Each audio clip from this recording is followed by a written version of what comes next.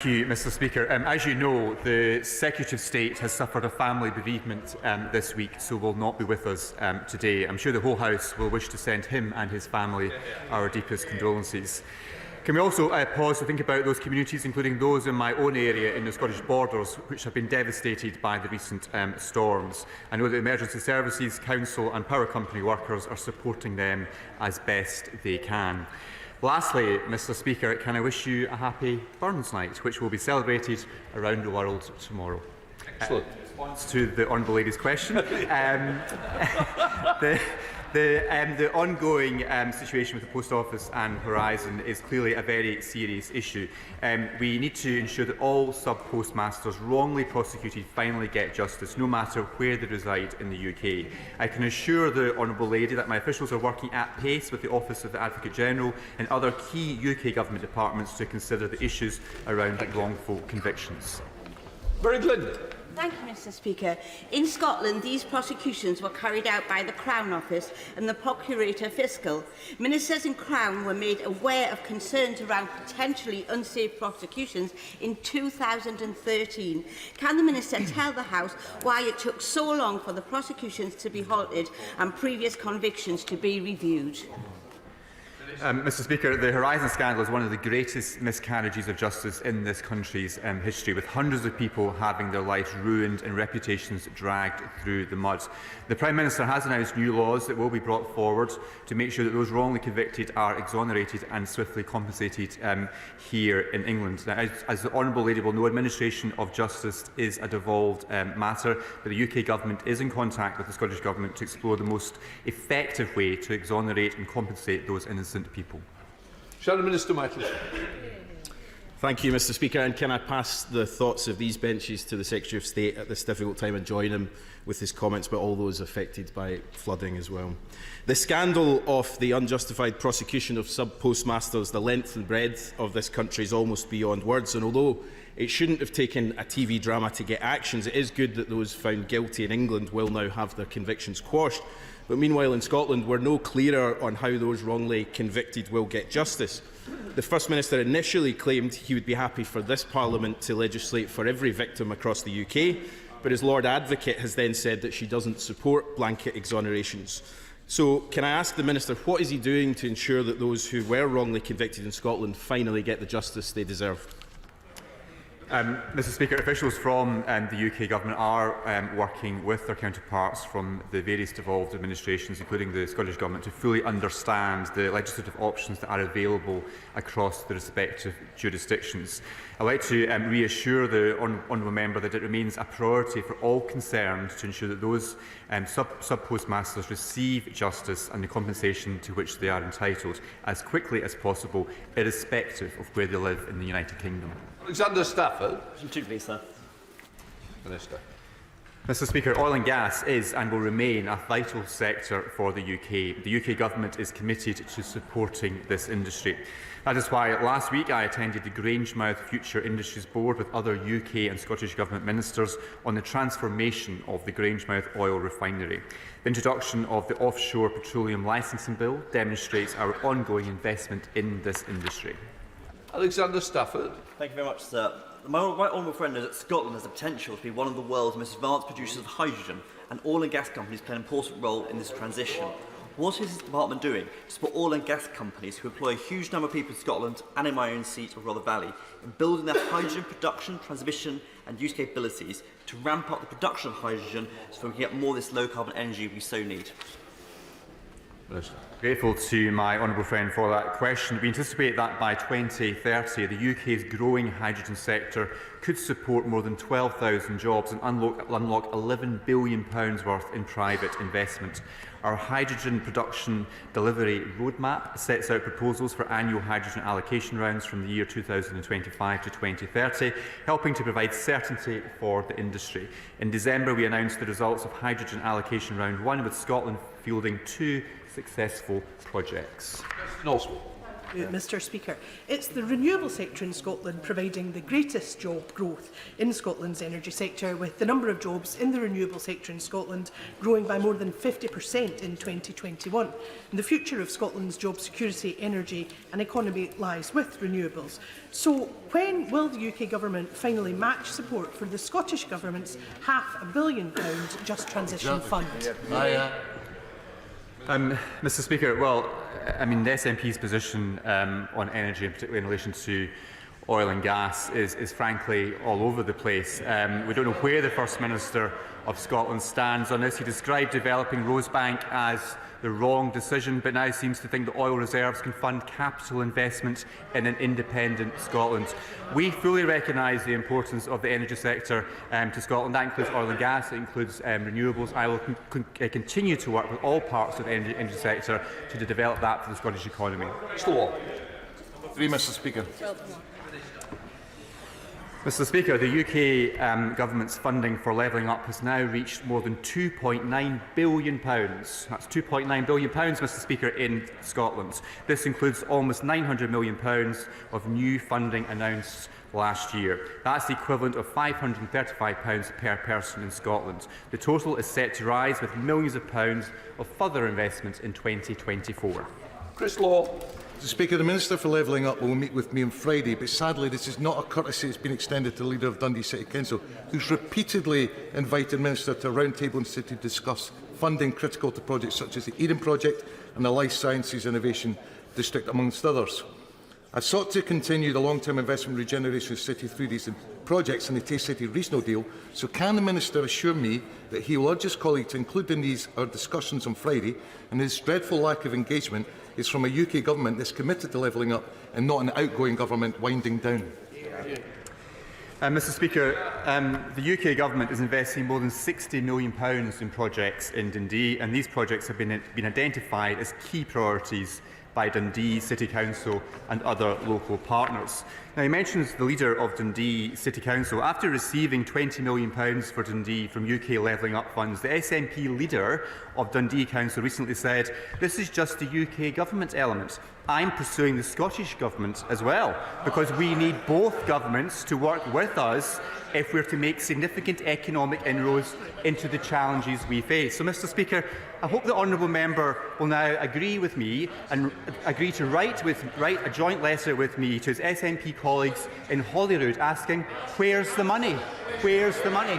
Now we come to SNP spokesperson Tommy Shepherd. Thank you, Mr Speaker. On behalf of myself and my colleagues, I'd ask the Minister to convey our condolences also to the Secretary of State.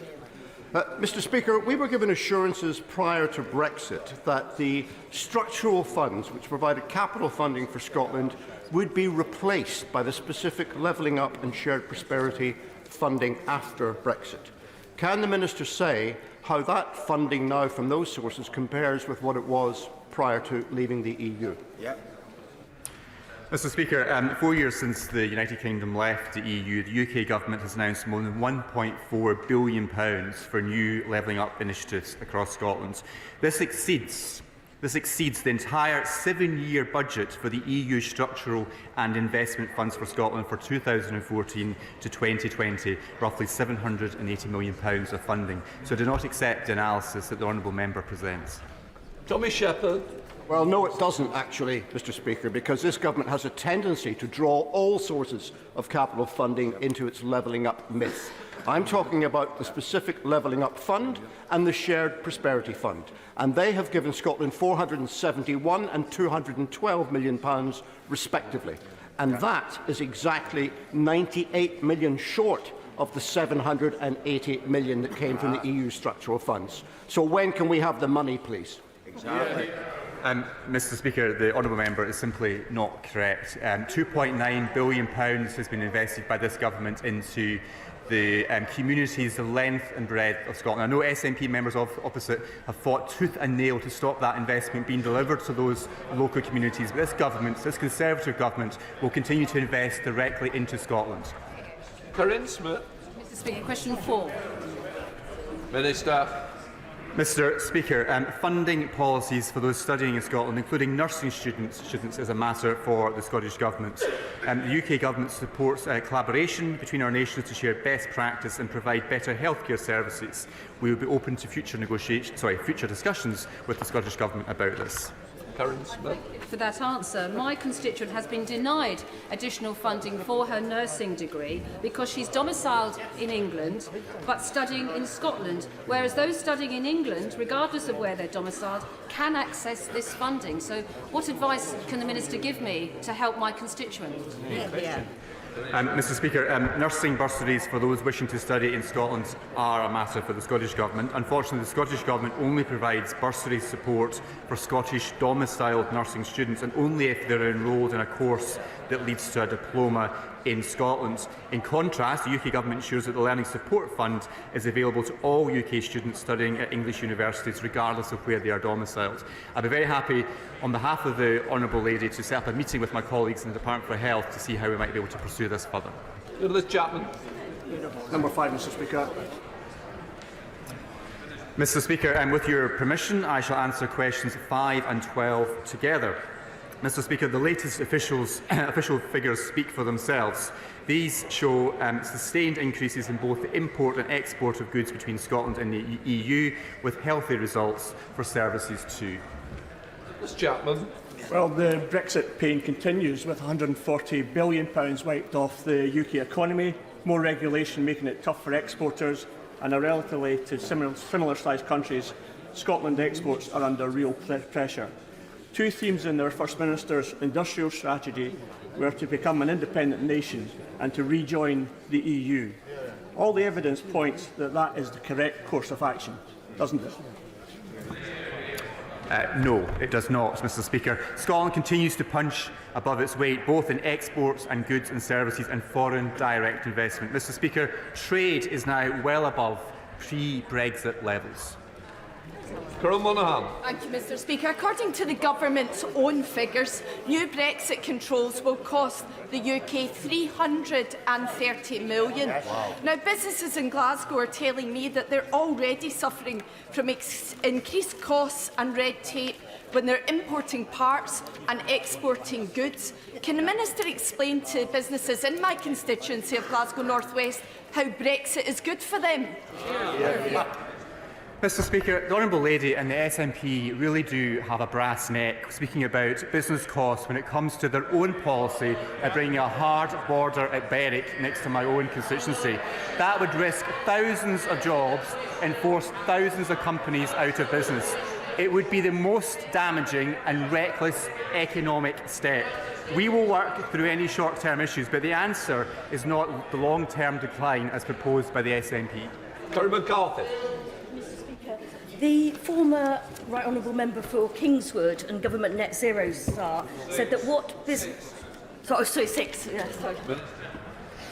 Mr Speaker, supporting economic growth in Scotland remains a core priority for the Scotland Office. We are focused on long-term economic growth, generating more jobs and boosting business investment. This is exemplified by investment of up to £372 million in the Scottish Free Port and Investment Zones programme. This is on top of our £1.5 billion worth of investment into growth deals across the whole of Scotland. As I was saying, the former Right Honourable Member for Kingswood and Government Net Zero star said that what businesses and investors need from the government is certainty, clarity, consistency and continuity. Never has this been more true than in Scotland, where there is huge potential for businesses and communities to flourish as a result of the green transition. But they're not getting the certainty, clarity, consistency and continuity that they need from this government, are they? Mr Speaker, I don't accept that analysis. The UK has a world-leading ambition to deploy up to 50 gigawatts of offshore wind by 2030, for example, with up to 5 gigawatts coming from floating offshore wind. Offshore wind provides secure, domestically generated electricity and will play a key role in decarbonising the UK power system by 2035, achieving net zero by 2050. So I do not share the Honourable Lady's analysis of this government's focus in this area. Kevin Foster. Thank you, Mr Speaker. Does the Minister share my frustration that whilst his department's working to support the Scottish economy, the SNP is hitting it with higher taxes and not supporting vital sectors like hospitality and tourism in the way that's happening in England? Mr Speaker, my honourable friend is absolutely right. Sadly, the SNP's sole focus seems to be independence, referendums and making Scotland the highest tax part of the United Kingdom. I can see this every day of the week in my own constituency as people are finding it increasingly difficult to justify remaining in Scotland when they're paying so much more tax compared to the rest of the UK but getting less good public services. We now to Shadow Secretary of State Ian Murray. Thank you, Mr Speaker. Can I start by joining the Minister and passing on our condolences to the Secretary of State for the bereavement and his family. Can I also wish everyone a happy Burns Day for tomorrow and thank our wonderful Ayrshire musicians who are in the gallery who treated us to some entertainment last night. Mr Speaker, since this government has been in power, working people have paid on average 10 pence in the pound more in tax. The supposed party of low tax has created the highest tax burden on working people in 70 years, and it makes this the biggest tax-raising parliament since records began. In Scotland, the SNP has looked at this tax burden and said, hold my beer, as everyone earning more than £28,000 pays even more tax than they do in England. What impact does the Minister think this historically high tax burden has on the Scottish economy? Mr Speaker, well, this government remains focused on reducing the tax burden when it is prudent to do so. But as he identifies, in Scotland we have an additional challenge in terms of the high tax agenda being put forward by the Scottish Government, the SNP, and I share his concerns about the impact that is having on the ability of the Scottish economy to perform at its full potential. Ian Murray. Mr Speaker, the Minister seems to think that picking your pocket of £10 and giving you £2 back is something to be grateful for. The fact is that working people all across the country and in Scotland are paying for the Tories crashing the economy. Mr Speaker, we know that the Barnett formula results in an additional £19 billion of public spending into Scotland's economy. But last week, the national newspaper reported that the SNP was being encouraged by their sister party in Wales to join the campaign to ditch the funding formula. 16 years of SNP government has left Scotland's public finances with a £1 billion black hole. We're in the middle of the worst cost of living crisis in generations, yet historically high taxes are already being imposed on working people to pay for this. Losing the Barnett formula would devastate Scotland's public finances and the economy like nothing we've seen before. Will the Minister join me in demanding that the SNP rule out this policy to bin the Barnett formula? Mr Speaker, the biggest enemy of the Barnett formula and the biggest enemy of devolution in Scotland is the SNP. They want to rip up the devolution settlement and they want to stop the Barnett formula, which results in millions of pounds of extra investment going into Scotland each year. This government, this party remains absolutely committed to devolution and that Barnett formula and more investment into Scotland. Gregory Campbell. Number 7. Mr Speaker, the United Kingdom Government has taken action to make trade between Scotland and Northern Ireland easier. The UK Government is also committed to providing funding to deliver targeted improvements to the A75 road. This will provide better links between Cairn Ryan ferry terminals serving Northern Ireland and South West Scotland, benefiting businesses on both sides of the North Channel. Gregory Campbell. Thank you, Mr Speaker. I appreciate the reply the Minister has given us. He will understand, like many do, that the economic powerhouse of the United Kingdom is usually centred in the southeast of England and thus to the detriment of the southwest of Scotland and Northern Ireland. Will he do more to ensure that that small 12-mile stretch of water between Scotland and Northern Ireland is bridged in business terms by greater cooperation and expansion opportunities for people on either side of that 12-mile stretch? Mr Speaker, the honourable member makes a very important point. I fully recognise the very strong links that exist between South West Scotland and Northern Ireland, and the potential to enhance those economic ties are great. Improved transport links are undoubtedly part of that with the A75 and ferry links. I look forward to working with him to see how we might be able to enhance and improve those links moving forward. The Select Committee speak with Shaw. Speaker, Scottish businesses would give their right arm to have the arrangements that Northern Irish businesses have with their access to the single market and all the competitive advantages that brings. The Prime Minister's described Northern Ireland as one of the world's most exciting economic zones. Does he agree with that? And what's he doing to ensure that Scotland gets the same arrangements? Mr. Speaker, well, I thought the honourable member was going to stand up to tell me how great the House of Lords was now, a bit like his honourable friend, the member for Ross, Skye and Lochaber, in a sort of preemptive job application. Mr. Speaker, Scotland is not Northern Ireland and does not share the land border with an EU country. It's disappointing that the SNP is seeking to play party politics with the situation in Northern Ireland. Northern Ireland, as the SNP well knows, has a unique place in the United Kingdom, and we will protect that. Alan Smith. Number 8, sir. Mr. Speaker, the UK Government works tirelessly to promote Scottish interests around the world through our extensive diplomatic network, forging business links and generating trade and investments. Our response to the Scottish Affairs Committee's recent inquiry in Scotland's international position highlights the extensive efforts we undertake to achieve this. Alan Smith. Thank you, Mr. Speaker. I'm afraid I don't share the Minister's Panglossian view of this. Would you share my concern that recently published figures which show that in the years 2019 to 21, Scottish exports to the EU fell from 16.95 billion to 14.97 billion. Whatever the UK Government's doing, it's not working. So the Scottish Government has a pressing need to promote ourselves overseas for our economy and our society. Would the Minister not agree that now's the time to increase that overseas promotion, not cut it back on domestic wrangles? Mr. Speaker, given the member's interest in this area, perhaps he could speak with his SNP colleagues in the Scottish Parliament. They are cutting funding to South of Scotland Enterprise, which will mean less support for businesses in the south of Scotland to grow, innovate and export. Perhaps he could tell the First Minister of Scotland that promoting Scotland overseas begins with supporting businesses at home in Scotland. Jamie Stone. Number 9, Mr. Speaker. Mr. Speaker, the UK Government recognises the important job that all NHS workers do, including those in the ambulance service. I see this every day of the week in my own constituency in the Scottish Borders. The UK Government would be open to exploring with the Scottish Government how we can work together and share best practice to reduce ambulance waiting times in all parts of the United Kingdom. Jamie Stone.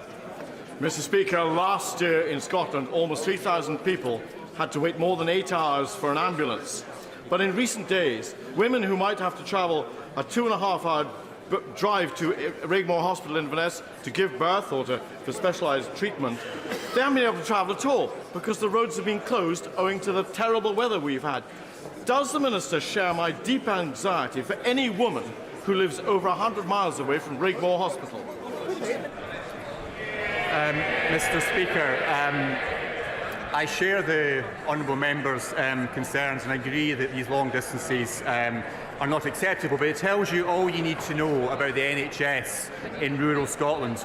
NHS Highlands have said that it will need to substantially reduce spend following the SNP government's budget in December. The SNP government is taking a slash and burn approach to the rural NHS across Scotland.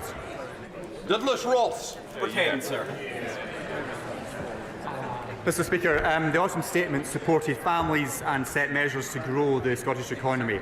With a stronger fiscal outlook, the Government has the space to cut taxes for hard-working people and businesses. This is highlighted by cuts to national insurance benefiting 2.4 million people in Scotland, and the extension of full expensing, ensuring the UK has one of the most competitive business tax regimes in the world. Order, order. Please, don't walk in front of members like that. Douglas Ross.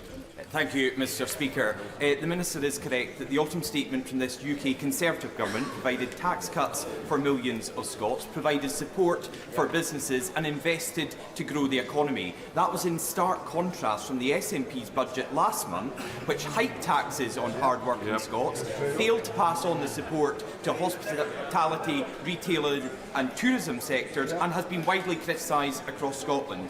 So does the Minister agree, as I do, with Sir Tom Hunter, who said at the weekend that the business community in Scotland doesn't believe the SNP has their back, and that must change.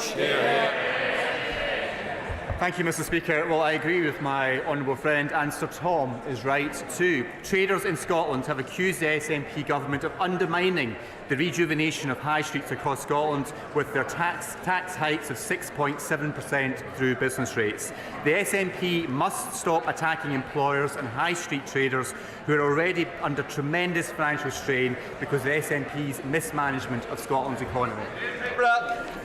Despite devolution rendering it pointless, the budget of the Scotland Office, along with that of the Attorney-General, has jumped by over £3 million since 2018-19, leaping up by £1.2 million just last year, while the Scottish Government's budget allocation suffered a real terms cut. Around 80 people currently work in Queen Elizabeth House alone for the Scotland Office, along with around 30 deluxe civil servants. What on earth are they doing, and how does he justify that to the Scottish taxpayer?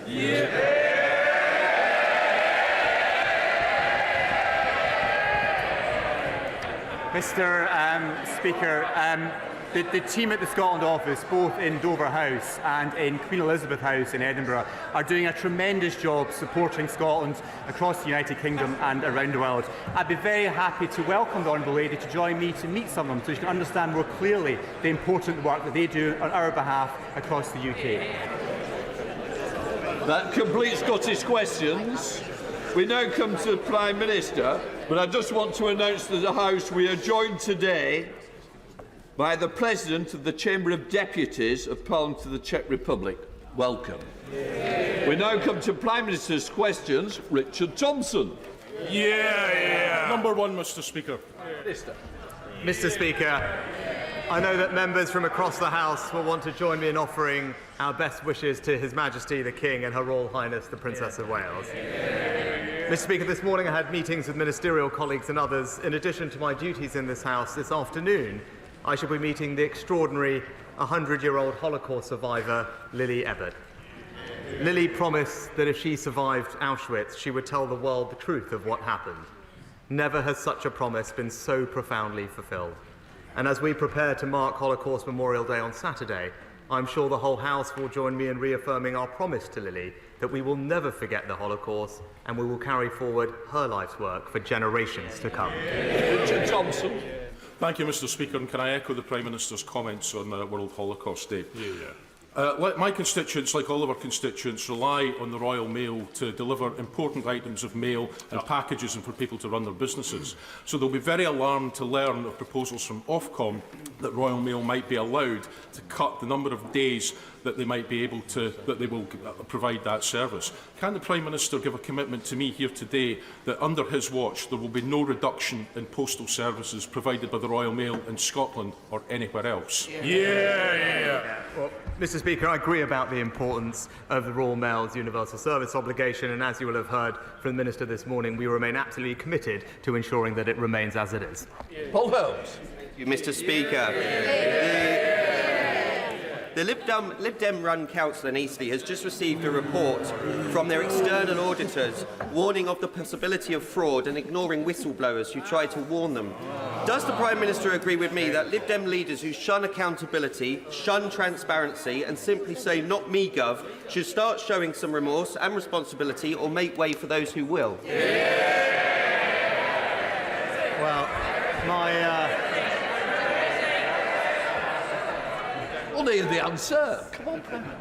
My honourable friend raises an important matter to the people of Eastleigh, which I was pleased to discuss with him on my recent visit to his area, and I know that the contents of the report are deeply concerning. It is disappointing to see this Liberal Democrat-run council rack up debt with absolutely no plan for how to fund it. And the council has been issued with a best value notice, and I know that he is talking to the Department of Levelling Up, who will be monitoring the situation closely. We now come to the Leader of the Opposition, Keir Starmer. Thank you, Mr. Speaker. Can I join the Prime Minister in his comments about His Majesty the King and Her Royal Highness the Princess of Wales, and in his comments about Holocaust Memorial Day? Never again must be said more defiantly this year, as it's said every year. Mr. Speaker, last week we lost Sir Tony Lloyd, a true public servant who touched the lives of many people across the House and across the country. And I'm glad that his family were here yesterday to hear the many tributes to and memories of Tony. He will be greatly missed. Mr. Speaker, the Prime Minister's had quite a week, from endlessly fighting with his own MPs to collapsing in laughter when he was asked by a member of the public about NHS waiting lists. So I was glad to hear that he managed to take some time off. Can I just say, I wanted to the Prime Minister, I'm certainly going to hear the Leader of the Opposition. Those people who don't want to hear, they can certainly leave, because that's who it's going to be, so get it in order. Some of you are wanting to catch my eye again. It's not a good way to do it. Mr. Speaker, I love this quaint tradition where the more they slag him off behind his back, the louder they cheer in here. Keep it going. And also, for this side, you can have a joint cup of tea. Come on.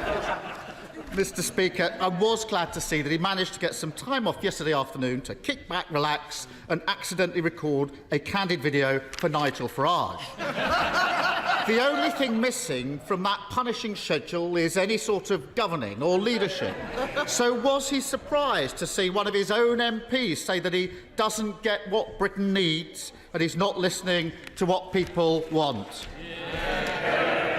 Prime Minister. Mr. Speaker, he talks about what Britain needs, what Britain wants, what Britain values. This from a man who takes the knee, Mr. Speaker, who wanted to abolish the monarchy, who still doesn't know what a woman is, and just this week, one of his front benchers said that they back teaching divisive white privilege in our schools, Mr. Speaker. Looking at his record, it's crystal clear which one of us doesn't get Britain's values. Mr. Speaker, he spouts so much nonsense, no wonder they're giving up on him.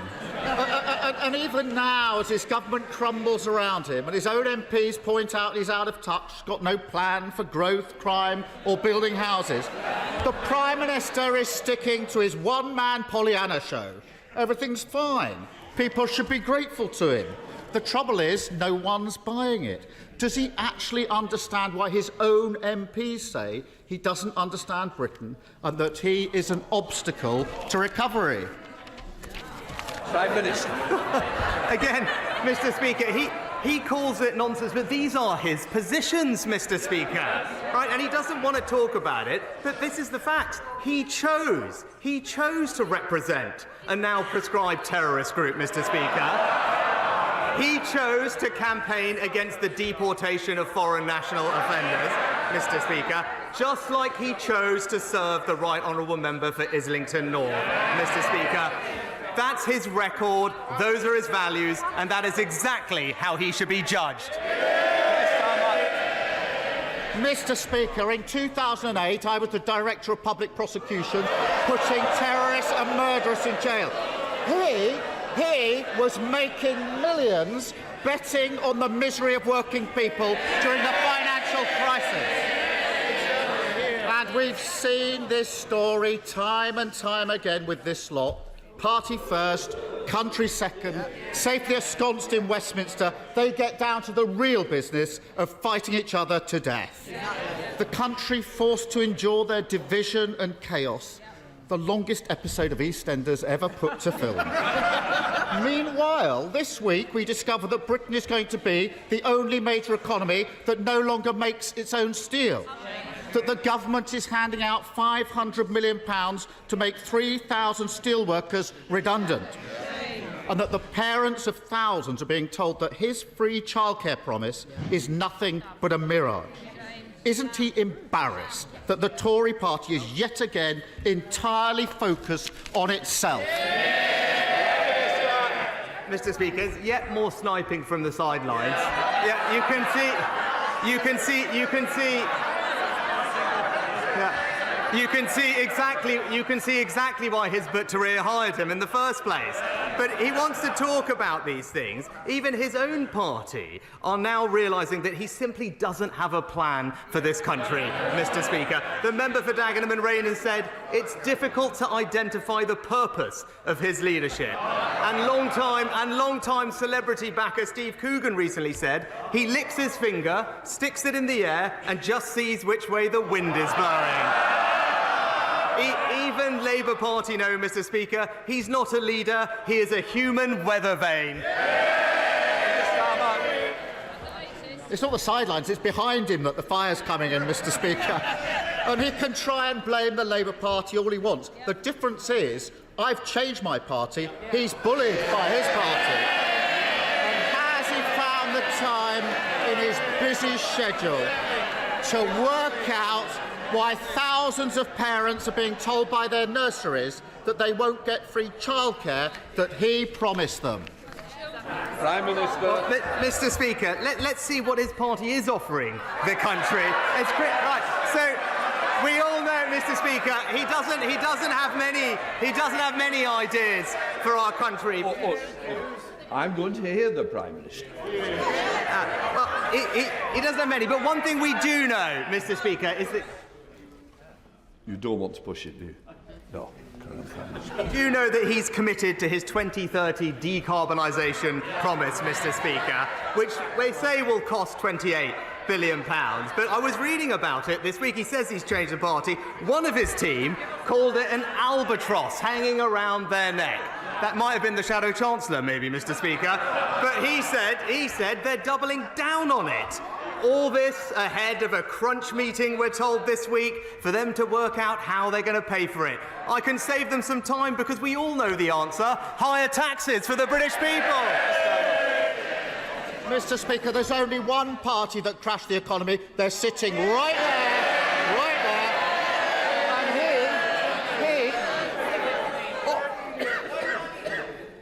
Oh, Mr. Holmes, you've had your question already. Obviously, you don't want to remain for the rest of it. Here's Salma. He is Mr. 25 tax rises, and he's got nothing to say on childcare. Millions of families will have been listening for an answer, and they got absolutely nothing. He announced that scheme a year ago, claiming it would get 60,000 parents back into work. Only on Monday of this week did he notice there were some, in his words, practical issues with that. 8 weeks before its launch, parents can't budget, plan for work or make arrangements with their employers. And the Prime Minister's response is to say it's all fine, it's the fault of the Labour Party. Is this merely a practical issue, or is it yet another example of him simply not understanding how life works for other people? Mr. Speaker, we're delivering the biggest ever expansion of childcare in this country's history, Mr. Speaker. But while millions of parents will benefit from that, again, it's right that he should come clean with them about the cost that his plans will impose on all of them. He goes on and on about the Green Promise, Mr. Speaker. He says he wants to keep it. But he doesn't have a plan to pay for it. What he's really saying is he'll scrap the borrowing associated, but he wants to keep the £28 billion of spending. So, for all those working families who are benefiting from our free childcare, he should come clean with them now. Why doesn't he come clean with them now? Come clean with them now and just be clear. His plans mean back to square one and higher taxes for British people. Mr. Speaker, making steelworkers redundant and failing to provide childcare is not a plan, Prime Minister. It's a farce. It's a farce. And he may soon discover that with childcare, there's an IT problem. Nurseries haven't got the spaces. They haven't got the staff. There's a black hole in their budget, and it's 8 weeks to go. That isn't a plan. And families across the country, well, they can laugh all they like. Families are making plans now. They laugh at it, of course they do. Families are struggling with a cost of living crisis, trying to work out the household budget, balancing spiralling mortgages, prices and eye-watering bills. And then at the last minute, they're thrown into chaos because their nursery says they can't deliver the free childcare he promised. Now, he calls that a practical issue. but I preferred the honesty of whichever of his colleagues briefed to the Times that it was, and I quote, a complete shit show. Who was it who briefed that to the Times? Hands up. Will the Prime Minister finally realise... I'll decide how long the question goes. Those who wish don't hear it, I've told you the answer, and I'll help you on the way. Keir Starmer. When will the Prime Minister finally realise that the biggest practical issue facing Britain is the constant farcical incompetence of the government that he leads? Prime Minister. Mr. Speaker, another week with no ideas, absolutely no ideas as country, and absolutely no plan. He talked about the cost of living, Mr. Speaker, he talked about the economy, but he never actually brings it up, and we all know why, Mr. Speaker, because things are improving and we are making progress.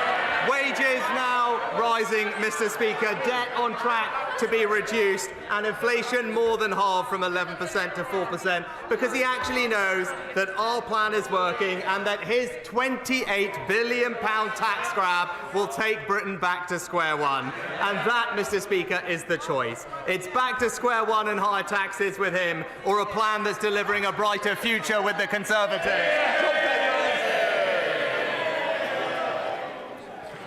Changing gear, Mr. Speaker. Too many oligarchs and kleptocrats are living off ill-gotten gains beyond the reach of domestic courts here or in countries like America. Ever since the 2016 London Anti-Corruption Summit, moves to create an international anti-corruption court have been gathering momentum to plug this gap. It already has support from countries like Canada, Holland and Nigeria, and would fund itself from the fines it charged.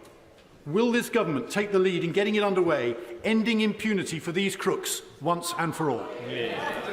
Well, can I firstly pay tribute to my honourable friend for his work on this issue? As I'm sure he'll appreciate, establishing a new bespoke institution is a significant endeavour, but I know he's discussed it with the Foreign Secretary, who will look at the proposals in more detail. And in the meantime, as he knows, our Economic Crime Act has a raft of new measures to crack down on dirty money, and we will shortly be publishing our second anti-corruption strategy. Will set out ambitious plans for combating corruption, both here at home, but also internationally. SNP leader Stephen Flynn. Mr. Speaker, last night, as Tory MPs were once again fighting amongst themselves, the public were sat at home watching John Irvine of ITV News report on footage from Gaza of an unarmed Palestinian man walking under a white flag, being shot and killed by the IDF. Prime Minister, such an act constitutes a war crime, does it not? Mr. Speaker, we've been absolutely consistent that international humanitarian law should be respected and civilians should be protected. I've made that point expressly to Prime Minister Netanyahu, and the Foreign Secretary is in the region this week making exactly the same point. Stephen Flynn. Mr. Speaker, I don't think it's unreasonable to expect the Prime Minister of the United Kingdom to rise to that dispatch box and tell the people of these Isles and elsewhere that shooting an unarmed man walking under a white flag is a war crime. Now, in recent weeks, this House has acted with urgency and intent following an ITV drama. The question is, will this House now show the same urgency and intent following this ITV news report? And finally, back a ceasefire in Gaza? Mr. Speaker, no one wants to see this conflict go on for a moment longer than necessary, and we do want to see an immediate and sustained humanitarian pause to get more aid in and, crucially, the hostages out, helping create the conditions for a sustainable ceasefire. I set out the conditions for that earlier in the House. The Foreign Secretary is in the region today and will continue to press all our allies and partners to make sure that we can bring about that outcome. Tom Hunt. Speaker, access to NHS dentistry is a key issue in Ipswich and Suffolk. Locally, actually, we've done something about it, and the University of Suffolk and the local NHS deserve great credit for establishing a new dental centre which is going to carry 18,000 hours a year of NHS dental appointments. However, a source of great frustration for myself and a number of constituents is that many people who train to be a dentist at university for 5 years and have their training heavily subsidised can immediately go private or actually go abroad without giving anything back to the NHS. It seems wrong to me. Would the Prime Minister support the view of many of my constituents that for, say, 5 years they work in the NHS, they give something back, and this will make a huge contribution to this problem? Prime Minister. Well, my honourable friend is a long-standing campaigner for better dental access in his constituency, and I congratulate him on the new dental centre that's opening, which I know he worked very hard to deliver. And I agree with him. It's right and fair that we seek better value for the significant investment that the taxpayer makes in the education and training of the dental workforce. That's why, as our workforce plan outlined, we are exploring whether a tie-in would ensure that dentists spend a better proportion of their time in the NHS, and we'll be launching a consultation on this policy later this year. Colm Eastwood. Thank you, Mr. Speaker. In the week of the anniversary of Bloody Sunday, people in Derry are watching unarmed Palestinians being gunned down by Israeli soldiers. Over 25,000 people have now been slaughtered in Gaza. The Prime Minister says, and he said it again today, that he wants to see a sustained ceasefire. So my question is a very, very simple one. The next time there's a vote at the UN for a ceasefire, will his representative vote for it? Well, Mr. Speaker, of course we'll engage with all UN resolutions on their merits, and I've been clear no one wants to see this conflict go on for a moment longer than is necessary. We do want to see an immediate pause so we can get aid in and hostages out, because the situation is desperate for many people there. But a sustainable, permanent ceasefire needs to fulfill a set of conditions, including Hamas releasing all of the hostages, Hamas no longer being in charge of Gaza with the threat of rocket attacks into Israel, and an agreement in place for the Palestinian Authority to return to Gaza to provide governance and services. The Foreign Secretaries in the region, those are the principles on which we are working, and I believe those are shared by all our major allies. Sure. In 1859, Brunel opened his rail bridge over the River Tamar. In 2022, I met with Network Rail and others to celebrate the agreement to build a simple footbridge going over the railway line in Lostwithiel. That bridge still doesn't exist, and I have no completion date. Can my right honourable friend help? Well, I know that my honourable friend is a long-standing campaigner for the footbridge at Lostwithiel station, and I recognise her concerns and the pressing need for the construction of this footbridge. I'm told that Network Rail is currently working on a funding solution for this, so that it can take forward this important project in the next financial year, and the Rail Minister will keep my honourable friend updated on his progress. Ms. Twist. Thank you, Mr. Speaker. A report released yesterday by the Joseph Rowntree Foundation found that 1 in 4 people in the North East are living in poverty, with the child poverty rate for every local authority in the region higher than the UK average. Too many of our people are being hard hit. Now, the Prime Minister says that his plan is beginning to work. So can I ask the Prime Minister, where does rising child poverty fit in his plan? Well, in fact, Mr. Speaker, the plan is working because poverty is falling in our country. Since 2010, there are 1.7 million fewer people in poverty, including hundreds of thousands of children. Of course, there's more to do. There's always more to do to make sure children don't grow up in poverty, but that absolutely wouldn't be helped by Labour's £28 billion tax grab on their parents, which would take money out of their families' bank accounts. James Sunderland. Mr. Speaker, Bracknell Forest is a place of aspiration, opportunity and enterprise. Business occupancy rates and employment figures are thankfully high. Footfall at the Lexicon Shopping Centre is up and wages are up, but the cost of living continues to bite across the UK. What more can be done to put more money in people's pockets? Well, it's great to see, thanks to my honourable friend, that Bracknell Forest is thriving, with people in work up, footfall in the town centre up, and as he knows, almost 100% of his schools now good or outstanding. But he's right that we must do more to relieve the burden on working people, Mr. Speaker, which is why we cut taxes for tens of millions of people in work earlier this year, worth on average £450, and we've got to stick to the plan for lower taxes, a strong economy and a brighter future for the people of Bracknell Forest, and absolutely not risk going back to square one with the Labour Party. Debbie Abrahams. Mr. Speaker, if everyone had the same good health as the least deprived 10% of the population, in England there would have been a million fewer deaths between 2012 and 2019, and 28,000 fewer deaths in the first year of COVID. These inequalities are not inevitable. Does the Prime Minister think that cuts in social security to 85,000 low-income households, including people in low-paid work in my constituency, will help or to address these health inequalities?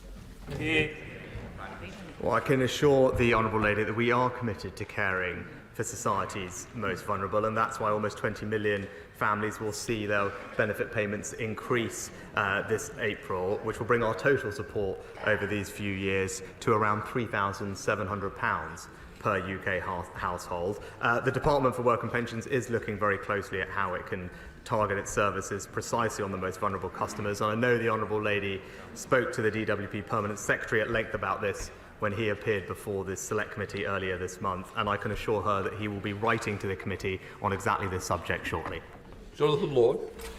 The post office scandal has affected so many people, including my constituent, Seema Misra, a sub-postmaster from West Byfleet with an outstanding record of service to her community, who was wrongfully convicted in 2010 of stealing £75,000 and was sentenced to prison on her first son's birthday and whilst pregnant with her second son. Does the Prime Minister agree with me, and more importantly with Seema Misra herself, who is in the gallery today with her husband Devinder, that she is due a full apology from the Post Office, a full apology from Fujitsu, and proper compensation as a matter of urgency? And I know my honourable friend has been a great support to his constituents over all the years and has fought relentlessly for the truth to come out. As I've said, the Horizon scandal is one of the greatest miscarriages of justice in our nation's history.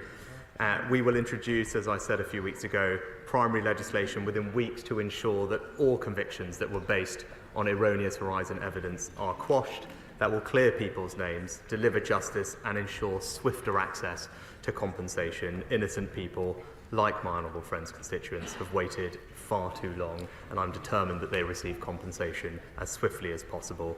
We have a clear moral duty to right these wrongs, and that is exactly what we will do. Alex Norris. Thank you, Mr. Speaker. In 2021, 3,527 food parcels were given out by Bulwell and Bestwood Food Bank. Last year, that number exploded to 6,500, with nearly half going to children. The food bank's now having to buy food to supplement donations, which can only be sustained for a short period. Rather than pretending that things are getting better, will the Prime Minister apologise for the daily chaos in government, which is leaving widespread destitution unaddressed? Well, Mr. Speaker, I don't want to see anyone reliant on food banks, but while they're in place, I have nothing but praise and thanks for the people who run them. But it is wrong to say that we aren't making progress. When I came into this job, inflation was running at 11%. That is the single biggest impact on families' cost of living. And now, thanks to the efforts of this government, most of them opposed by his party, inflation has now been more than halved at 4%. And we're combining that with significant tax cuts to put more money in people's bank accounts at the end of every month. That's the right way to go about supporting people, combined with our extensive cost of living support for the most vulnerable. And all the statistics show that that support has helped, has made a difference, and that's what you get with responsible management of the British economy. Thank you, Mr. Speaker. In November, I held an adjournment debate on the South Fylde line and the need for a passing loop to double its hourly service and increase resilience against delays and cancellations, which again cause misery for travellers over Christmas. The assurances I received from the Rail Minister built on the positivity generated by the reallocation of HS2 funds. Since then, progress has been desperately slow, and my efforts to advance this critical piece of infrastructure for the people of Fylde has been frustrated. Will the Prime Minister meet with me to discuss how the government can help to get the South Fylde line back on track? Prime Minister. My honourable friend is correct that local transport projects are and must be prioritised, and every region of our country will have more transport investment as a result of the decision that we made on HS2. Now, work is underway to consider potential upgrades to the West Coast Main Line, including improvements at Preston Station, which may support additional local services from South Fylde. I know the Rail Minister is carefully considering these options as we speak, and will update my honourable friend in due course. Leila Moran. Thank you, Mr. Speaker. Thames Water are a shambles. In the recent flooding in Oxfordshire, they were dumping sewage from 270 sites along the Thames in 1 week. There was waste backing up into people's homes because of drains that they had not unblocked, and they couldn't even refill their own reservoir because the rivers were too dirty. But rather than offer a rebate for this shoddy service, they are intending to put bills up for everyone by 60%. So will the Prime Minister explain to my constituents why they are being asked to foot the bill for Thames Water's gross incompetence? Well, Mr. Speaker, we've been clear that the volume of sewage discharged by water companies is unacceptable, and that's why we've launched the most ambitious storm overflow discharge reduction plan. And we have now achieved monitoring of almost every single storm overflow in England under this and previous governments, and have introduced unlimited penalties on water companies. And where there is evidence of poor performance, the Environment Agency will not hesitate to pursue water companies concerned, just as they did, I believe, a couple of years ago in the Honourable Lady's constituency, where they fined Thames Water specifically £4 million following a serious incident. Theresa May. Thank you, Mr. Speaker. Yesterday, the Honourable Member for Knowsley and I published our report on TIDE, type 1 diabetes and disordered eating, a condition estimated to affect over a quarter of type 1 diabetics in the UK. It is life-shortening, life-threatening, and can lead to death. I'm pleased to say that Hampshire Integrated Care Board have already responded positively to the report. Will my right honourable friend ensure that the government not only looks seriously at the recommendations we have put forward, but acts on those recommendations, which would improve lives, and save money for the NHS? Can I start by thanking my right honourable friend and indeed the right honourable member for Knowsley for their important work on this issue. Of course, I know both of them speak from personal experience, and as she says, it is important that people get the treatment they need. The Health Secretary will, of course, consider the report, and the NHS has already been piloting services to support those with this condition, as she's aware of, and I understand that the NHS is also now expanding pilot sites to every region of the country so that even more people can benefit from the appropriate integrated care. Adam Kaiser. Mr. Speaker, we entered 2024 with starvation and famine as acute as ever across the globe, much of it caused by the climate crisis. Yet at present, the world's worst hunger crisis is in Gaza, created by Israel's ongoing siege. The Integrated Food Security Phase classification has found that of 600,000 people facing starvation globally, 95% of them are in Gaza. Mr. Speaker, starvation used as a weapon of war is a war crime.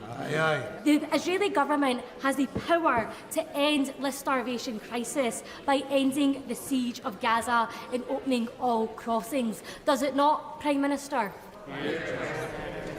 Mr. Speaker, I've been absolutely clear that we are incredibly concerned about the devastating impact of the situation in Gaza on citizens. That's why we have tripled our humanitarian aid for this financial year to the region.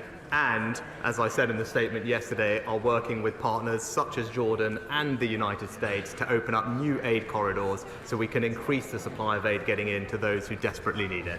Miriam Cates. Thank you, Mr. Speaker. This morning, the press reported the tragic case of a 14-year-old girl who took her own life following horrific social media bullying, including on TikTok and Snapchat. Since 2010, across the English-speaking world, there's been a marked increase in poor teen mental health, teen suicide attempts, and children addicted to pornography. The United Kingdom has a strong tradition of legislating to protect children from serious threats to their safety and welfare. So does my right honourable friend agree with me that it's time to consider banning social media and perhaps even smartphones for under 16s? Well, Mr. Speaker,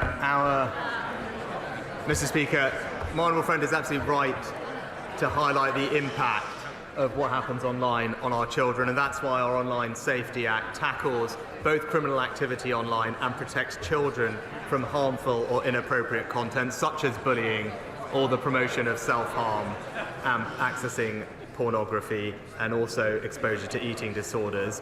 Ofcom are now rightly developing and consulting on the guidance and the codes of practices for how those platforms will meet their duties, and if they don't clean up their act, then Ofcom will be able to impose fines of up to 10% of global turnover on the social media firms.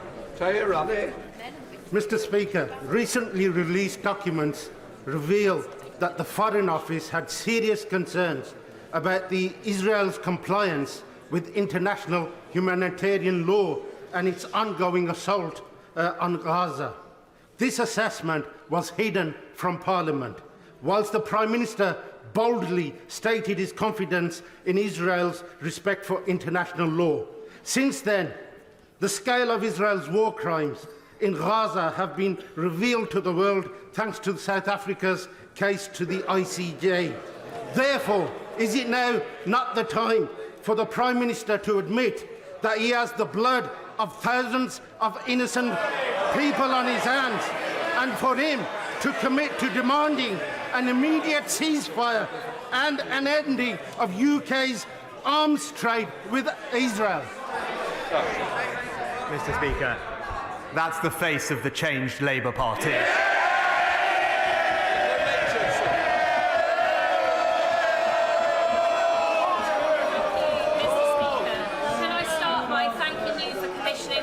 Educational Trust exhibition in Portcullis House and for your personal unwavering commitment to Holocaust remembrance. Mr. Speaker, as we approach Holocaust Memorial Day, will the Prime Minister join me in commending the important work of the Holocaust Educational Trust, in particular their work with Holocaust survivors, who despite living through the darkest moment in human history, continue to share their testimony in the hope of ensuring never again. In the face of the appalling rise in anti-Semitism which we see on the streets of Britain, will my right honourable friend join me in encouraging all members to sign the Book of Commitment and stand up against anti-Semitism? Mr. Speaker, I join my honourable friend in paying tribute to the brilliant work of the Holocaust Educational Trust and thank her for all her work on this issue. I'll be signing the Book of Commitment this afternoon during my meeting with Lily Ebbett, and I encourage members on all sides to do the same and to reaffirm with shared determination to ensure that the Holocaust is never forgotten and to defeat the resurgence of anti-Semitism and all forms of hatred in our country. Final question, Sarah Champion. Mr. Speaker, I represent a proud steel community in Rotherham who stand with the steel workers in Port Talbot at this very worrying time. My constituents don't want to see their taxpayers' money used to make British workers redundant, our primary steel-making capacity decimated and our national security compromised. So will the Prime Minister change his destructive course, starting by looking at the credible multi-union plan to safeguard our steel industry's long-term future? Mr. Speaker, I know this is an anxious time for steel workers in South Wales, but we are committed to working with the steel sector to secure a positive and sustainable future. The Honourable Lady will know that during the pandemic we provided support to Celsa, a steel company in South Wales, to safeguard jobs and ensure the sustainability of that plant. And what was proposed to happen in South Wales was the loss of 8,000 direct jobs, thousands more across the supply chain, and the complete closure of the plant. Because of the government's investment and support and partnership with Tata, we have safeguarded 5,000 direct jobs, thousands more in the supply chain, and ensured the long-term sustainability of that steel plant so it has a brighter future. Obviously, this is difficult, but it's entirely churlish of her not to recognise the largest support package. It is one of the largest support packages that any government has provided any company, and in the process safeguarded thousands of jobs. That completes Prime Minister's questions. Please let the chamber clear.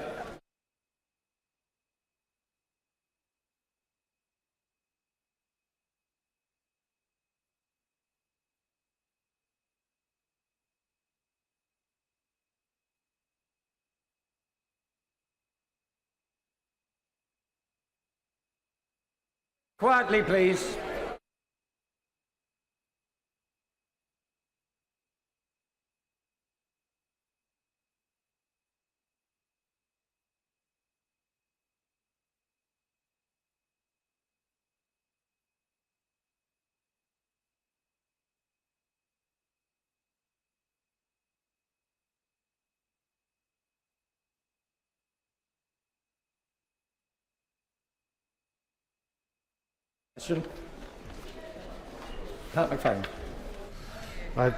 Thank you, Mr. Deputy Speaker. To ask the Minister if he'll make a statement on resilience in light of recent extreme weather events, including Storm Isha and Storm Jocelyn? Minister. Thank you, sir. First, I would like to say how sorry the government was to hear that 4 people sadly lost their life due to Storm Isha, 2 in this country and 2 in Ireland. And I'd like to extend my sympathy to their family and friends. And at the same time, praise our emergency and utility workers who have worked so hard in some very difficult conditions in order to help the public. Forecasters at the Met Office raised a rare whole-country weather warning for the wind over the weekend in preparation for Storm Isha. The warning encompassed even rarer amber and red warnings for wind in the areas forecast to experience the worst of the storm. Indeed, wind gusts reached a peak of 99 miles per hour in Northumberland and 124 miles an hour across the Cairngorms. Although the storm had the potential to be extremely destructive, the vast majority of the transport and power infrastructure stood up well and recovered quickly. And that's a credit to the resilience of our critical infrastructure and the response capabilities of our operational partners on the ground. Storm Isha was closely followed by Storm Jocelyn, which reached a peak of 97 miles an hour, which I'm informed was the 10th named storm to impact our country this season. Again, the impacts from Jocelyn in England were less than feared, though operational partners were working around the clock to clear any disruption on our transport and power networks. The forecasting capabilities of our experts in the Met Office and the accuracy and speed at which they can warn and inform the public of incoming severe weather events does, in no doubt, save lives and protect our homes and businesses. My officials and those across government, working hard last week and over the weekend to coordinate the extensive preparation and mitigation measures being taken across the government. The fact that no escalation to a Cobra-level response was required for either storm is testament to our effective response structures at local and national levels. I'm very grateful for the response from colleagues in the devolved administrations and also local resilience forums around the country. Our local authority and agency partners kept public services running and reacted to any local issues that emerged. So we are adapting to weather events not previously experienced in our country, and events such as these come with increasing frequency and severity. The UK is driving forward cross-government action to respond to climate risks and their impacts on our economy and way of life. Our 3rd National Adaptation Programme, published in July last year, sets out an ambitious 5-year programme of work driven by 3 themes: action, information and coordination. We're ensuring a more integrated approach to climate adaptation over the next 5 years through stronger governance, engagement and coordinated policy making. As part of this, we've established the right governance structures not only to monitor progress, but to tackle strategic cross-cutting challenges which will drive the UK's resilience to climate change. This is all in line with the government's broader strategy as set out in the resilience framework, which committed us to strengthening the links between our understanding of the risks that the UK faces and the action we take to prevent those risks from materialising. We must continue to drive forward these initiatives that help us curb the impacts of climate change and at the same time build systems that help us withstand extreme events as they arise. Shadow Minister Pat McFadden. Thank you, Mr Deputy Speaker, and I'd like to thank the Minister for his response. Recent days have seen the UK battered by 2 severe storms, first Storm Isha and then Storm Jocelyn. This is the 10th named storm of the winter, and Liz Bentley, the Chief Executive of the Royal Meteorological Society, has said that these storms are some of the worst in the last 10 years. Our constituents around the country have been hit by widespread damage, flooding, power outages, cancellation of flights, ferries and trains. And in the most tragic circumstances, a reported 4 people have lost their lives. I want to pay tribute to the emergency service workers, electrical engineers and other response teams who've been working to help people restore power and get transport moving, often at risk to themselves in very severe conditions. We owe them all a debt of thanks. Now, of course, ministers can't control the weather. Indeed, the ex-ministers on the benches opposite can't even control themselves. But the greater regularity and severity of extreme weather demands a response from government. So let me ask the Minister, in terms of resilience, given the frequency of extreme weather events, why doesn't the government have a standing flood resilience task force as part of the COBRA system with a specific responsibility to build up long-term protection? Local resilience forums have been neglected since the passing of the Civil Contingencies Act under the Labour government. What more can ministers do to revive them and make sure they're properly supported? And last week, the Public Accounts Committee said that the flood protection budget put in place has been underused since it was announced and is now expected to cover 40% fewer properties than was first claimed. This leaves over 200,000 homes vulnerable to flooding. What is the government's plan for them? Jocelyn may be the latest storm, but it won't be the last.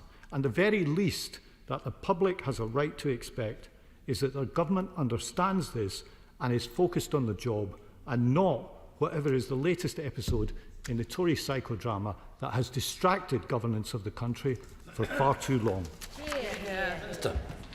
Well, I thank the honourable gentleman for his warm words about our emergency services and utility workers. And on his specific point about flooding, he'll have heard DEFRA, who are responsible for this, comment earlier in the week that flooding resilience in England is priority for DEFRA as part of a whole society approach to resilience outlined in the UK Government Resilience Framework.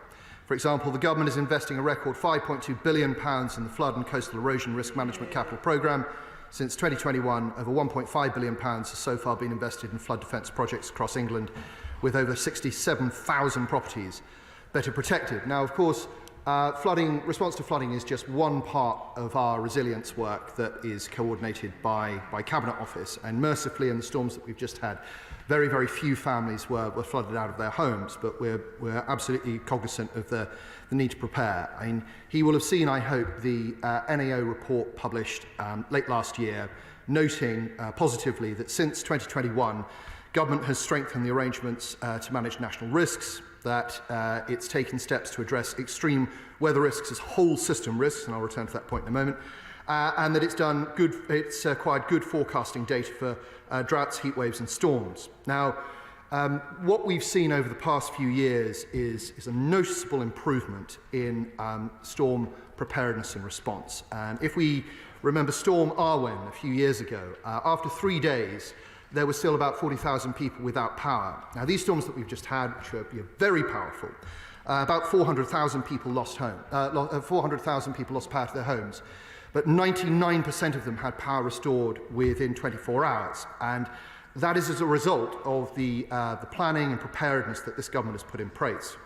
And that's because we've learned the lessons. We now have improved public warnings, we have hardened infrastructure, and crucially, we forward deploy repair experts. So when we see storms forming over the Atlantic, we signal to local partners in utilities, partners in the emergency services, and they go out and get ready on the ground. And that can be everything from clearing storm drains to being ready to repair infrastructure that might be vulnerable. We have better public information. Public is much more connected with the activity of storms. Naming storms may seem like a superficial change, but actually we know that it has improved public awareness of what's going on. We have better travel advice, much clearer, DFT doing great work through our operators. But also, Mr. Chair, we have superior forecasting. The government has invested a great deal in compute capacity and forecasting capacity that enables us to see where storms are coming. So this better coordination and better deployment of resources from the centre is meaning that we are working better with partners on the ground and getting better response when these extreme events take place. John. Speaker, can I thank the Minister for his statement and take this opportunity to thank his officials in the Cabinet Office that do so much that is often unseen. But for those perhaps have a little bit more of a public profile, would he join me in thanking the Environment Agency emergency response teams for the West Midlands, the Shropshire Fire and Rescue teams that have done such a great job, and indeed Severn Trent Water and all the officials in Shropshire Council and Telford and Wrekin Council. He mentions national infrastructure. Does he agree with me that highways can fall under that? And would he call upon Highways England to do more to ensure that the M54, an important road in Shropshire and connecting Wales and England, has less flooding in the future, and they put more mitigation and investment into doing that? I absolutely join him in his words of praise for those who've been working in the West Midlands, and I'm sure that my colleagues in DFT have heard what he said about the critical roads in his constituency. Kirsty Blackwood. Thank you very much, Chair. I do think it's a little bit cheeky for the government to take entire responsibility for the improvements, given the improvements that I know the SSE have put in place, for example. They have done a huge amount of work and deserve credit for that work, not just the changes to forecasting, for example.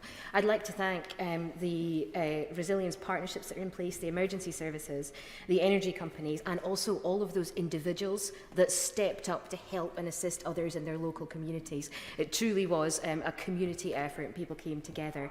I do wish the government would take climate change more seriously, given the incredible amount of extreme weather events that we are seeing right now. It is important for the government to both talk the talk and walk the walk when it comes to climate change, and they should be leading from the front in developing, for example, a strategy that will help to ensure that we are resilient in the face of climate adaptation and the changes that are happening, and also to put the funding in place to ensure that that strategy can be delivered. Would they also consider that in terms of some of the changes that are required, the Scottish Government does need funding for resilience? If we do have a situation where there's a massive geographical disparity in some of the weather events that are happening, particularly Arwen, for example, then Barnet may not be the appropriate method in order to fund some of these things, and it might be sensible for the government to consider with the upcoming budget process ensuring that the resilience funding is spread to the areas which are most likely to be hardest hit, rather than having Scotland just have a percentage share based on our population numbers, a percentage share based on the likelihood of extreme climate events, particularly when it comes to resilience, would be most welcome. Well, it's a classic question from the SNP, isn't it? It didn't listen to what I previously said and it asked for more money. And I have to say that the central government's absolutely not taking all of the credit for everything that's happened. Yeah, as she'll have heard me say just now, it's our partnership with people who work in emergency services, local government, utilities companies, and so on that have made these changes possible. On climate change, I'm sure she'll be pleased to discover that that since peak CO2 emission in the mid-70s, the UK government, by its actions, has helped reduce CO2 emissions by more than 50%, more than any other G7 country. So we absolutely take these things seriously, and we will continue to do so. Dr. Neil Hudson. Thank you, Mr Deputy Speaker. Can I thank the Minister for his statement and the Government for their clear actions to strengthen our nation's resilience. As these extreme storms again unleash damage right across the UK, will my honourable friend join me in sending our thoughts to the people affected, homes, businesses, farms, and in paying tribute to the Environment Agency staff, emergency services, local authorities, electricity companies and volunteer groups like the Appleby Emergency Response Group in my constituency, who do so much to help people and communities through the trauma and aftermath of storms and severe floods. Well, I thank my honourable friend for that, and very happy to join him in paying tribute to the Appleby Emergency Response Team. And it is so often local community organisations that both have the connections and the awareness and the intel on what's going on the ground that make response possible. So, very, very happy to join with him in that, and glad to hear that although his constituency, I know, was hit by the storms hard, they've managed to move on from it quickly. Karen Smith. Speaker. My friend from the front bench from Wolverhampton South East asked the Minister about why the government had neglected local resilience forums and the Civil Contingencies Act legislation, most notably in COVID when that was bypassed. So can I re-ask that question? What now lessons has the government learnt from COVID and these issues in order to give greater sustainability to those local resilience forums that need to protect us? Well, we have obviously learnt a great many lessons from COVID, and there's been, as the Honourable Lady I'm sure will be aware from the documentation that the government's published over the past couple of years, been a great deal of activity to improve our resilience and our response to emergencies. And my colleague, Deputy Prime Minister, gave a statement to that effect in this House in December. The Cabinet Office assigns ownership of acute national risks to lead government departments across risk identification and risk assessment, prevention, resilience, preparation, emergency response and recovery. Though the lead government departments may change between these phases, the impact changes and different competencies are required. But the UK has adopted a bottom-up approach to manage emergencies, as most emergencies affect local areas. We have local responders, such as the police, fire and ambulance services, which manage them without direct involvement from the government. Response to larger scale emergencies is then led by lead government departments, and it's only in the most serious cases that is escalated to Cabinet Office briefing rooms known as COBRA, which brings in senior ministers from across government. But as the Honourable Lady will have heard me say, it's very much a partnership between centre and locality, and we're starting to see the benefits of that. Heather Wheeler. Thank you very much, Mr Deputy Speaker. Can I ask my honourable friend to congratulate the good people of Repton and the other villages that came together to help with all the flooding that was going on, and particularly having follow-up meetings now to get more flood wardens across South Derbyshire. The flooding in South Derbyshire, I've never seen anything like it. And we need to get the Environment Agency to move on with plans for holding ponds further up the Trent and the Derwent to stop the runoff from the fields that we've had this time round. And anything that my honourable friend can do to help me get those projects actually spades in the ground, I've been much appreciated. Thanks, sir. And I very much hear what my honourable friend is saying, and I know that my colleagues in DEFRA will have heard likewise, and she will have heard what I had to say earlier about their position on flooding. In this instance, we, in terms of alerts, normal flood warnings were operated. We didn't use the national alert because it didn't reach the threshold, and our local partners didn't ask us to use it. But from what we can see at this stage, that local system worked well and helped protect people and, where possible, property. Christine Jardine. Thank you very much, Mr Deputy Speaker.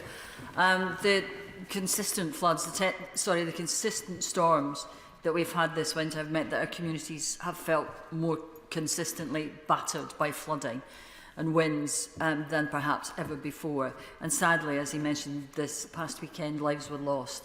There are also tens of thousands of houses and businesses without power. Transport links were halted. My own constituency of Edinburgh, there were no flights out of the airport, there were no trains going anywhere, roads, bridges were closed. Thousands of homes were flooded. And yet, the National Audit Office has warned that the government has not set a long-term target for the level of flood resilience it expects to achieve, and there are no concrete plans beyond 2026. That could mean that any investment is misplaced and isn't actually efficient or protects homes sufficiently. So does the Minister see that this could be a lack of foresight, and will the government commit to reversing current cuts to flood protection and do more to ensure that investment is effective? Well, the Honourable Lady will have heard what I said, reflecting what DEFRA had said earlier in the week about the £5.2 billion worth of investment in flood and coastal erosion risk management through their capital programme, and the fact that since 2021 the government has put £1.5 billion in flood defence projects across England. To her first point about the level of disruption, we absolutely understand and sympathise with people who who've been put in this situation, and whilst we cannot control the weather, we can by degrees become better prepared for those events, both by the general resilience planning that government has been doing, but also, as I was saying, by having better intelligence on storms that are forming over the Atlantic, and making sure that we have the right people with the right skills poised to act quickly when these storms strike. And that, of course, means that we can minimise disruption to the public, even though we cannot eliminate it altogether. Henry. Mr Deputy Speaker, in my constituency of Broxtowe, some businesses and homes that I have visited have been affected by multiple storms and have received the flood recovery grant. But as it stands, those who have been affected by both Storm Babette and Storm Henk can only claim after one of the floods. So is the government looking at putting further support in place for individuals who have been flooded multiple times by these separate storms?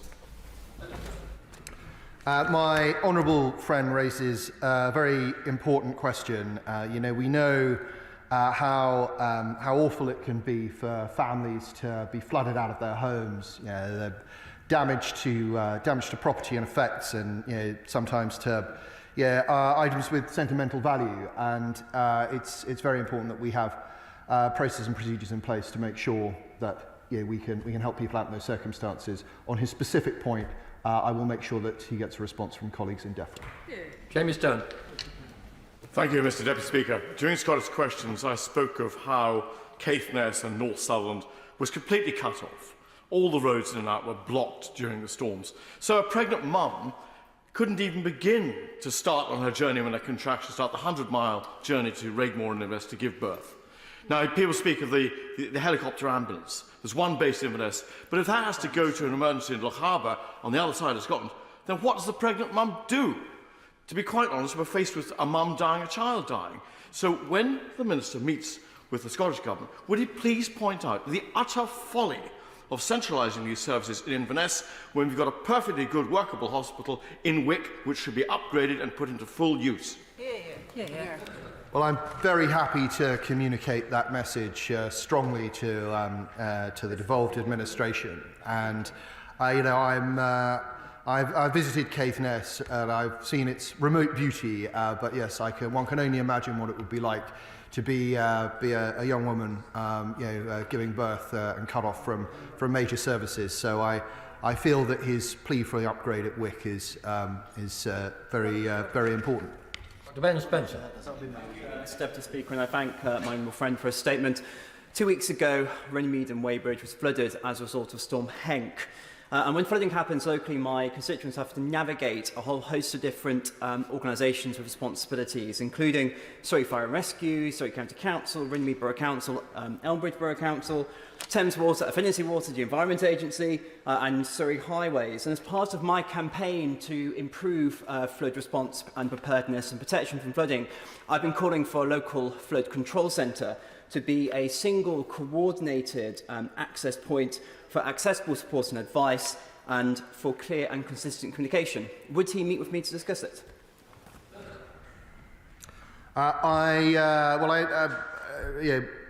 glad to hear that my honourable friend has such a worthy campaign to support his constituents, and I'll make sure that his request for a meeting goes to the most appropriate minister who may be able to advise him on how possible it is. Seema Malhotra. Thank you, Mr Deputy Speaker. According to the NAO, the Environment Agency has cut its forecast for the number of additional properties that will be better protected from flooding by 2027 by 40% since plans were first unveiled in 2020. In Feltham and Heston, also, the level of water in our streets in storms unable to drain away is getting noticeably higher and higher. So I have to push the Minister on this.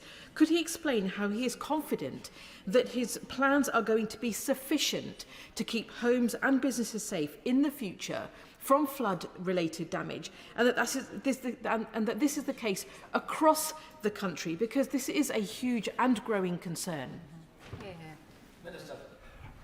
Well, I thank the Honourable Lady for her question, and she'll have heard me say a moment ago that the NAO was pleased that the government was taking steps to address extreme weather as part of a whole system approach, and that whole system approach can have real advantages when floods are coming. For example, to be able to send out emergency workers, appropriately trained emergency workers, to clear storm drains and make sure that anything that might make the floods worse are cleared out of the way.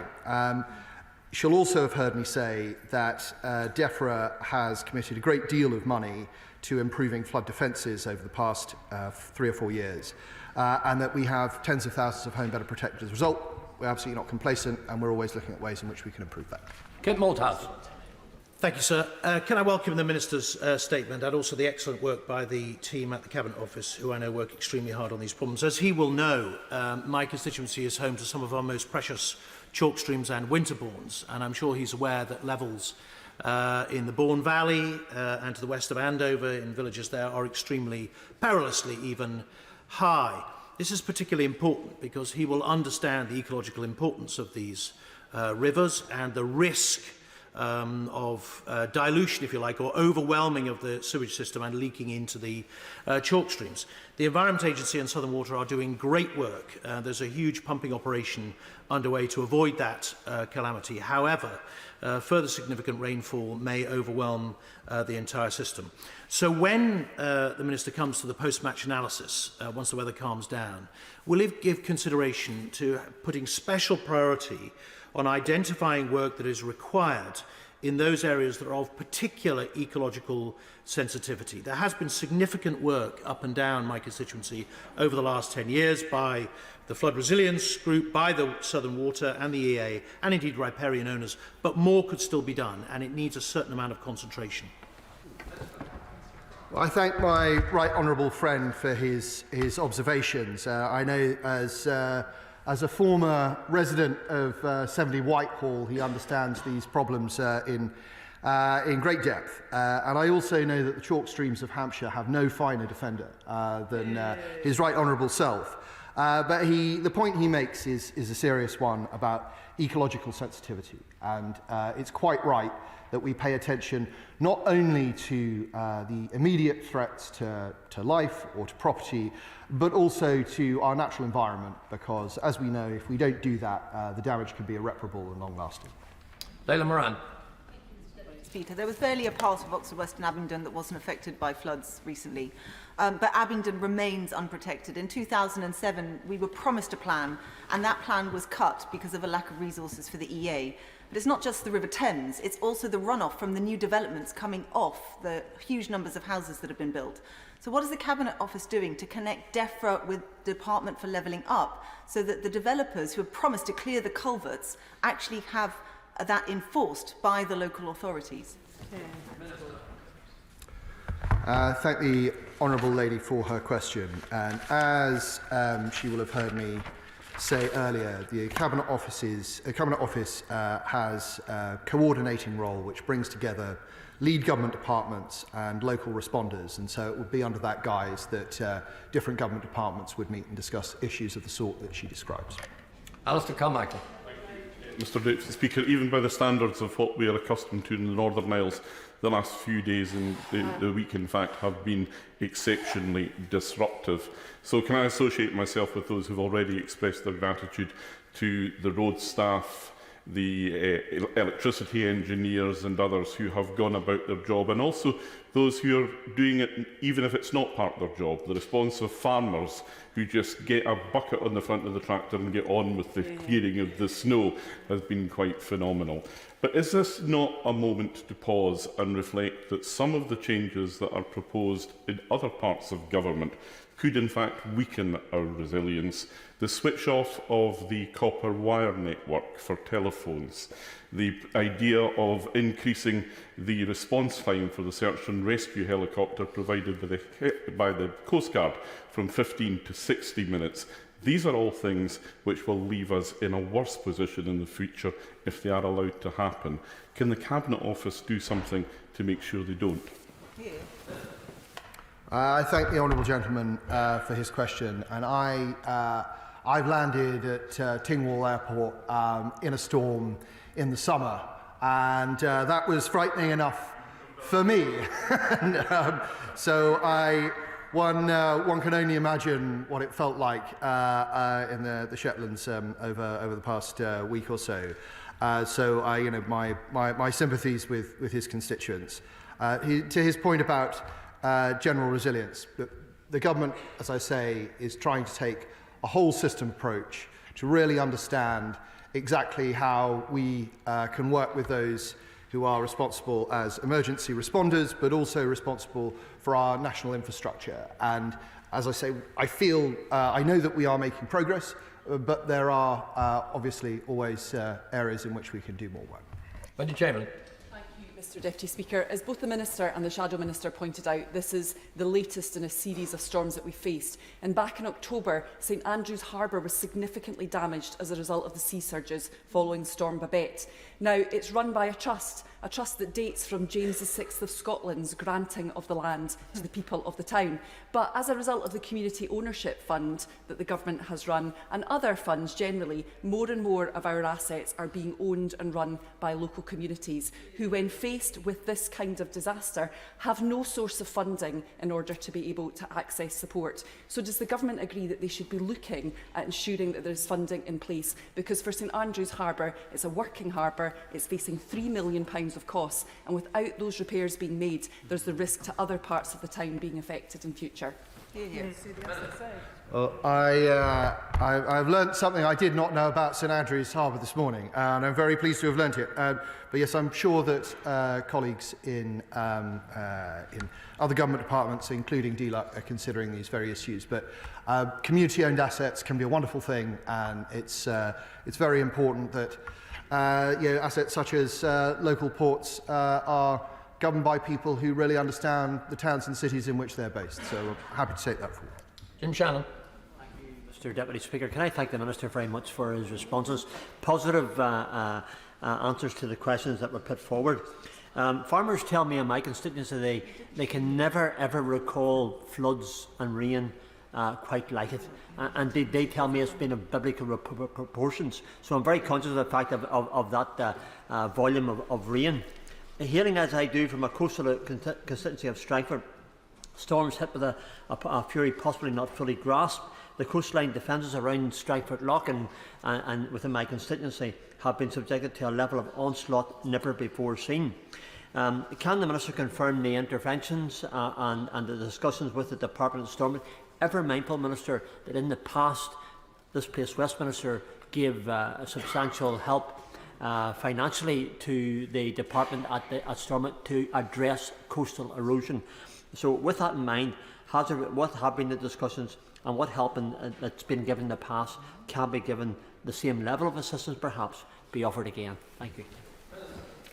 I will ask ministers from other government departments to come back to him on the specifics, but obviously, as my honourable friend will know, we are very keen to see a restoration of Stormont, and I believe that the House will hear more about that very soon.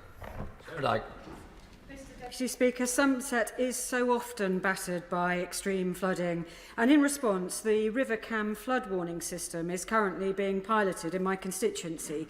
So a stretch near North Cadbury will be fitted out tomorrow with laser depth measuring devices that will send real-time messages and alerts to residents when the water levels start to rise. Will the Minister join me in congratulating Liberal Democrat councillors and Somerset Rivers Authority for this initiative, and agree with me that we need to fund more extreme weather resilience plans for isolated rural communities? I'm delighted to hear about this initiative in Cadbury. I have very fond memories as a schoolboy of walking around the hill fort there, and I'm well aware of the historic threats that Somerset has faced to flooding, and I'm glad that in recent instances, local government and central government have been able to work together for the benefit of people who live in the area. That concludes the urgent question. Point of order for Liam Fox. Mr Deputy Speaker, an organisation in my constituency where I had grounds to intervene on behalf of a previous pub tenant has issued its current tenant with a gagging order and verbally told them not to contact their MP. Mr Deputy Speaker, what can be done to protect my constituents from such bullying and ensure that their constitutional rights are respected? Well, first, I'm grateful to the Right Honourable Gentleman for giving notice of his point of order. Constituents' ability to communicate with their Members of Parliament is constitutionally important. I'm concerned, very concerned, about the matter that he's raised. Constituents must be able to communicate freely with their Members of Parliament, and I trust and hope that urgent action will be taken to clarify that this is understood by all parties in this case. If the matter is not resolved satisfactorily, then I trust that the Right Honourable Gentleman will seek advice from the Clerk of the Journals, in the first instance, about how this very important issue might be escalated. Presentation of Bill. Secretary of State for Northern Ireland. Northern Ireland Executive Formation Bill. Second reading what day? Today. Order. I advise the House that this is a very narrow bill. If the House agrees the business of the House motion today, then amendments may be tabled before the bill has been read a second time. I understand that the Chairman of Ways and Means has indicated that she will make her provisional selection of amendments soon after 2 p.m. Members who are considering tabling amendments are asked to contact the Public Bill Office as soon as possible. Presentation of Bill. Mary Robinson. Whistleblowing Bill. Second reading what day? Friday, the 2nd of February. Friday, the 2nd of February. Kit Malthouse. Mr Deputy Speaker, I beg to move that leave be given to bring in a bill to make provision about speeding offences on roads to which a 20-mile-an-hour limit applies, to make provision about the enforcement of moving traffic offences, to require 24-hour staffing on works on specified public roads, and for connected purposes. As I'm sure you're aware, Mr Deputy Speaker, life as a motorist has changed very significantly over the last 2 decades. Cars have become safer, more efficient, greener and quieter. And yet, despite the fact that the motor car is possibly one of the greatest contributors to human wealth, happiness and freedom, it has become seen by many as the root of all evil. Despite the enormous benefits that cars bring to our constituents, families up and down the land and indeed across the world, for many motorists, the world seems to be filled with councillors and officials dedicated to making their lives more difficult. Driving is becoming a minefield of potential traps and penalties, such that drivers are becoming paranoid and resentful about the entire system. When this happens, order tends to break down, and time, I believe, has come for a rebalancing. In this bill, therefore, Mr Deputy Speaker, I propose 3 modest measures which will achieve a better balance, and I hope see better results generally for motorists and members of our communities across the board. First of all, I propose that anybody caught speeding between 20 miles an hour and 30 miles an hour does not receive penalty points. Rather, they would be required to attend a speed awareness course, and repeat offences would require repeat attendance at speed awareness courses. And I should declare an interest, having been myself at a speed awareness course recently, caught doing 24 miles an hour on the embankment unwittingly, along with the Archbishop of Canterbury. Not at the same time or in the same vehicle, but he was also done for a similar offence. Now, Mr Deputy Speaker, the rollout of 20-mile-an-hour speed limits across the country has brought benefits in terms of road safety, but it has left many thousands of drivers disproportionately punished for straying over the limit. That you can receive 3 penalty points for doing 24 miles an hour in a 20-mile-an-hour zone and for doing 57 miles an hour in a 50-mile-an-hour zone seems unfair to many and is in danger of discrediting the system. In addition to penalty points and a fine, drivers so punished will also face higher insurance premiums at a time when premiums are rising significantly in any event. As it stands, it's possible to lose your driving licence by driving at 24 miles an hour 4 times in 3 years. 2 years ago, it was revealed that as 20 miles an hour rolled out across London, Transport for London was setting a target of 1 million speeding fines a year with the Met Police. This represents a huge increase in prosecutions and the accumulation of points. Analysis of DFT data by claims.co.uk confirms that of those speeding in a 20-mile-an-hour zone, 49% were exceeding the limit by 5 miles an hour or more, only 19% were driving above 30 miles an hour, and these numbers, of course, imply that 51% of those caught speeding were doing less than 25 miles an hour. In evaluations, Mr Deputy Speaker, speed awareness courses have proven to be significantly more effective in preventing reoffending than penalty points and a fine. If our objective is to improve road safety, particularly on residential roads, then it would be more effective to put people through repeated courses, perhaps with increasing intensity and time required. This would be a more proportionate approach and achieve better road safety. Points, of course, would still apply for those who fail to attend courses or indeed who fail their courses, which I understand is a possibility. The second element of the bill, Mr Deputy Speaker, is for non-speeding traffic offences enforced by a local council or body other than the police.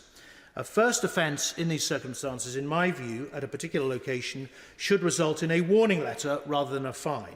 A subsequent offence at the same location would attract a fine in the normal manner. Now, over the last few years, we've seen a significant increase in the number of traffic enforcement cameras operated by local authorities. In London alone, over nearly 3.2 million tickets were issued in 22-23, extracting something like £200 million from motorists. The number of councils approved by the government to operate enforcement this way has increased steadily. There are regular reports in the media of the earnings of particular cameras. The most successful in Birmingham pulls in apparently £10,000 a day from drivers straying into a bus lane. A number of councils who have introduced enforcement cameras have started with a grace period, during which erring drivers have been issued with a warning letter for their first offence at a particular location, recognising that a sudden change may not be immediately appreciated by many. In Liverpool, the city of my birth, when cameras were brought in at one particular location, 1,400 drivers were caught out within the first 24 hours. Happily, they all received a warning letter first. This is a good and civilised principle and maintains public support for the enforcement system. It recognises that the vast majority of drivers will have made a genuine error, will learn their lesson and won't make the same mistake again. This very British sense of giving people the benefit of the doubt should continue, and this bill would make it a permanent feature. Anyone who commits a moving traffic offence, caught in the yellow box, stray in a bus lane, turn left when you shouldn't, enforced by a local authority with a camera for the first time at a particular location, would only receive a warning letter. Subsequent offences at the same location would attract a fine in the normal manner. And finally, Mr Deputy Speaker, the third element of my bill is that it says that any roadworks on an A road should not be left unattended at any time. Now, the government, as we all know as members of Parliament travelling around our constituencies and to and from London, has struggled to control and minimise disruptive roadworks.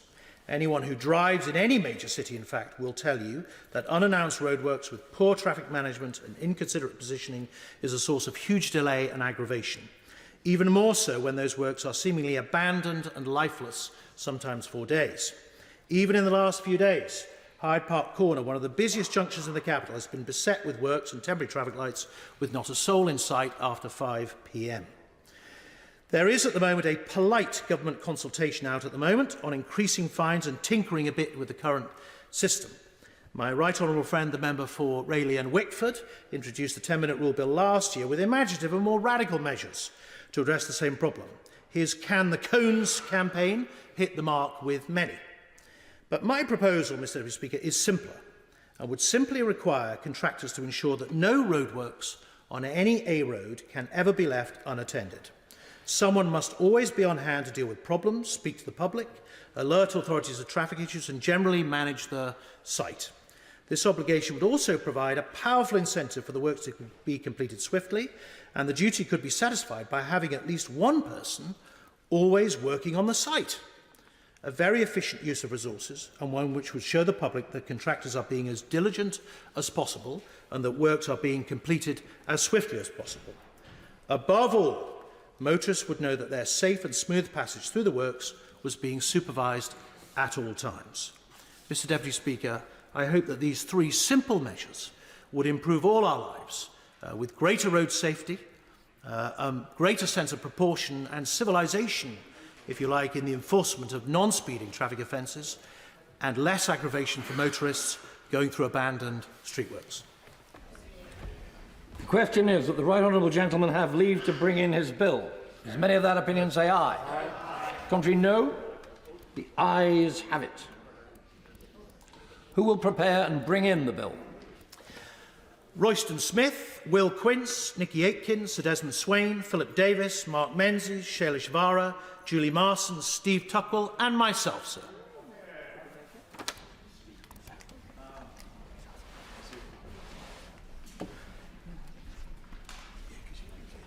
Kit Malthouse.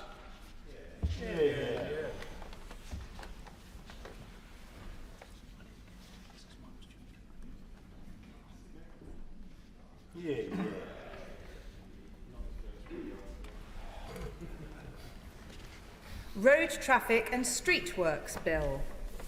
Second reading what day? Friday, the 19th of April. Friday, the 19th of April. Point of order. Very briefly, The Right Honourable Gentleman for North Hampshire kindly mentioned that I'd brought in a similar bill, or at least on the same subject, last year. I'd like to commend him for what he's done. Just wanted to put on the record that the Roads Minister was here to listen. And perhaps if the Right Honourable Gentleman for North Hampshire or I, between us, put in for an adjournment debate to give the Roads Minister an opportunity to reply on this subject, perhaps the Chair might be prepared in due course to look favourably on such a request. And the Right Honourable Gentleman has been here long enough to know how to apply for an adjournment debate. However, it's just possible that he might find favour with Mr. Speaker, as he would probably find favour with me on this subject. Other than that, I don't think it's a matter for the Chair. We now come to the motion relating to the Northern Ireland Executive Formation Bill. Business of the House. Minister to move. I beg to move. The question is, as on the order paper. As many of that opinion say aye. Aye. Contrary, no. The ayes have it. Amendments of the... amendments, I beg your pardon. Amendments, new clauses, new schedules for Committee of the Whole House may now be tabled by members at the opposition side of the table of the House. I understand that the Chairman of Ways and Means has indicated that she will make provisional selection, as I said earlier, of all those amendments tabled at or soon after 2 p.m. If any amendments are tabled and then selected by the Chairman of Ways and Means, an amendment paper for the Committee of the Whole House will be circulated as soon as possible.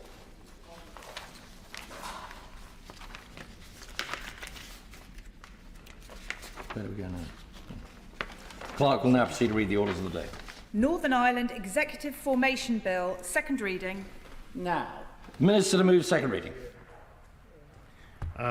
Thank you very much, Mr. Deputy Speaker.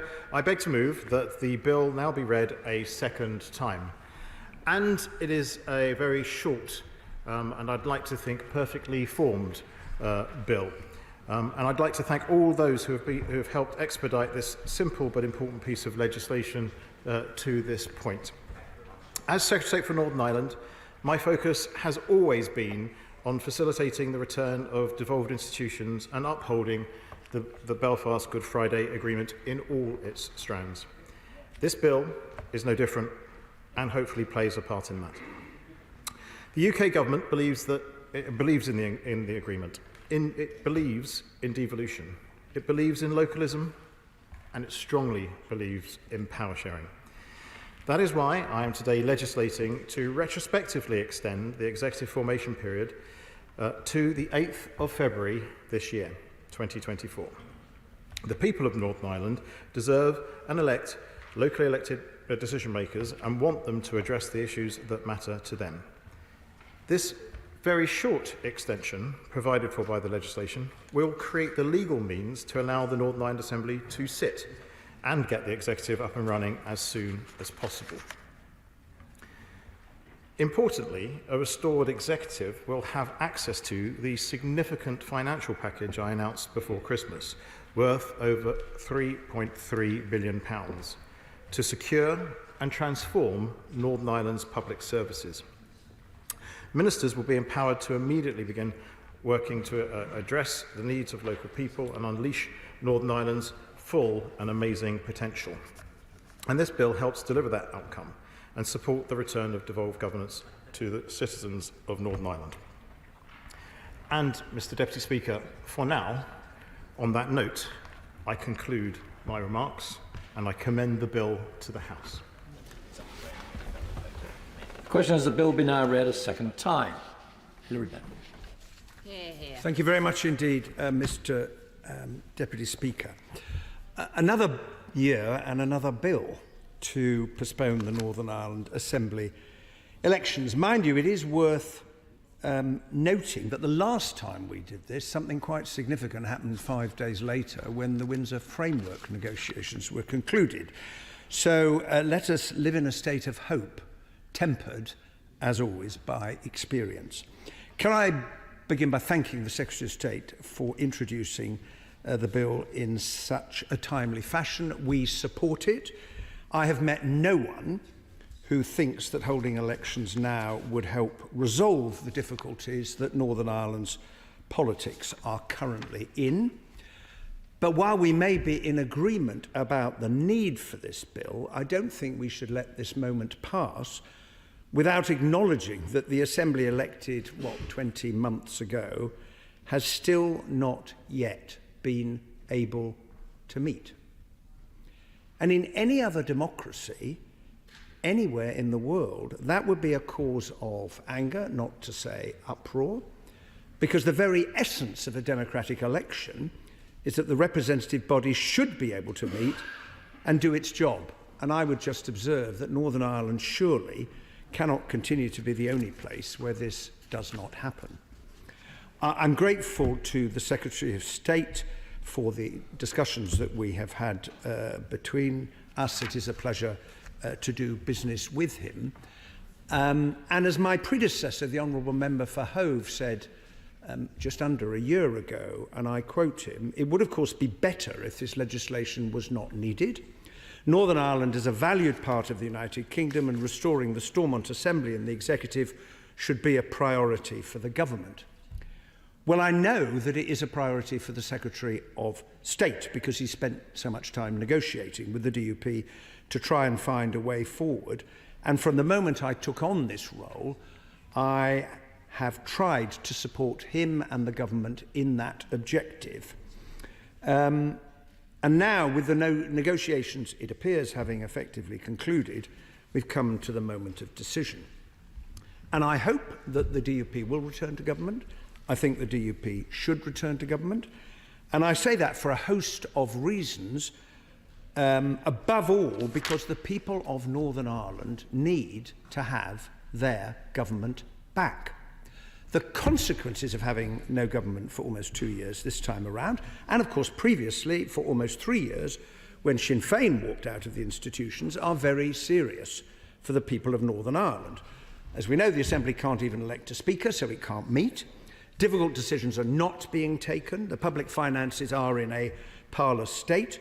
When the flood struck last year and affected so many businesses and homes, there was no government in Stormont for people to turn to for help. None. Will my honourable friend give of course I will give way. When I was at home over Christmas, I took my uncle to the Cancer Specialist Centre at Belfast City Hospital. It was a very humbling experience to see the care and the dedication provided by the staff there in what is a world-leading facility. But the stresses and the strains were very clear, a lack of funding and a lack of direction, because when institutions and systems fail, people suffer. So this really has to be the last time that legislation like this comes before this House. Get it back up and running, or the Secretary of State with the Irish Government should find something else to sort it out.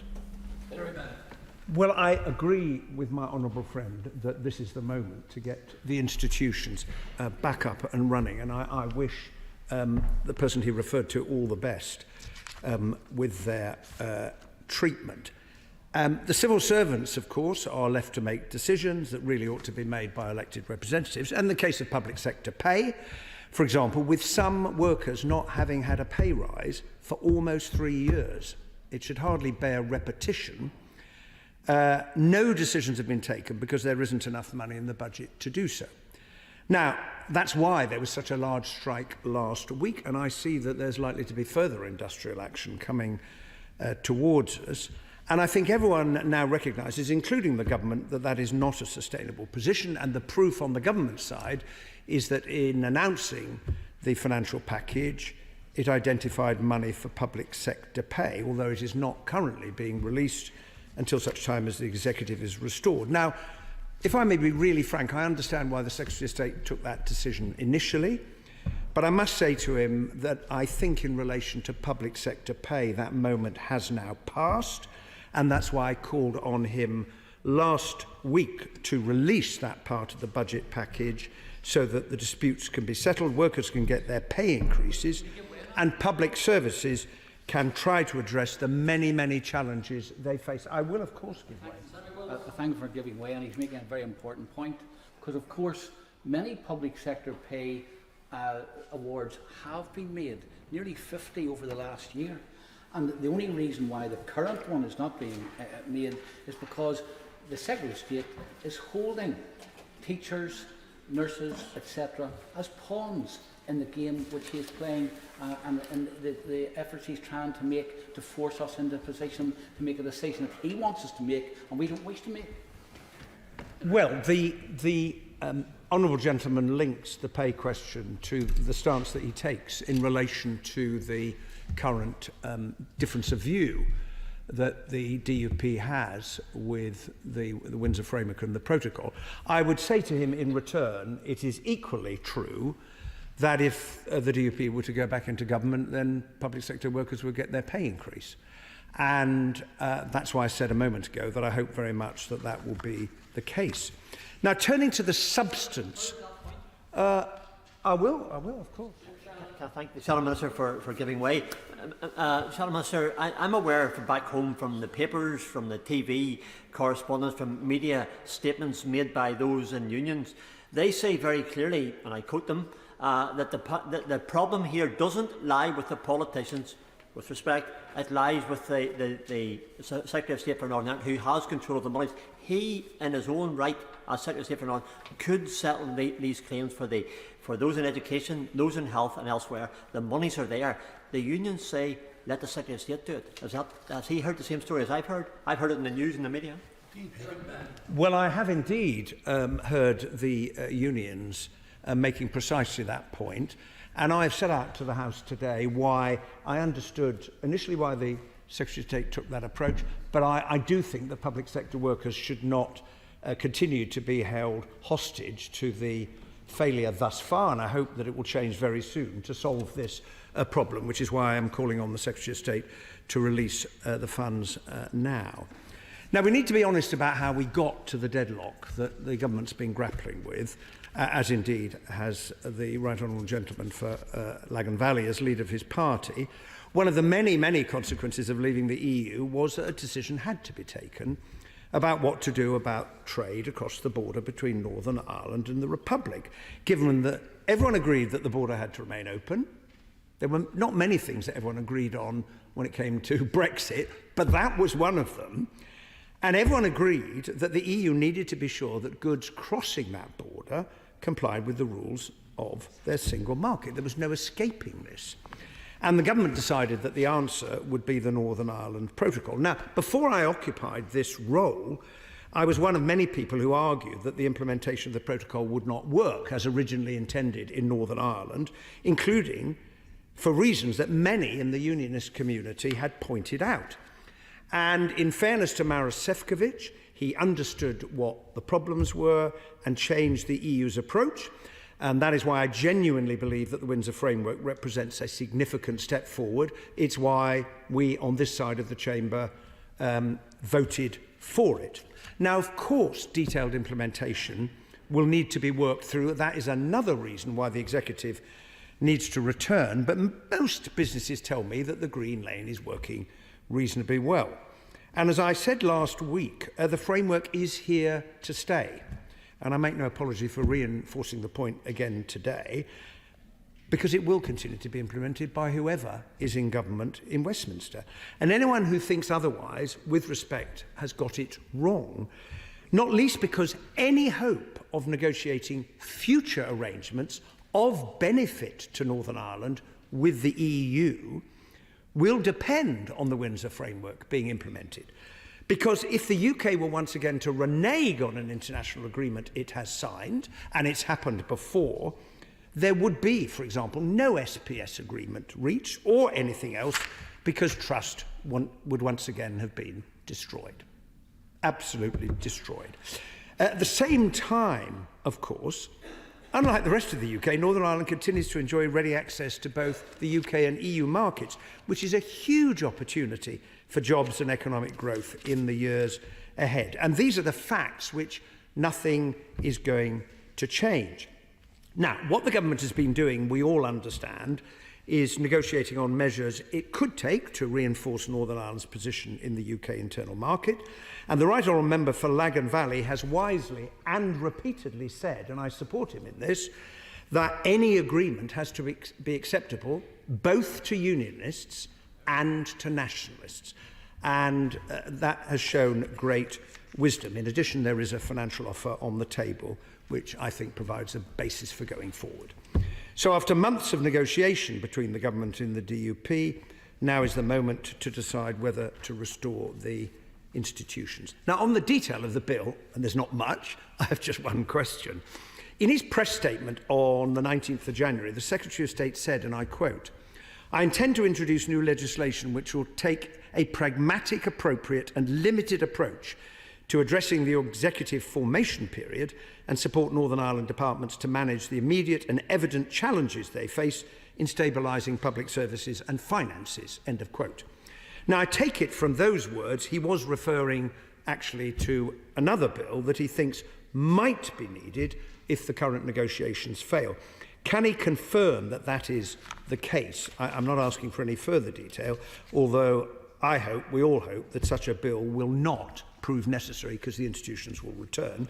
Also, can the Secretary of State assure the House that as and when there is an outcome, indeed either way, he will immediately come to the House and make a statement? Oh yes, of course I will give way. Honourable friend for giving way. Would he agree with me that he talked in the questions to the Secretary of State about Plan Bs and alternatives, but would he agree with me that any alternative to restoration of the institution is suboptimal and is also not the settled position of this House? All parties have as their primary policy position on Northern Ireland governance the restoration of the institution. I agree 100% with what the Right Honourable Gentleman has just said, and he anticipates a point I'm just about to come on to make in my concluding remarks. And they are these, that Northern Ireland has come a long way since the Belfast Good Friday Agreement in 1998. It is unrecognisable in so many ways and for the better. And in all of my meetings, all of my visits, I've been so impressed and encouraged by the energy, the enterprise, the industry of those I have met who are working hard to build a new and better future for the people of Northern Ireland.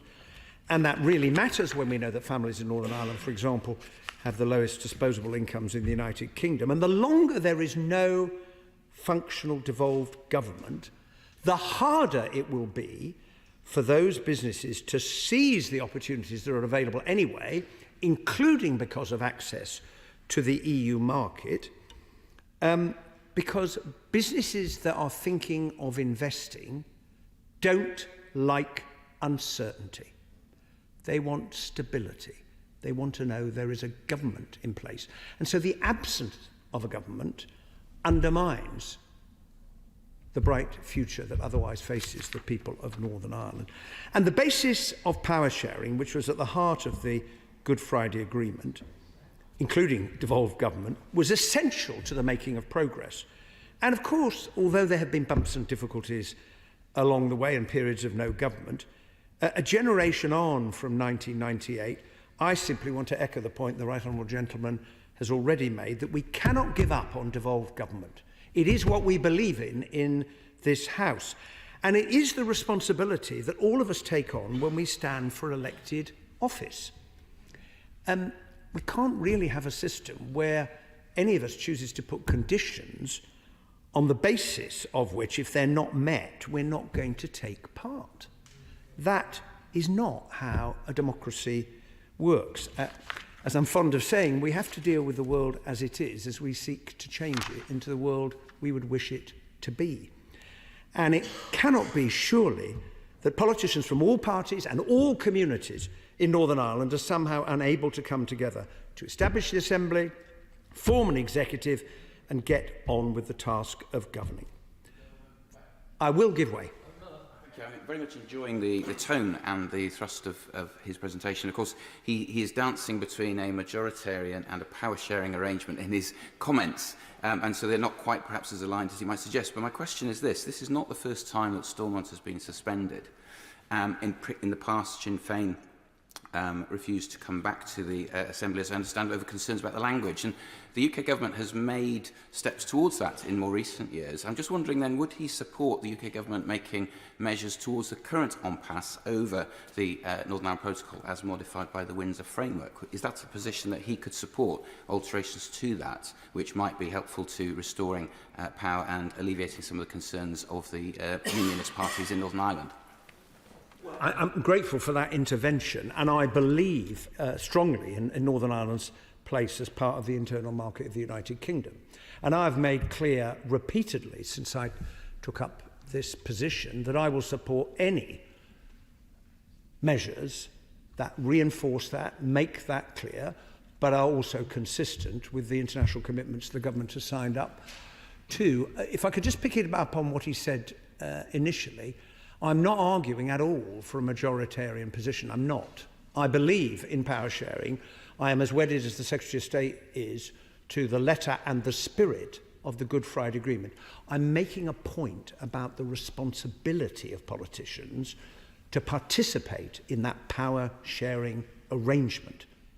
It's the responsibility. And I would make those remarks equally to those who have collapsed the institutions previously and the current cause of the collapse, because in the end it's not in the interests of Northern Ireland not to have a functioning government. If I could clarify that. I will give way and then I will finish. Well, because he's raising a very important point. The whole point of the agreement and of power sharing is that it is based on consent.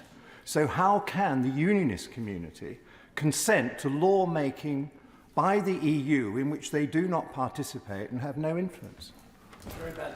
Well, the right honourable gentleman asks a very pertinent question, but it is a consequence, if I may respond, of a course of action that personally I didn't think was a terribly good idea, and he thought it was. And the moment we left the European Union, everybody knew there was going to be a problem that had to be addressed. There were really, to keep that open border, there were only two practical propositions. The first was the right honourable member for Maidenhead, the former Prime Minister, came up with a scheme to try and keep the whole of the UK within the arrangements of the single market, having announced we were leaving the single market, and that didn't work out. And the second option was to do the same in respect of Northern Ireland. So it is where we are. And the government eventually negotiated the Windsor Framework, which is an important step forward. These things are going to have to be worked through. The question is whether the operation of the green lane, because that is really what we're talking about. Everybody agrees with the red lane, if goods are coming into Northern Ireland to then head off to the Republic, well, of course they should be checked. And that's what the red lane is for. So what we're debating is the operation of the green lane.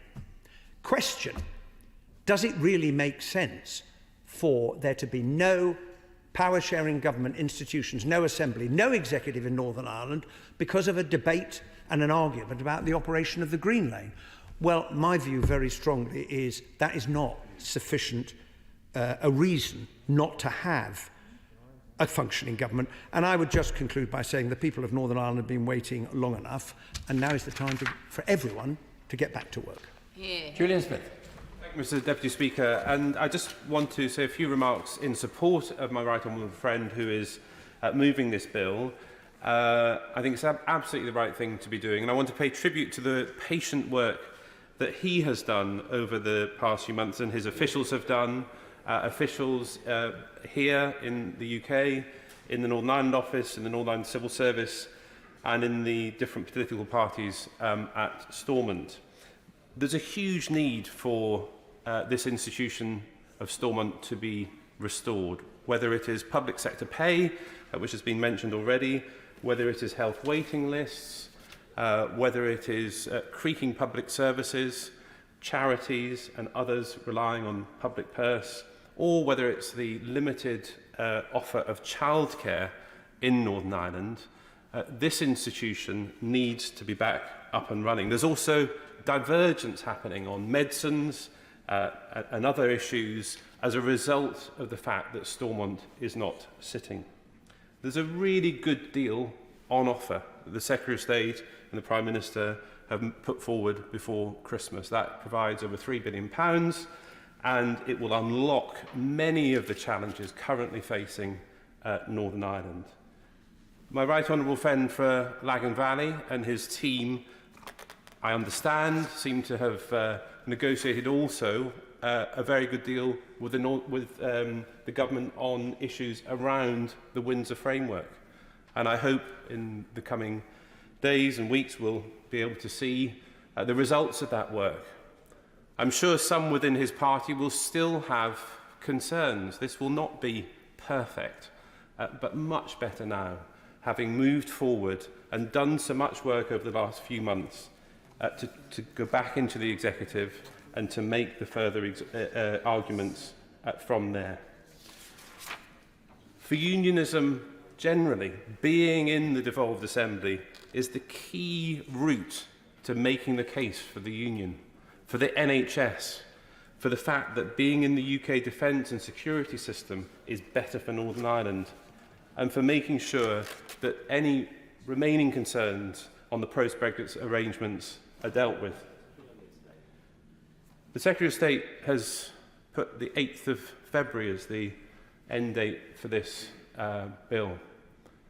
My understanding is that the government is supporting the final stages of the DUP negotiations. There's no bullying, there's no hard demands, there's just support for the work that my right honourable friend is doing with his party and the discussions he's having, and a real hope that in making the decision to go back into Stormont, if they do, the future for Northern Ireland, the future for young people and generations to come will be best served by this institution getting back up and running with local ministers and making decisions in the best interests of this key part of our country. Thompson. Thank you, Mr Deputy Speaker. I'll begin, as is becoming sadly customary now, by saying how much a matter of regret it is that we're back here discussing a postponement to elections.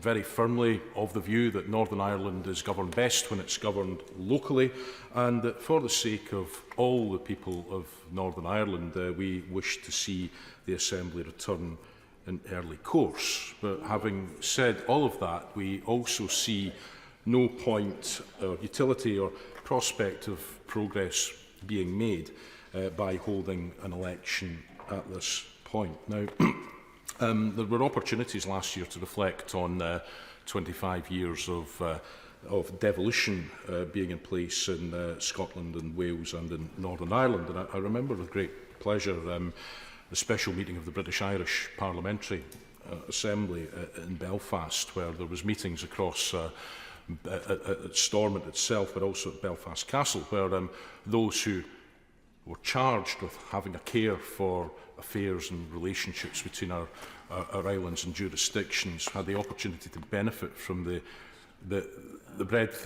of experience of those who were actually involved in the peace process and in the Good Friday Agreement and in establishing devolution. And to have that kind of transfusion of knowledge and experience, I certainly found as a temporary custodian of a role of somebody who is charged with having a care as being something that was incredibly valuable. And it was also a tremendous opportunity to have the opportunity to reflect on how far all parts of the UK that had been experienced devolution over that quarter century, but particularly Northern Ireland, how far they had advanced and progressed in that time. And it also brought into sharp focus and relief, I feel, how much is missed by having Stormont sitting empty at present. So I would share very much the words of the Shadow Secretary of State when he speaks about hope here, but being tempered by expectation. Now, I always very much enjoy the opportunity to visit Northern Ireland, whether in a private capacity or in my role as the SNP's spokesperson, and to take the opportunity where I can to engage with businesses and community groups and representatives of wider civic society. And I've had much cause to be grateful to elected members in Northern Ireland across varying parties for the opportunities that they've given me to do that and the doors that they've opened and the insights I've been able to gain. And I think that what has come through from many of those visits and what I observe is the sense of frustration at how politics is presently failing in Northern Ireland. And I say politics rather than politicians deliberately, because it is a failure of politics across many strands that has taken us to this point. And we saw that bubble up most obviously in the recent strikes. Now, I highlighted in the budget debates that we had in this place, in the Northern Ireland budget, about the problems that are caused and the potential solutions that are deferred by civil servants having to try and cheese-pair to set budgets within the confines of the ghosts of ministerial decisions past. Now, I remember from my time in local government the frustration that you would get from council officers if you were unable to provide any kind of clear political direction on what it was you actually wanted to happen. And while it was always possible under different circumstances to set balanced budgets, how much better it was to be able to set them in the context of having some clear political leadership about the choices you wish to make with the resources at your disposal. So that is certainly a consideration here. It is impossible to set the kind of strategic budget directions that are needed in Northern Ireland right now, absent a working institution at Stormont. Now, when it comes to public sector pay, the Secretary of State says that using part of the £3.3 billion cash allocation to settle these claims ahead of Stormont being reconstituted would be it's a political decision and therefore not one that he is willing to make. Now, I would just say, as gently as I can, that taking a decision not to act is also taking a political decision in its own way. So the decision not to act is also political. And I would join with other voices in this place that we have heard and that we in this debate, previous debates, and as I'm sure we will hear later, to urge the Secretary of State to reconsider his stance on that, because public sector workers in Northern Ireland, the brunt of whom the pressures that are being caused are falling on, really do deserve the pay settlements that their counterparts elsewhere in these islands have been able to get. And I will just mention in passing that the levelling up funding, it was said that the absence of a functioning Stormont was the reason why the UK government was unwilling to progress with making funding and levelling up. That caused me to have a wry chuckle to myself, given the UK government's disinclination to work with the devolved governments that are up and running in Scotland and Wales. So I think there's a certain amount of cherry picking going on there with the excuses that are being offered. So punishing the people of Northern Ireland to try to bring to bear some additional political leverage on politicians has not been a conspicuous success so far, and nor do I believe it's an appropriate lever to try and continue to use where public sector pay is concerned. Now, as I say, this was a failure of politics, and the fundamental problem that has led us to where we are stems from Brexit and the manner in which successive governments chose to take that forward, lest we forget, against the express wishes of clear majorities both in Scotland and in Northern Ireland. Again, I allowed myself a wry smile that during debates about the Scottish independence referendum in 2014, we were told about the trade border we'd apparently be creating with the rest of the UK, only then 2 years later to see the UK government going hell for leather towards creating a trade border within itself between Great Britain and Northern Ireland. Now, I do remember a backbench business debate about the Northern Ireland Protocol, and I very much enjoyed causing some consternation on the opposite side of the chamber by pointing out, maybe a little bit indelicately, that if Scotland were once again independent and in the European Union, would be able to enjoy free trade with Northern Ireland as a way that neither of us can currently enjoy as part of the Union, based on the deals that have been put in place. So I'm very, very clear, Mr Deputy Speaker, in closing, where my preferences are for the constitutional future of these islands are in that regard. But short of that, bringing the UK back into the single market and the customs union would make this go away. But accepting that that is not politically realistic, given the stance of the current government or the aspiring government, what I would say is that having closer alignment on sanitary and phytosanitary matters especially would be of enormous benefit, not just to people in Northern Ireland, but also right across these islands, and particularly for my own constituents, speaking selfishly, for those involved in the agriculture and food trade. Bringing that closer alignment is a much better thing to do, because the closer we're able to come into alignment, the lesser, I believe, these issues become, and that is something that would be manifestly in the interests of all of these islands, whatever constitutional future we all go on to choose in future. Thank you. Sir Robert Buckland. Mr Deputy Speaker. It's a pleasure to follow the Honourable Gentleman for Gordon. I was listening very carefully to his assertions about Scotland, an independent Scotland being a member of the European Union. I'm not sure that that assumption is actually the right one to make, bearing in mind the view of some other member states of that union, notably Spain, which I think make a reality check to some of the loftier rhetoric of the SNP about their position in Europe and the world should they choose to separate from the rest of the United Kingdom. I make that point because I think it was inevitable that the consequences of Brexit meant that an arrangement with regard to the hard border, or the border between Northern Ireland and the Republic, was always going to be a difficult one. I certainly bear the scars on my back, having been involved as a law officer right through that process, and indeed helping to put together the Malthouse Compromise. Anybody remember that? Back in the early part of 2018. And I know colleagues from the DUP will remember that time very well indeed. And we tried to work together to get somewhere which would satisfy everybody. Now, as the Right Honourable Gentleman Member for Leeds Central said, we have to work in the world as it is, not as the world that we would like it to be. And in these current circumstances, Mr Deputy Speaker, it does seem to me that one way that we can actually find out about aspects of the operation of the Windsor Framework is for the Executive to be able to carry that out. And to see its operation, to see how the Green Lane works. And if there are operational problems, then let's deal with them. Because I'm as anxious as anybody to make sure that businesses and individuals and everybody who wants to trade in Northern Ireland and through Northern Ireland is able to do so in as free and uninhibited a way as possible. I don't want to see Northern Ireland being cast adrift from the rest of our United Kingdom in that way at all. And I'll give way to the Honourable Gentleman. Or given way, and he makes reference to Northern Ireland being set adrift from the rest of the United Kingdom. Businesses in the United Kingdom are finding it difficult and bureaucratically difficult to trade with Northern Ireland. As a consequence, the divergence of trade is continuing day and daily and is increasing as we go. That's why everyone says, oh, the Republic of Ireland is booming.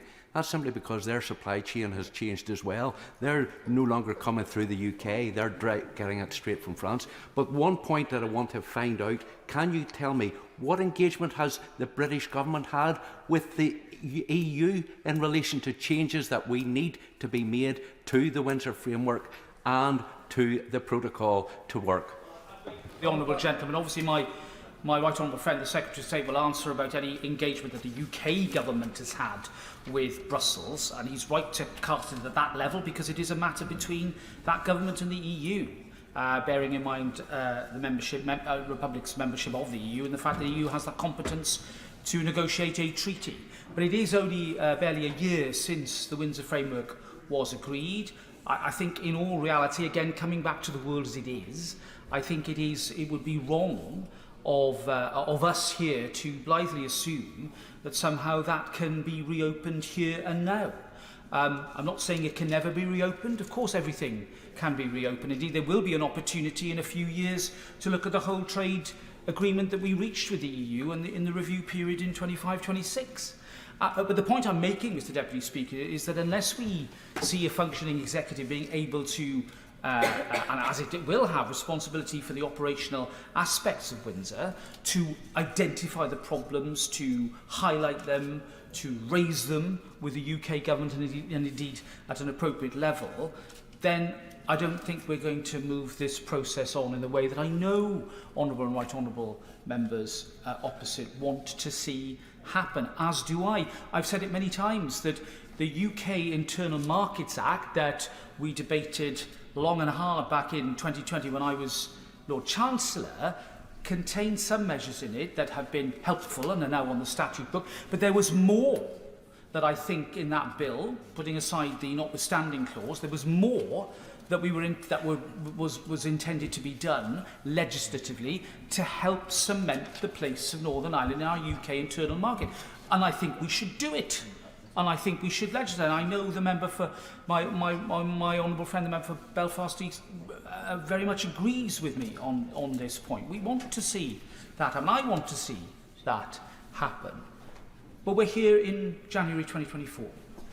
I note the shortness of the period that the Secretary of State seeks to extend for the purposes of this Act. I think that is sensible and right. I think, tempting as it is to have longer periods, I'm not going to call them blank cheques, but longer periods, I don't think that would be right. And I wish him well, and I wish everybody in the negotiations well in coming to a sensible and pragmatic solution that allows the Government of Northern Ireland to continue. I'm not going to repeat the points made by honourable and right honourable members, Mr Deputy Speaker. I see it in the committee that I chair weekly. We still have that inability to plan ahead, or the institutions of Northern Ireland have that inability to plan ahead in a multi-year way to provide the level of public service that I know they want to do, but which they just cannot, bearing in mind the constraints that we have to operate under. And unlike previous periods of direct rule, this time there would need to be legislative change here on the floor of this House for that to happen. And I think it's been made very clear by the leaderships in both the main parties that that is not the policy of the British government. Now, that's the world as it is, I'm afraid, not as the world as necessary some would like it to be. And I certainly do not want to see a situation where there is an imbalance again within our UK constitution that will only lead to more tension being stoked within the communities of Northern Ireland rather than less. And therefore it seems to me that the most, and I will give way in a moment, the most obvious way forward now does have to be the restoration of the executive. And I'll give way to my honourable friend. Thank the honourable member for giving way. There's been much use of this phrase, the world as it is, in this debate so far. I think it is actually helpful. We must be pragmatic about it. And I just wonder whether it's the intention of his committee and their work to include looking at Northern Ireland as it is now, for example, levels of inward investment, or how business has responded to that 12 months in which the Windsor Framework has been in place. I'm very grateful to him. We are in the process of preparing a report on the state of public services in Northern Ireland. We've taken a wealth of evidence, and I'm grateful to the Honourable Gentleman Member for Strangford and the Honourable Lady Member for Upper Bann, who are active members of the committee. They will have heard the same evidence that we have heard. We are looking into the energy market and indeed the move to net zero in Northern Ireland, very important issue, bearing in mind hard-pressed bill payers and the particular pressures that they are under, bearing in mind the way in which energy is supplied. And of course we're looking at issues as varied as education right through to paramilitarism. I think it's right when it comes, I will give way in a moment, I think it's right when it comes to Windsor that I think I sound a bit like Chow In Lai in that in some respects it is still too early to say precisely what its effects are, but there's no doubt that as the Honourable Gentleman from South Antrim has said, I'm sure he's going to intervene again, there is already evidence of excessive bureaucracy and problems that are real for businesses on the ground. And I'll give way to him again. Because Northern Ireland sits under EU rules and laws, the carbon tax offset for energy costs is twice what it is in the rest of the United Kingdom, and that's simply because we are having to take on board European law as opposed to what is passed in this House.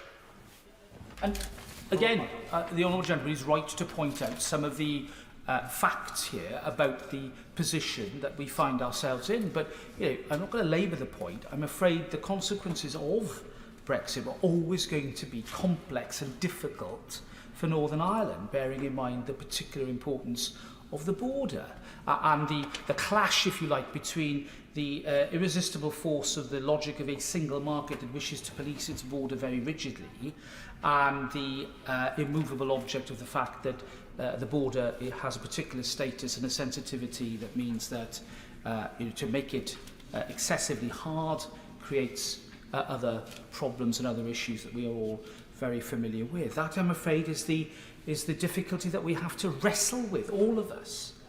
And I know that this place sometimes risks sounding rather portentous and nannyish in the way it talks about Northern Ireland. We have to be very careful about that. But what I'm saying is that in resisting that approach, it is absolutely logically correct to say that the best way to cure this issue is for the institutions of Stormont to function now. And I'll give way to my right honourable friend. Would my right honourable friend have a message for the unionist community in Northern Ireland as to why they should put up with EU laws they do not influence and why they should put up with border controls when they're trading within our own country? My message to them is simply that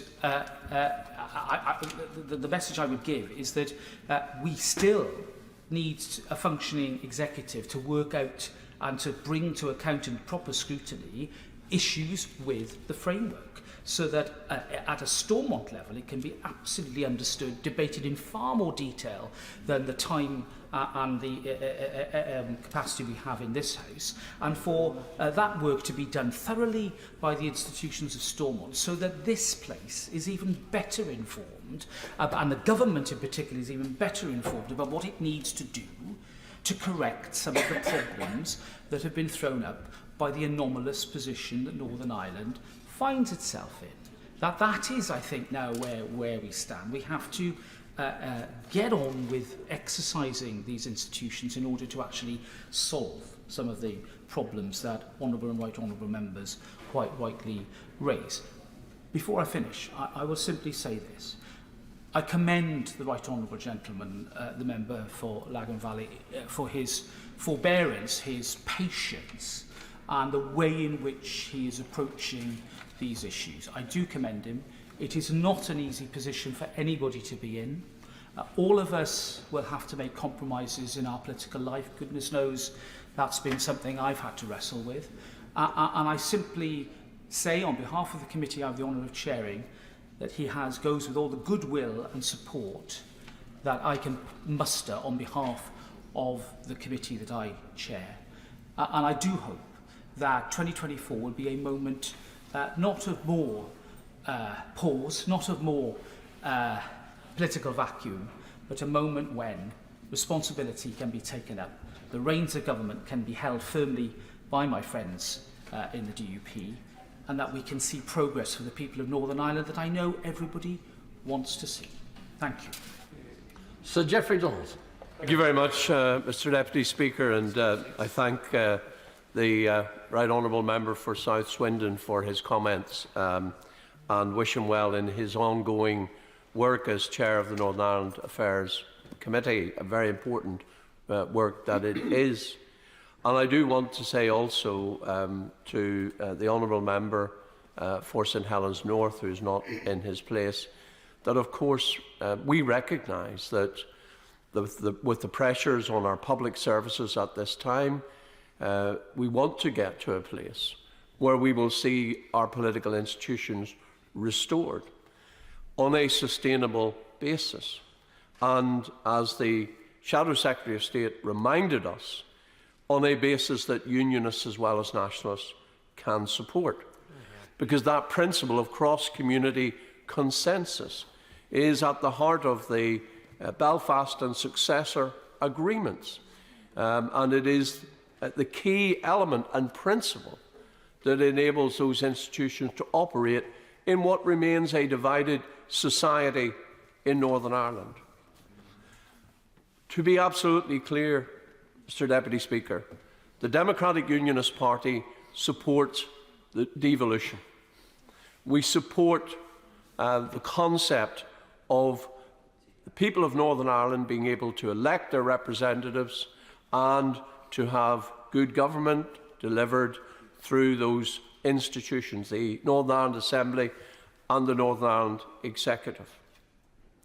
And so we are very clear that our objective is twofold. Firstly, to address the issues and the problems created by the Northern Ireland Protocol as part of the withdrawal agreement of 2019-2020 and provide the basis for the restoration of our political institutions. We are approaching the 2-year mark now since my party took the decision to withdraw the First Minister, and that then precipitated a process that ultimately resulted in the institutions not being able to function. That was not a decision we took lightly. And for months in advance of that decision, I made clear, my party made clear, we wanted to see a negotiating process underway between the government of the United Kingdom and the European Union to address the very real problems created by the protocol.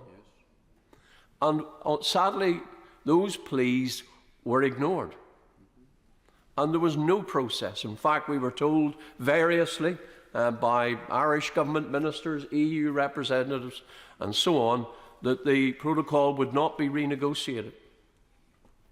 So I stand today and I recognise that as a result of the actions my party has taken, the EU were brought back to the table. There were negotiations. Changes have occurred. And further change will come as a result of our actions.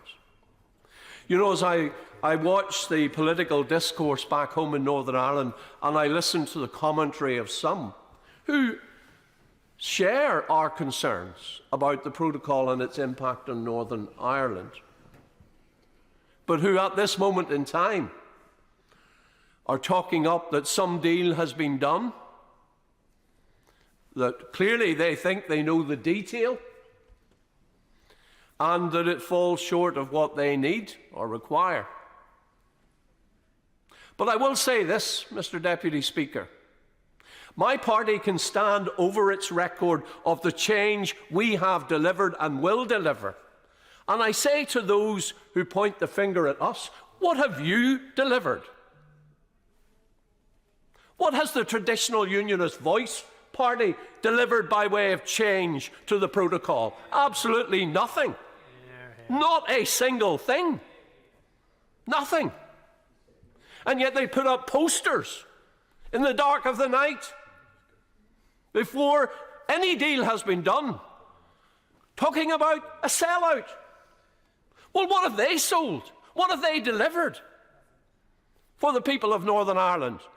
What has been their contribution to securing the change that we need to restore our place in the United Kingdom and its internal market? And we read lots of other pearls of wisdom on social media about what is needed, what is required.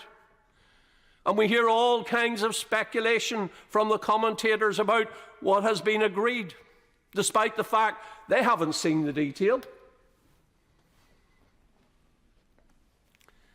And there is undoubtedly an attempt to orchestrate opposition to a deal that has not yet taken place, an agreement that is not yet concluded. And the very fact that we're sat here today in this House of Commons extending legislation reflects the fact, the reality, that no agreement has yet been reached.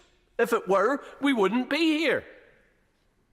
And yet, there are some who, for their own narrow purposes, are putting it about that certain things have been agreed, that it's all there, and they know what it is. They are entitled to their view. Everyone is entitled to their perspective. But I say this: wait until an agreement is reached before you make your final verdict. Assess the progress that has been made before you reach your conclusion. But I suspect what is going on is not about that.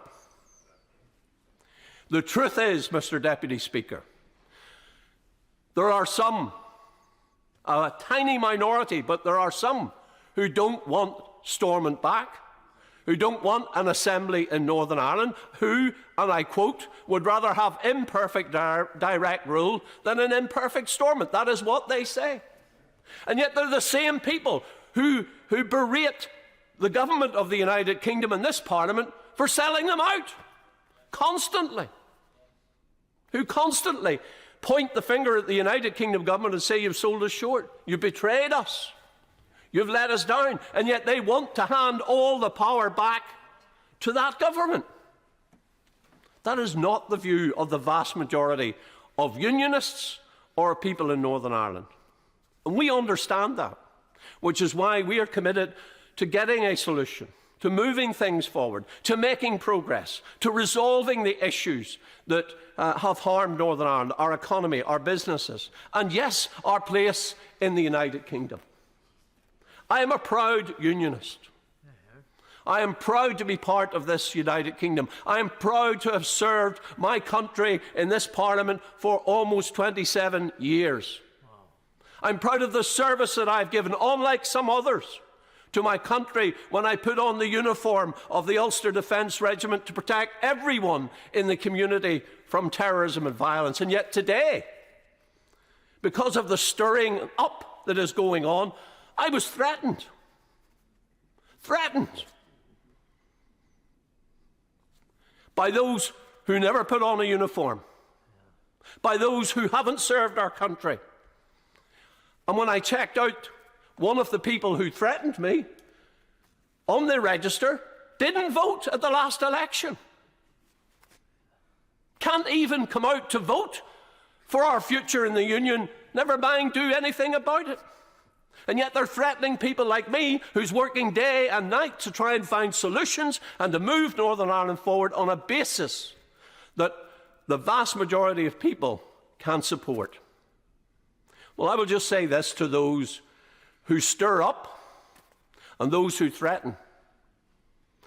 The Provisional IRA attacked me in the past, and it didn't deflect me from the task that I have and my colleagues have to do our job and to get the best that we can for Northern Ireland. And I will not be deflected now.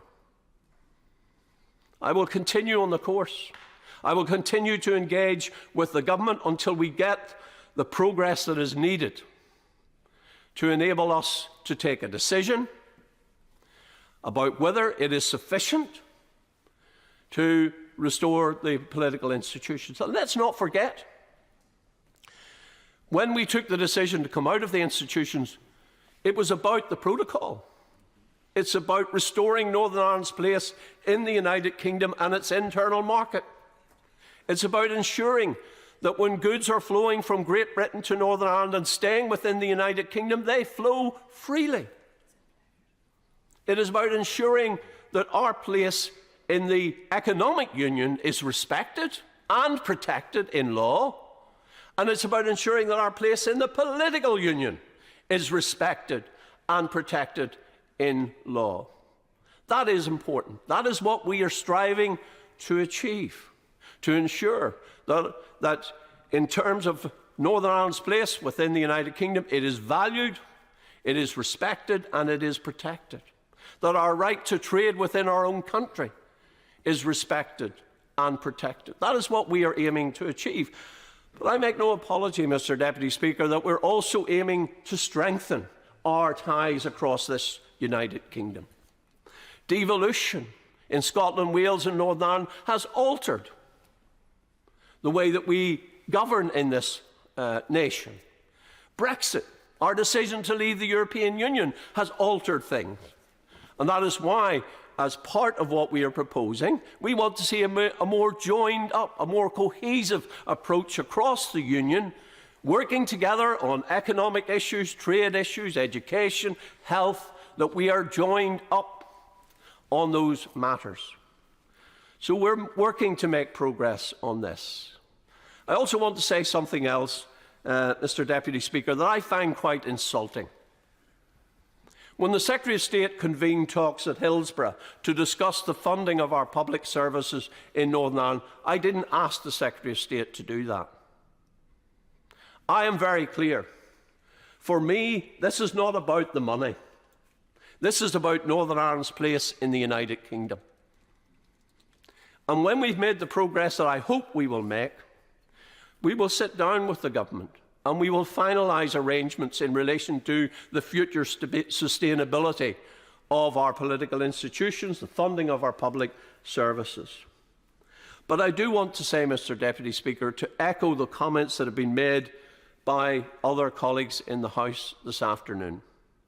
Our public services are only as effective as the people who work in them.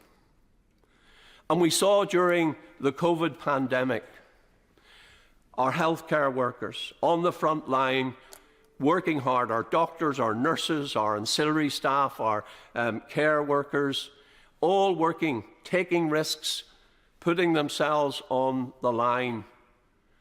In education, our teachers investing in the future of our young people, and many others who work across our public services in Northern Ireland. They deserve their pay rise. They have earned their pay rise. It is essential to the delivery of our public services that they get their pay rise. And I hope that the Secretary of State, in advance of reaching an agreement, whenever that might be, on the outstanding issues, which I believe we are moving towards finalising those outstanding issues, then I would hope the Secretary of State for 2023-24 will transfer the funding that the Treasury have committed to and enable our public sector workers to have the pay rise that they deserve. We do not want to see politics played with them, and I urge the government to do that. And today I noted that the Irish Congress of Trade Unions, Northern Ireland, have come out with yet another statement calling on the Secretary of State to act, and I echo their comments. They deserve the pay rise, and I do hope the Secretary of State will reflect upon this. So in conclusion, Mr. Deputy Speaker, some have said that they hope this is the last time that we have this type of legislation. But that requires us to reach agreement. It requires us to resolve and finalise the outstanding issues so that we can move forward. We can assess the progress that has been made, and we can take decisions around the restoration of our political institutions if that is the way we are to go. But I am clear, my colleagues are clear. This is not about any price. We have fought hard and will continue to fight hard to get the outcomes that we need for everyone in Northern Ireland, to restore that cross-community consensus that is essential for the proper functioning of our devolved institutions in Northern Ireland. We will work at that. And I simply say to my fellow unionists in Northern Ireland, whatever their political persuasion or background, the notion that a unionism that turns in on itself is a unionism that can deliver for Northern Ireland, to make Northern Ireland work, to secure the union for the future, is not the way to go. It is not the way to go. We will provide the leadership that is required, because that is what is necessary to make Northern Ireland work, to ensure that our place in the Union is valued, is respected and protected in law and in practice, to remove the barriers to trade that enable us to trade in both directions with the rest of the United Kingdom, to ensure that our Union is stronger and that Northern Ireland's place within it is both respected and protected. That's what we're aiming to achieve. We will assess the outcome against our 7 tests that we have set out very clearly, determine the progress that's been made, and make our decisions based upon these matters.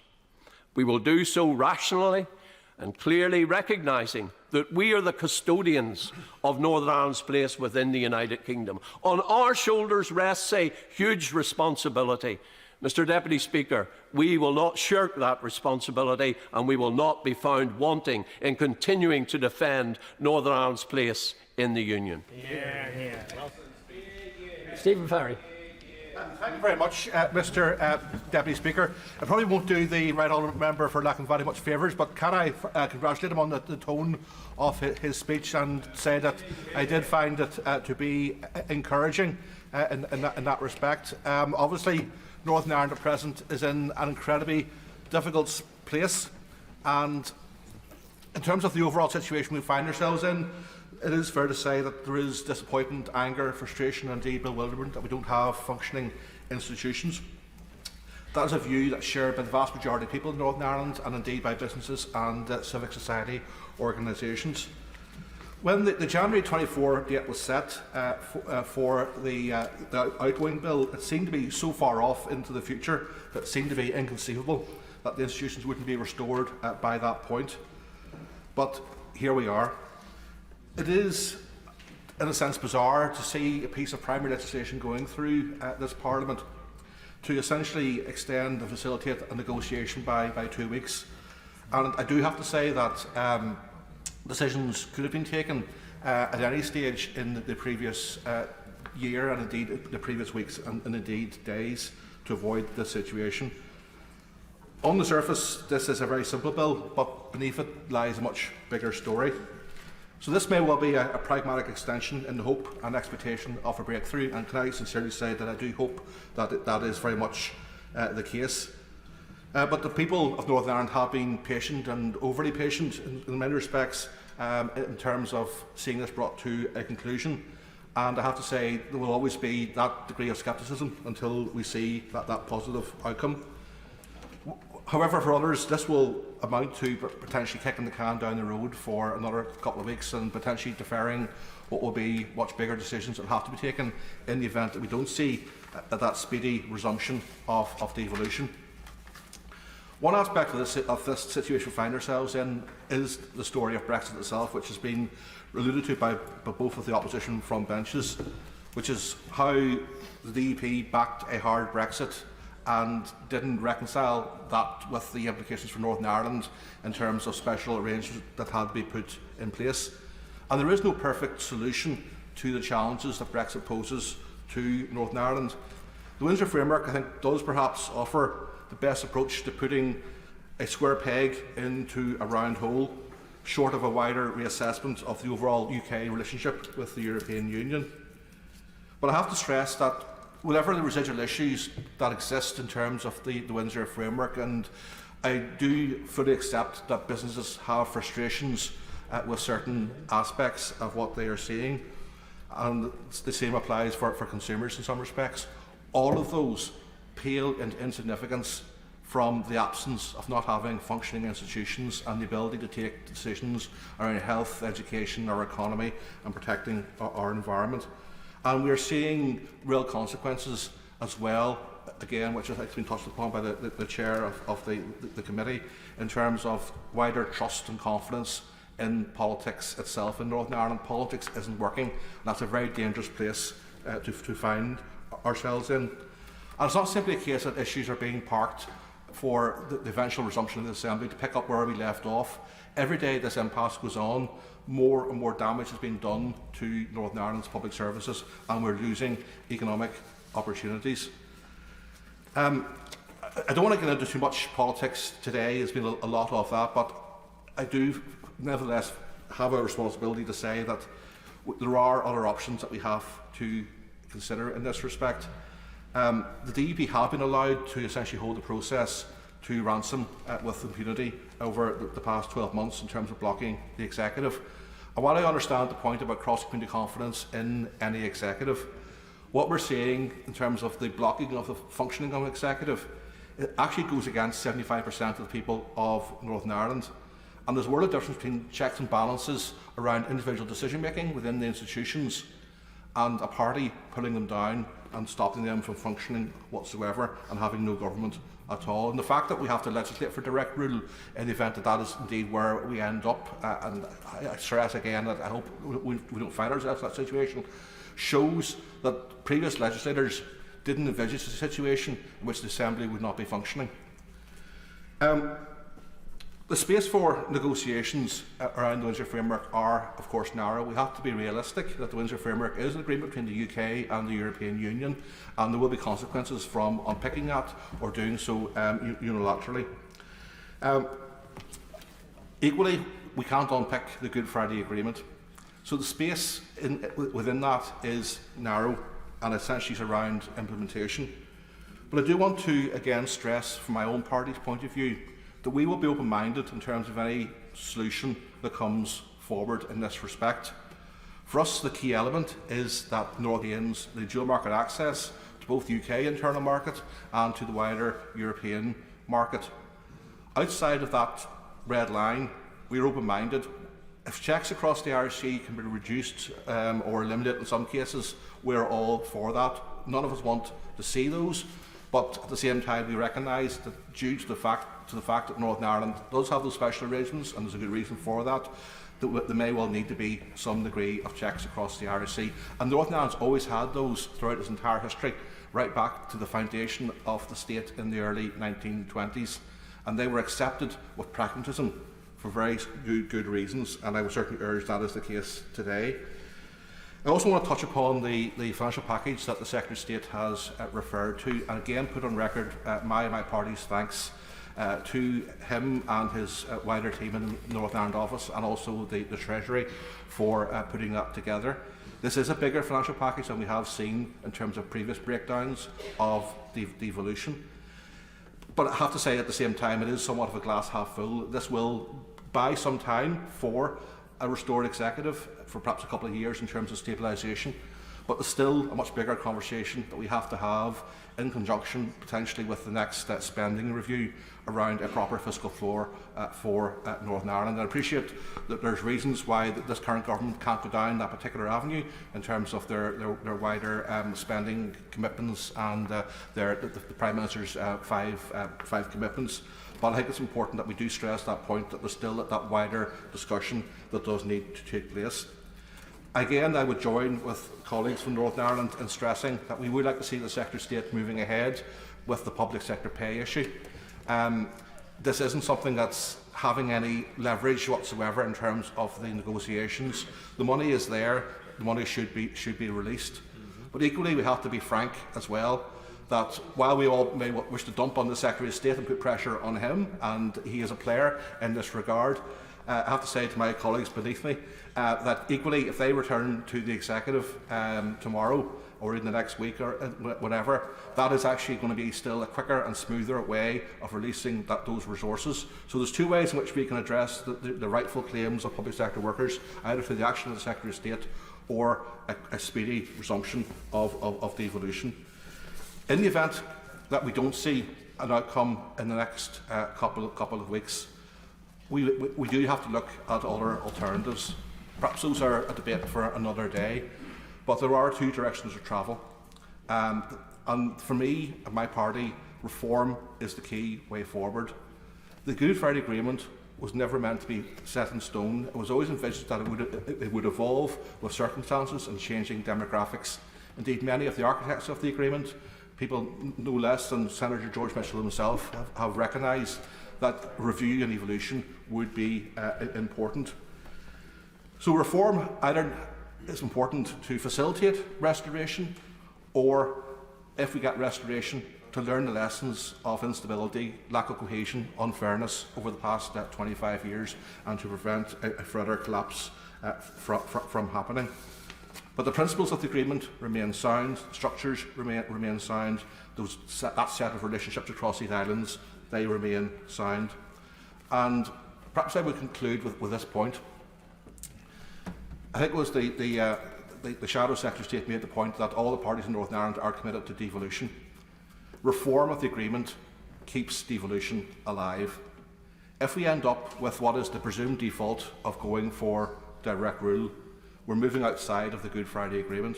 It may well be the pragmatic solution in the circumstances that we find ourselves in, because Northern Ireland has to be governed and public services have to be funded. But nonetheless, we have to recognise that is a big step away from devolution. So reform is consistent with the agreement, direct rule isn't. However, and I think it's a point to stress to those people who are again opposing a deal and the way forward. In the event that we don't get restoration and we end up with direct rule, that direct rule will have to have an Irish dimension to it. Now, that Irish dimension will be consultative. It will build upon existing structures within the agreement.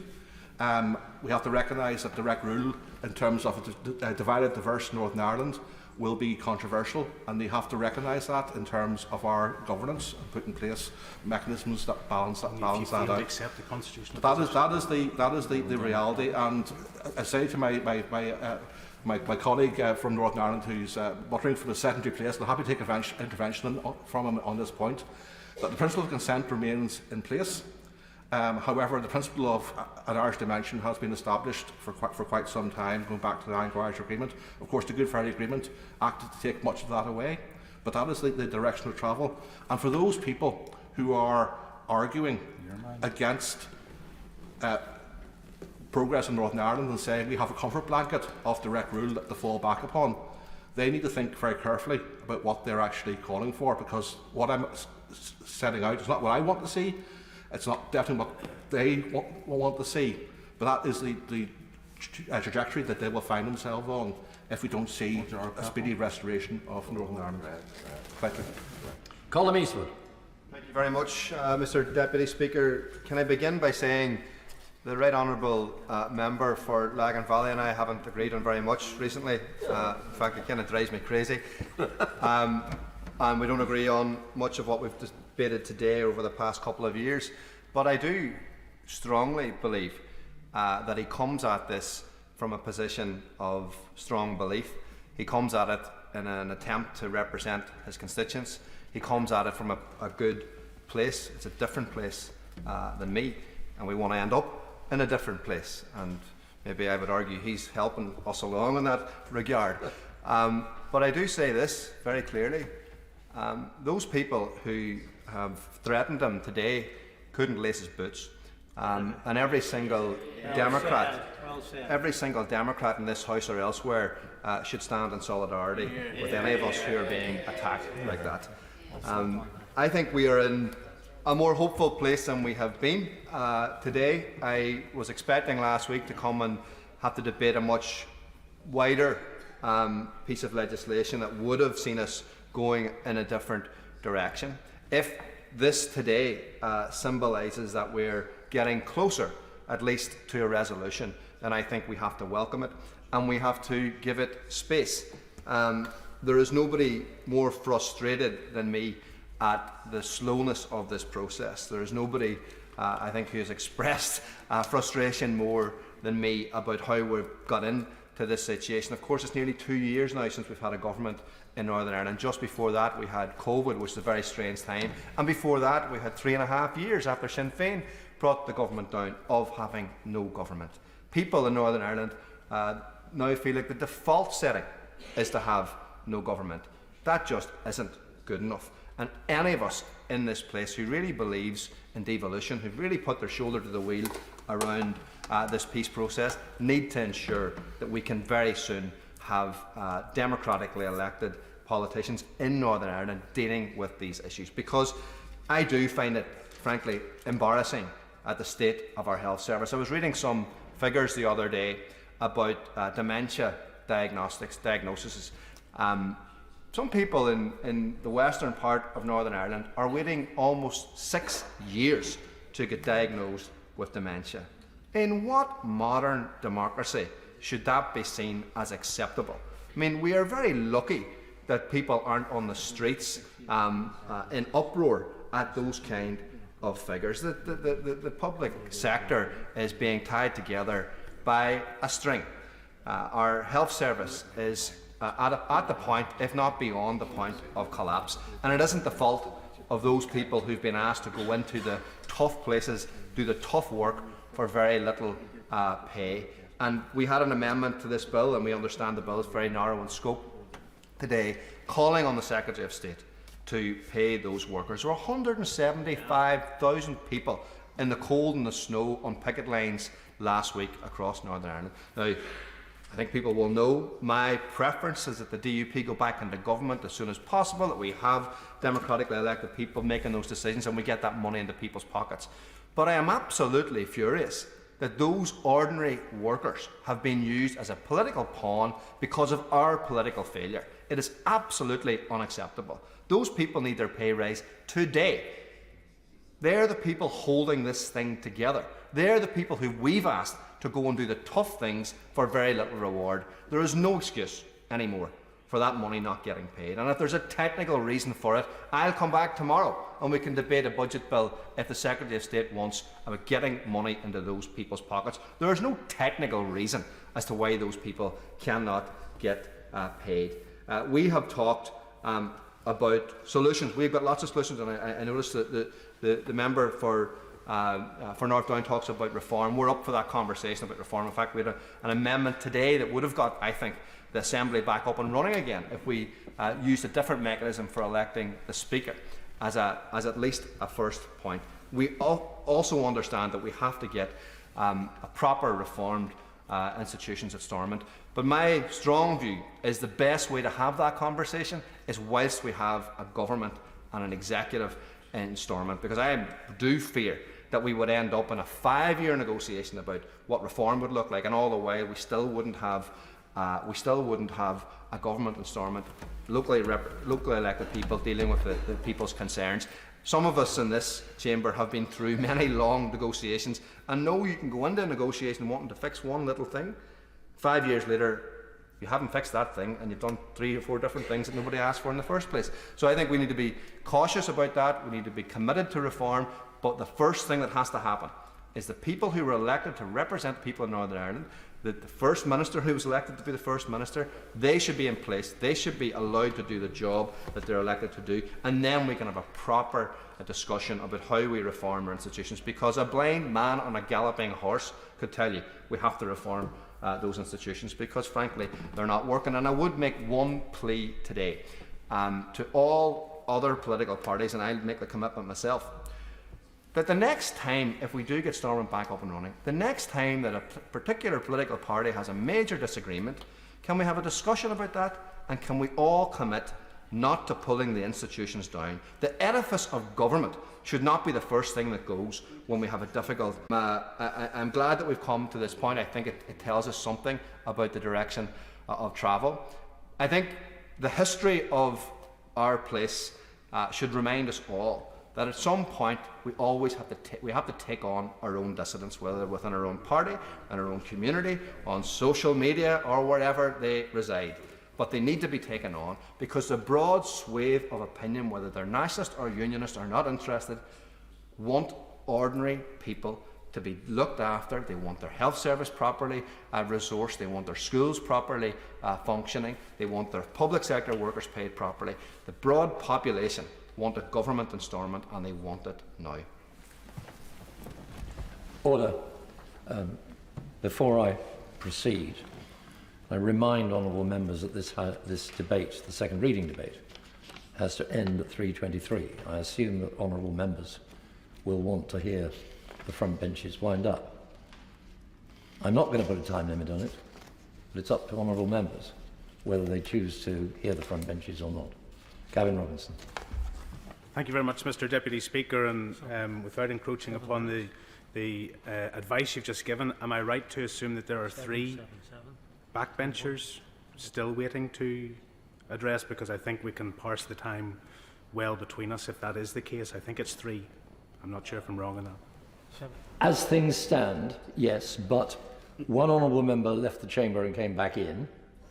Another honourable member who indicated that she wished to speak has left the chamber but is entitled to come back in because she heard the opening speeches, as did the honourable gentleman's colleague. So all I'm saying is I urge brevity upon you. I know that's difficult. At the moment, speeches are running at more than 10 minutes. That's too long.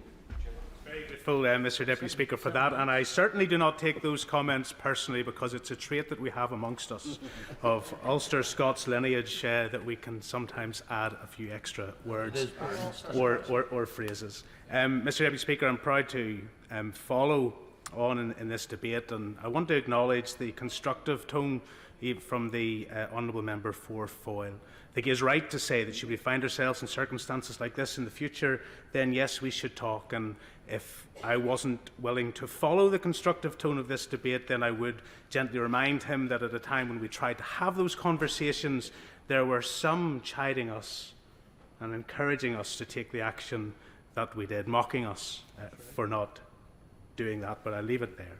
I am proud also to follow in the remarks from my party leader, our party leader, the leader of unionism, and the right honourable member for Lagan Valley, who has very carefully and clearly and thoughtfully articulated not just where we have been, where we are today, But the aspiration that we have outlined for the last number of years, that we have been to the electorate, that we have highlighted the difficulties and the deficits within arrangements foisted upon us, but the challenge for us all to recognise that the prize for restoring Northern Ireland's place within the United Kingdom in reducing the constitutional harm, removing the democratic deficit, the prize of doing all of that allows us to get back to the place where Northern Ireland functions as well as it has in the past, in a way in which people within Northern Ireland are confident of their place within this United Kingdom, irrespective of their constitutional outlook. A place where people in Northern Ireland can recognise that it is through their elected representatives, directly and locally, that they can shape their own future. It doesn't matter what passport they hold, they live in Northern Ireland and can benefit from, and do benefit from, the relationship that has spanned for centuries on these islands. And so when he refers to custodians of the future, and I remind people that our place in politics is to protect and promote our place within this United Kingdom. That is our first and foremost principle. And so for individuals who have in the last number of days and will no doubt continue in the next number of days to raise questions or sow discord, let me say this. The Democratic Unionist Party are united in the task we have before us. We highlighted the pitfalls and the dangers of what was proposed to us back in 2019 at a time when others dismissed and demeaned our position. When we asked for change and indicated the consequences it could have for power sharing arrangements in devolution, we were dismissed. We were set aside. Yet through our actions, when changes were delivered in the Windsor framework, what we were told were mythical unicorns suddenly became something far from rigorous implementation, but changes which recognised the problems and brought solutions. And the very same people who ridiculed and dismissed at that stage turned round and said, well, of course, this is all sensible, this is pragmatic, and we should move forward. When faced with the choice between religious observance on that which was agreed with the European Union or the importance of devolution, sadly there are those within Northern Ireland political society that chose religious observance with the EU. They lost sight of the prize of power sharing in Northern Ireland, where communities with different aspirations could work collectively together. That's where we find ourselves, Deputy Speaker. And the Secretary of State and I have been engaged, as he has with a number of colleagues, over a considerable period of time. And I commend him for a number of things, but in delivering a speech which had fewer words than the bill before us today, I think was a remarkable achievement. But he didn't have many choices that were workable other than to present the bill today. Of course, he could have brought forward legislation that would have addressed a budget for next year. He could have brought forward legislation that assumed powers from Stormont to here in Westminster. And he could have brought forward legislation that would have set a regional rate of around 15%. And I think it's fair in the context of this debate to recognise that he may still need to bring forward such legislation.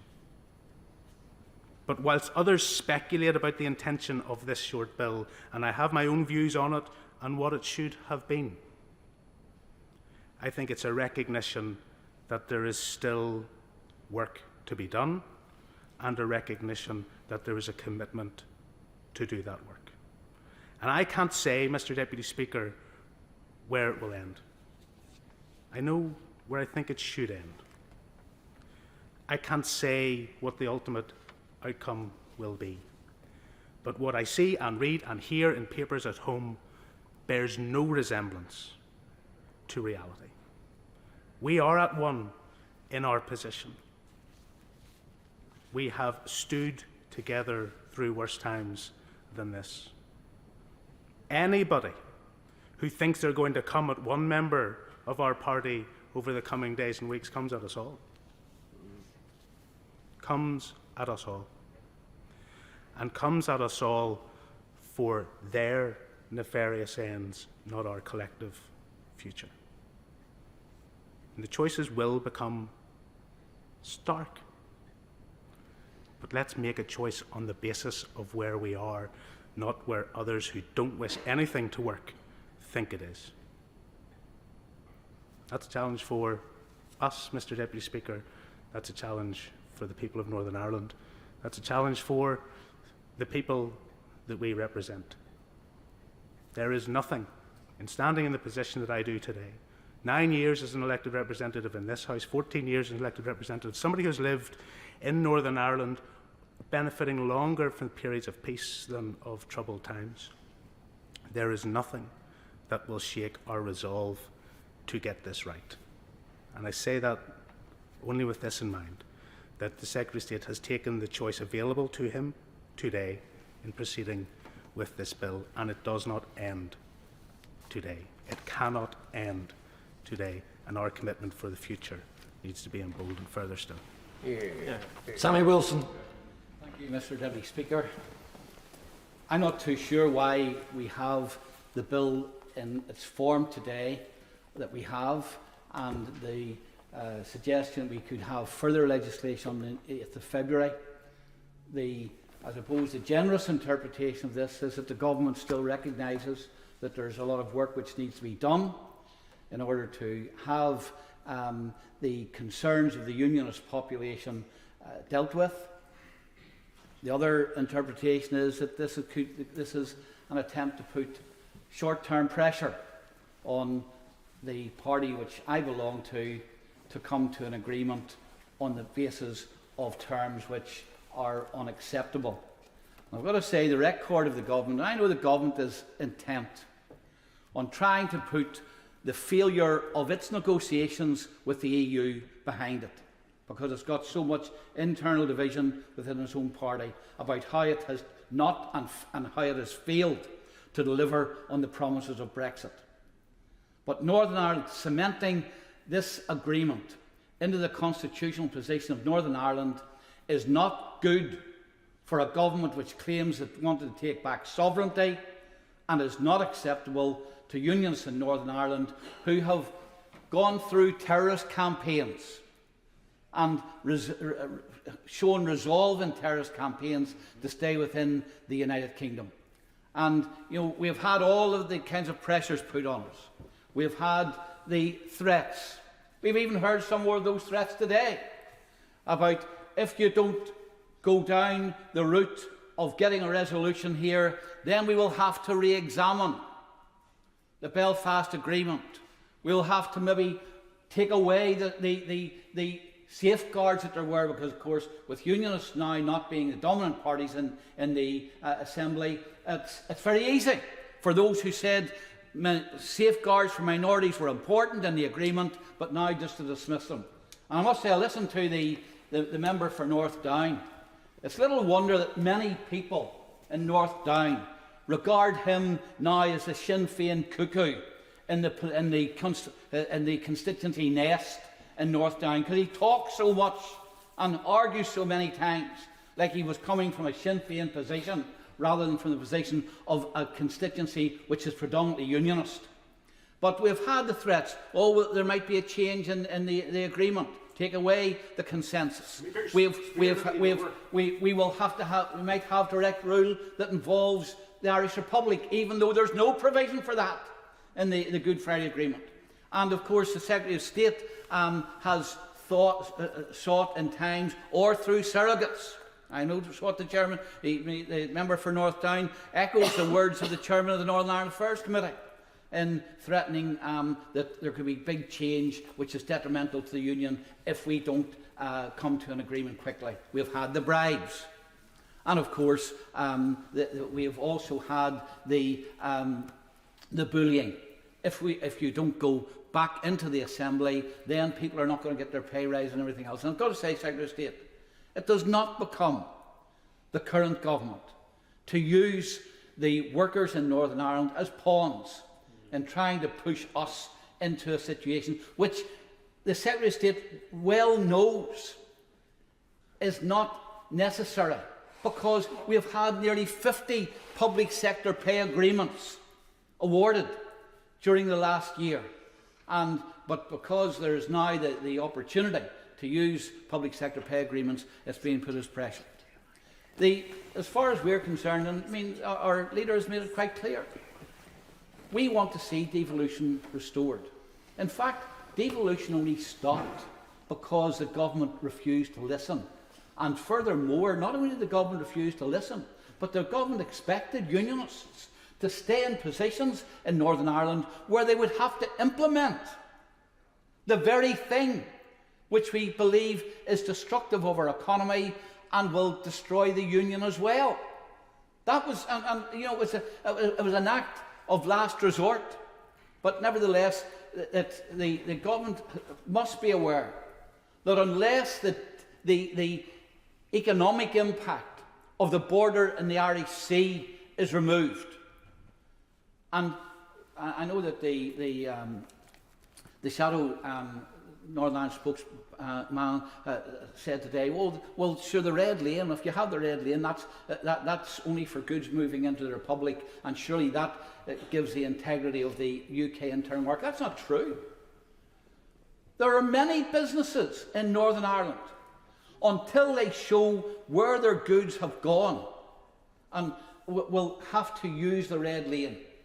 I spoke to a businessman this morning in the constituency of my friend for Strangford, who told me that he had a consignment of goods came in this week where he had 151 individual items for which he had to identify the country of origin, changing product codes, weights, and a whole range of information. A small businessman. And he said, look, and he sent me the message from a major supplier in Manchester where he bought 10% of his goods, who finally said to him, I can't trade with you anymore, it is not worth my while, given the amount of paperwork. None of his goods. He operates in Newton Arts. None of his goods sell in the Irish Republic, but yet he's subject to all these. And of course, given that, he has to look for new supply chains. And as has been pointed out here many times before, the Irish government are not behind the door in exploiting that. Absolutely. In fact, he tells me that on a regular basis, Irish officials from the trade body in the Irish Republic bring him up and say, why don't you buy from such and such suppliers in the Republic? No wonder we've had the 50% trade diversion that we've seen already as a result of this. So economically it's working, it's hurting us. And of course in the long term, constitutionally, it hurts as well, because the application of EU law in Northern Ireland, and we've seen it in the last week, when it comes to animal safety standards, can't apply in Northern Ireland, even though the law passes through here. When it comes to the regulations regarding illegal immigration, can't apply to Northern Ireland, and the danger of a passport control arrangement having been put in Northern Ireland if we become a magnet for illegal immigration. And we even now have bills passing through here which extend to Northern Ireland but can't apply to Northern Ireland. Correct. Now, we cannot tolerate that. And unless those issues are dealt with, and the Secretary of State knows this well, unless those issues are dealt with, how could any unionist expect to accept that trade between the country we belong to continues to be disrupted, businesses hurt by it, and in the long term our constitutional arrangements and divergence occurs between ourselves and the country to which we belong? That's the challenge. I think that my honourable friend has indicated he's prepared to work at resolving that challenge. He has resolved to work at it, and he has indicated he takes personal abuse for working at it. That's a job which politicians now find themselves in Northern Ireland. But I say to this government, we did not create this problem. The government created this problem, and the government cannot allow courageous people, such as the member for Lagan Valley, to hang out to dry because they're not prepared to take on their masters in the EU. Yeah. I'd be grateful if the honourable gentleman could try to confine his remarks to 5 minutes. Jim Shannon. Thank you very much, Mr Deputy Speaker, and I'll certainly do my best. I have to put on record my concerns, Mr Deputy Speaker, on behalf of the people that I represent, because the correspondence that I've had over the last few days, the emails this morning, the text messages, all are clear on where we are. They're concerned as unionists about where we are with the protocol. They're concerned where we are in relation to, and the member for East Antrim referred to one of my constituents in ours, and he sent me through the text message this morning. He ordered 300 items from one wholesaler in Manchester, and the level of bureaucracy that he goes through, and each one of those items, not just them all collectively, each one of those items concerns me. They say the point is the pressure. Now, I have many constituents tell me what the point is. What's the point? Some may say, well, I can tell you, they're telling me what the point is. They say the point is to pressurise the DUP to give up and go back in. The point is to strong arm the unionist people by withholding the necessary money that the Secretary of State has power to allocate but won't. And I have the greatest respect for the Secretary of State. He knows that, and I try to be always courteous in my dealings with everyone. But I can understand why some constituents believe this as they see government here legislate for something as non-urgent as RSE in schools, and yet won't give the pay raises to the public sector workers. The unions want it. The £3.3 billion is there. The 600 million that is necessary for the wage increases are there. I would suggest, Mr Deputy Speaker, that the Secretary of State allocate that money immediately. However, I feel what perhaps is not understood is the mindset of the Northern Ireland people. As a people who were bombed and attacked by the IRA nationals over 30 years, we are not easily pressurised. We are not easily cowed. And when it comes to the protection of that which my family and many other families shed their blood for, we will not be easily blackmailed either. As for all those people who gave their life for Queen and country as it was then, and King and country as it is now, who died for freedom, for liberty and for democracy, that is what my constituents would like me to make clear today. As a representative, I want to be clear on that as well. I'm given to understand that progress has been made, and I welcome that, because we do want to see a progress made in a constructive way, but I understand we're not there yet, maybe far from it perhaps, but there has been progress. This is understandable. Again, I come back to having an issue with the way in which my constituents are feeling due to how this has been handled. Instead, I've been anxious to hear the detail of how far things have moved and what has been achieved. The result of the seeming blackmail is a distrust.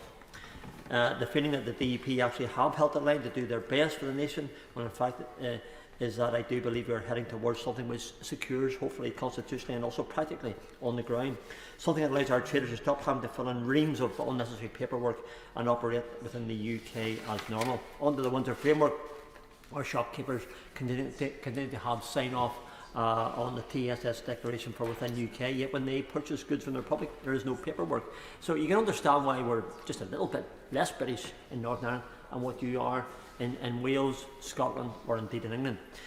The assumption is, from an All-Ireland point of view, when in reality the presumption should be UK focused. We want to be UK focused. We want to continue buying where we did in the past, where that trader from Newton Ayres and Bangor, the two shops that he has. And I think it's really important that our traders are paying the accountants, and it has to be stated, and spending money and time and man hours to do something which simply should and needs not to be done.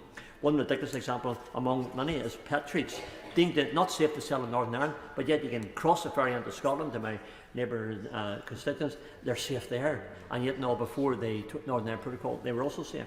We're working towards something that allows the health service the ability to secure the same medications as NHS England, something that enables vets to access anything needed for the animals without additional cost for paperwork or different sources. Again, this reaffirms our place within the United Kingdom of Great Britain and Northern Ireland, and stops reunification through the back door. These are the things that DUP, my party, led very ably by the member for Lagan Valley, have been working towards, and the undoubted changes that have been secured will not be easily trusted by the unionist people, not because the DUP attempt to pull the wool over people's eyes, but because the unionist people that we support and support us believe the media hype and the actions of government which appear to underline that hype. The Secretary of State is aware, and I coming to the end, Mr Deputy Speaker, the Secretary of State is aware that we in the DUP will not be blackmailed, and the fact that we have continued to negotiate and secure further changes is testament to the fact that we will not accept any deal. We only accept the right deal. I fervently hope that with that the next few weeks bring about the last complex changes that are required for the unionist people and indeed for the good of people throughout the province, no matter what their political persuasion. But during this formation debate, there should be no doubt that should that fail in negotiating the correct deal, we are not afraid to face our electorate. I look forward to seeing the deal and seeing how the words on the page will affect life in Northern Ireland. Whilst I support a 2-week extension, I understand the very clear reasons why I ask government to get the messaging right. Instead of seeming to work against us, and it seems like that, work with us to find a solution and to get this right for every person of every colour and creed in Northern Ireland. We want to have a restored assembly, but it must be the right one. And the concerns of unionists with the Northern Ireland Protocol, and that has to be addressed as well. The power for necessary change lies at the feet of the Secretary of State and with government. We will do our best to bring about a change and to find a deal, but we cannot and will not and must not ignore the voice of unionism. Thank you. Flora Anderson. Thank you, Mr Deputy Speaker. And I'd like to thank all the members for contributing to this debate. We are united in wanting the best for the people of Northern Ireland. In particular, we heard a very powerful speech from the Right Honourable Member for Lagan Valley, and no one who heard it could be in any doubt about his determination to fight hard for unionism. And the whole House will be sorry to hear that he's been threatened, Mr Deputy Speaker. Anyone trying to bully him clearly doesn't know him. As the Secretary of State has outlined, Labour supports this bill, and we support the ongoing efforts to restore the executive as soon as possible. In the short amount of extra time that will be afforded by this legislation, the restoration of power sharing and devolved government must be the absolute priority for the government. And while I commend the important work that civil servants are doing to keep the mechanics of the state functioning, the truth is that communities across Northern Ireland need the executive and they need the MLAs to be back in their rightful place, taking the important decisions that are so desperately needed for the effective delivery of public services, for health, for education, for protecting the environment. On my visits to Northern Ireland, I've had the chance to meet many inspiring community groups who are struggling because of cuts and because of the cost of living crisis. And while all of these groups are making an enormous difference within and across their communities, they've all told me that the one thing that would make the biggest difference to their work and for people suffering from that cost of living crisis is a restored and functioning executive. Just last week, we saw the biggest industrial action in Northern Ireland's recent history, with an estimated 150,000 public sector workers joining the strike. There is clear and obvious wide-scale dissatisfaction and impact with the consequences of the current political situation across Northern Ireland. And given that the government is only legislating to push the deadline back by 15 days, it's vital that we see quick progress and that the limited time available is not squandered. As the Shadow Secretary of State has said, whatever happens, the money for public sector pay, which the Secretary of State has made clear is available, should be released so that workers in Northern Ireland finally get the pay increase that they deserve. The current situation must not be allowed to become the accepted norm. Failure to restore devolved government could and is causing damage that could take years to undo. So to conclude, Mr Deputy Speaker, Labour will support this bill, and I urge the Secretary of State to do all he can to ensure that an agreement is reached and to keep the House informed at every stage. Thank you. House, Chris Heaton-Harris. With the leave of the House, Mr Deputy Speaker, I'd like to close this second reading debate.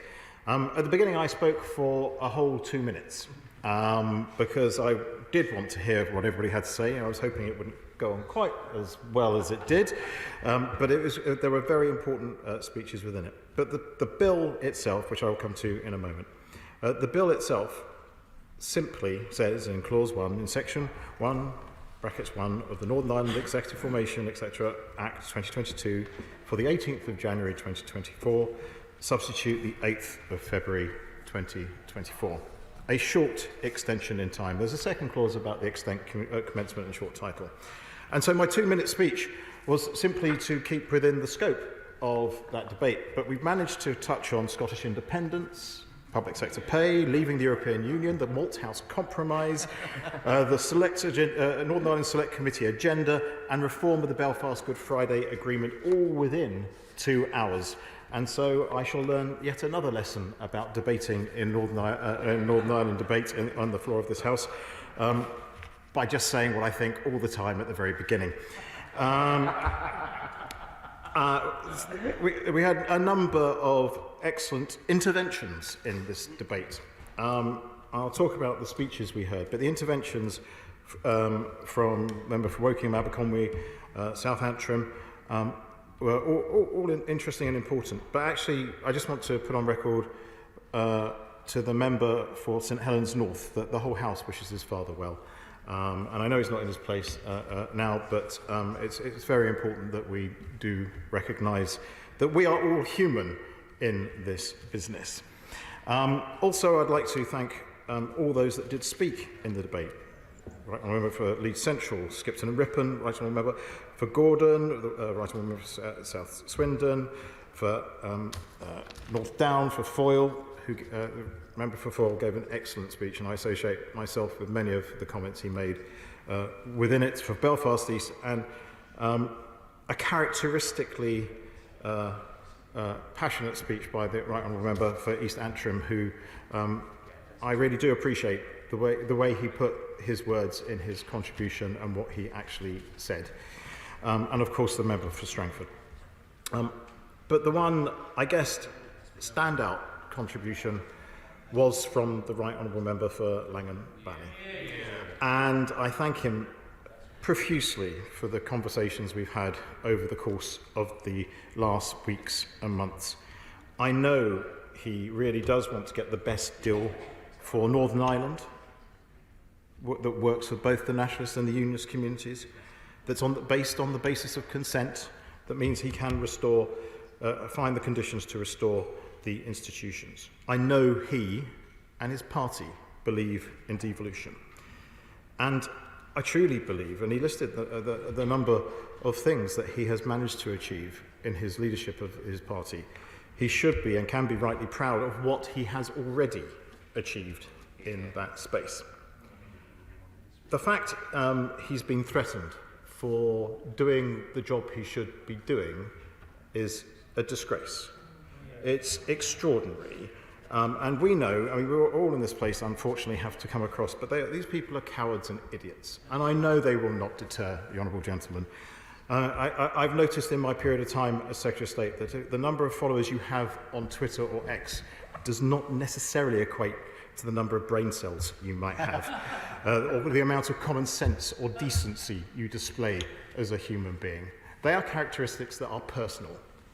They are characteristics that you can display as a human being, and unfortunately some people choose to have a different persona when they're on social media, and emailing, say some really stupid things. And I promise the honourable gentleman, the right honourable gentleman, I shall work with him and indeed use whatever power I have to make sure that he does not feel insecure in going about his business properly, because no parliamentarian should do. But I'd like to thank all honourable members for their contributions, as I said. When we gathered to mark the 25th anniversary of the Belfast Good Friday Agreement last year, we noted the hard-won gains of the peace process and that should be honoured by the restoration of the devolved institutions. And there is broad agreement on the main substance of this bill. That our priority must be to continue also to restore devolution in Northern Ireland. And as asked by the Shadow Front Bench, this is the immediate issue that I am completely concentrating on. They did ask, the right honourable gentleman did ask about what other legislation there might be. There could be future legislation. I do not want to be in that place. He asked me to make a statement to make sure, or when things, or should things move, that I will keep the House updated. I absolutely guarantee that I will do that, should things move forward. And of course, you know, he wouldn't expect me to not have prepared for all eventualities, and I will update the House again as to my plans if it's not proved possible to restore the executive by the new deadline. But I really do hope that those plans will not be needed. He asked me, and a number of members mentioned public sector pay, and the government recognises the vital work that public sector workers carry out, and they should be fairly paid in recognition of this work. The UK government, however, does not have the authority to negotiate pay in Northern Ireland. And I recognise that the uncertainty in relation to pay awards is causing a pressure on Northern Ireland finances, and this is why the government put a very fair and generous financial package on the table to offer a new executive a non-repayable injection of help to restore the executive manage that pressure.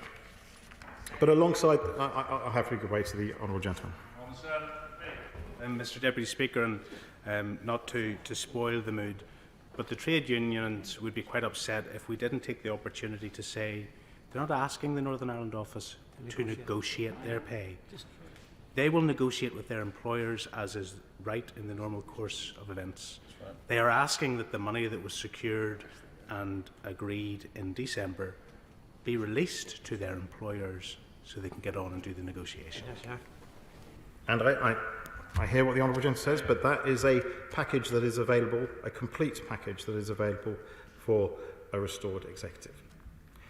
Mr Speaker, I promised to be as short as I possibly could at the beginning of this debate, and I know we have more work to do in this Parliament on different subjects, but I hope shortly to be in a position where I can return to this dispatch box, celebrating the return of a wonderful institution of devolved government in Northern Ireland.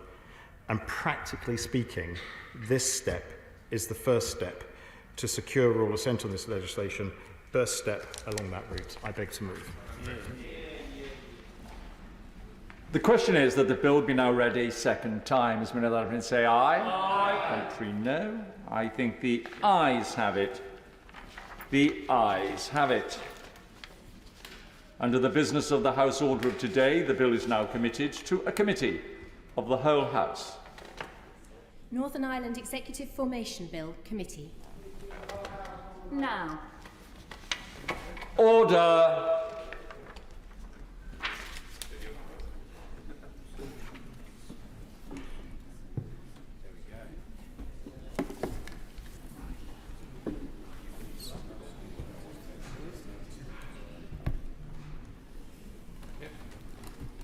Order. Northern Ireland Executive Formation Bill.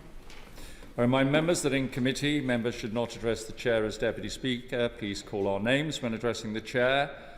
Chair, it's got Madam Chairman here, but I think we'll pass on that while I'm here. And Mr Chairman are also acceptable. We will begin with Clause 1 stand part, with which it will be convenient to consider Clause 2 stand part. The question is that Clause 1 stand part of the bill. Call the Minister. Formally. Move formally, sir. That's it. Hilary Benn? Anybody else? Oh, come on. In that case, the question is that Clause 1 stand part of the bill. As many of that have been say aye. Aye. Contrary, no. I think the ayes have it. The ayes have it. The question is that Clause 2 stand part of the bill. As many of that opinion say aye. Aye. Of the contrary, no. I think the ayes have it. The ayes have it. Order. Order.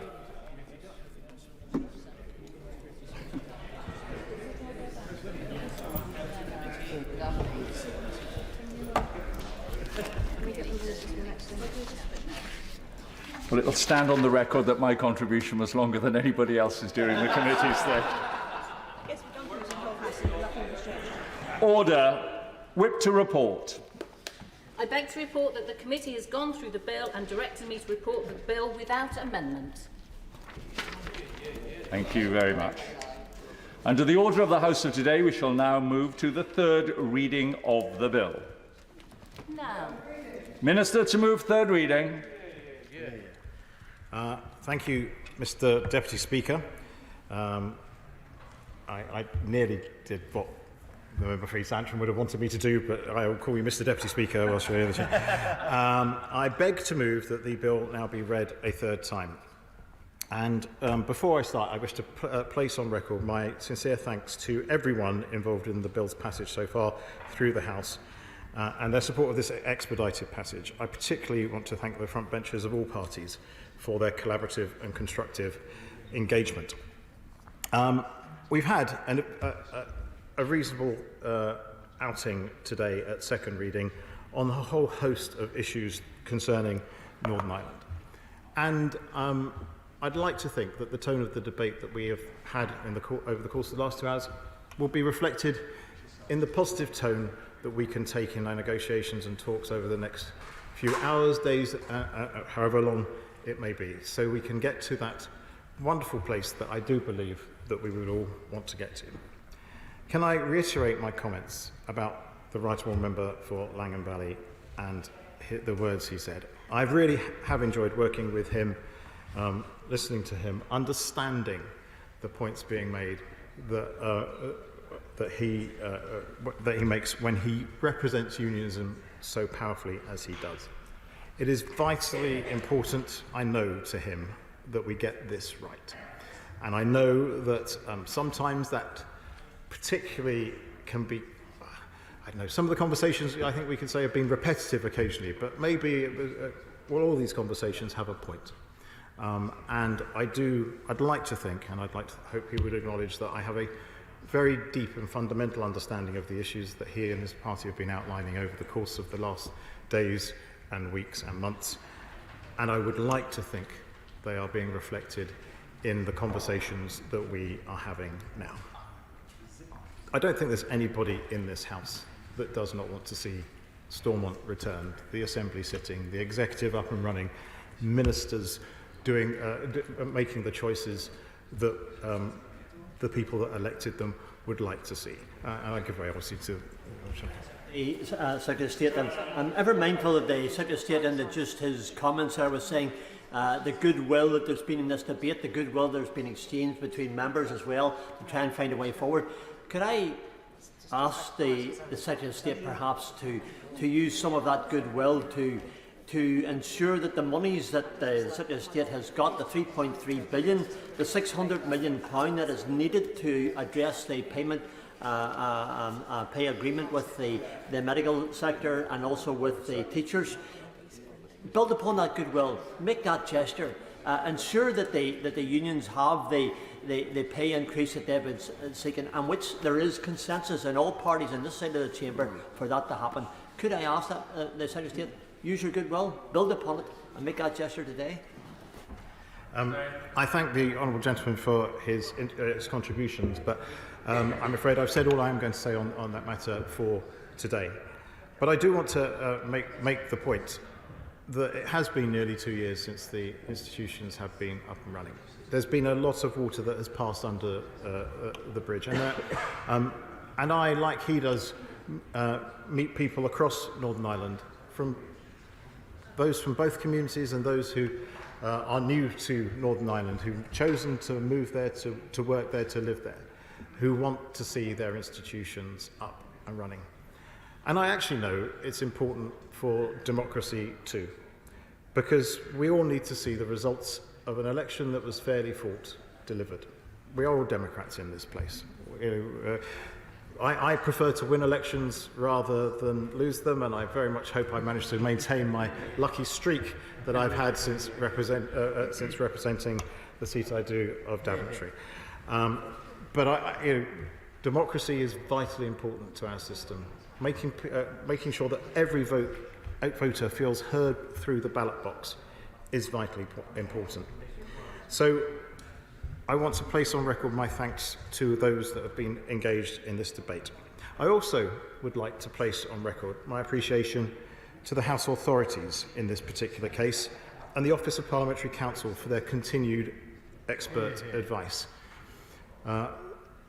Honourable members involved in this debate, right honourable members involved in this debate, knew that there could have been a different piece of legislation laid today, and that's probably where we were progressing to. So the slight course correction that we have taken did involve a huge amount of help from those people behind the scenes that make this place function so well, and I just want to put on the record my thanks to them.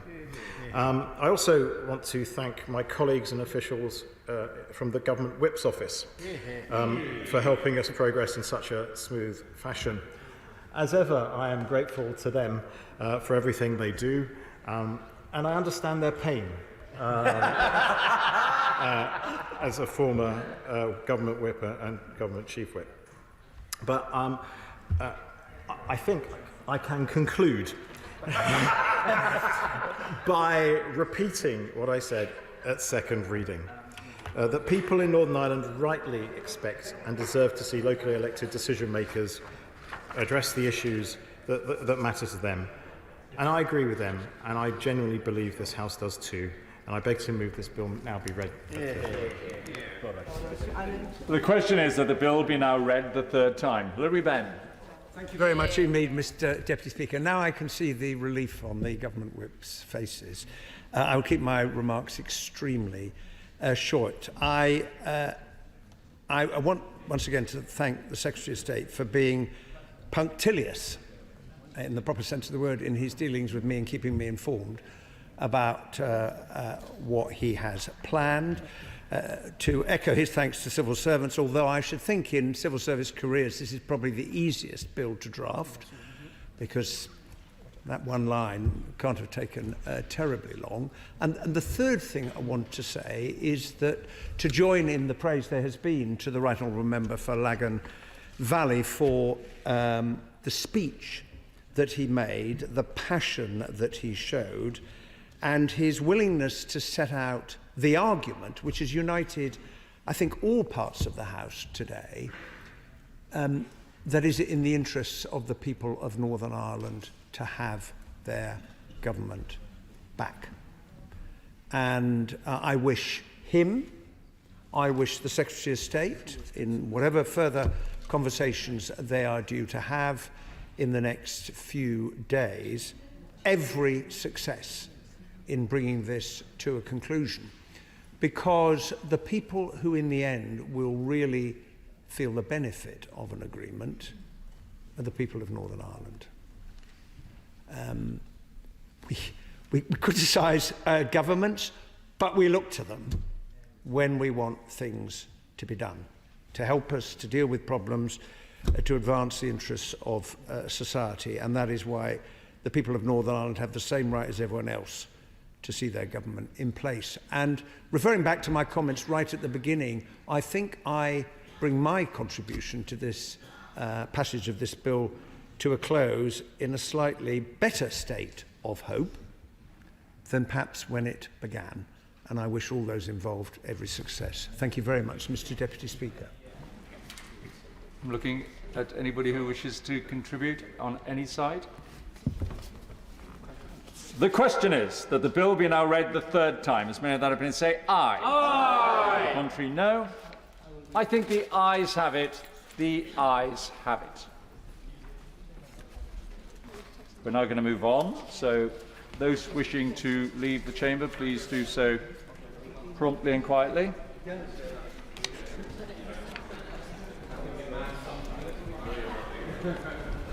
Thanks, Chris. Very good. Thank you.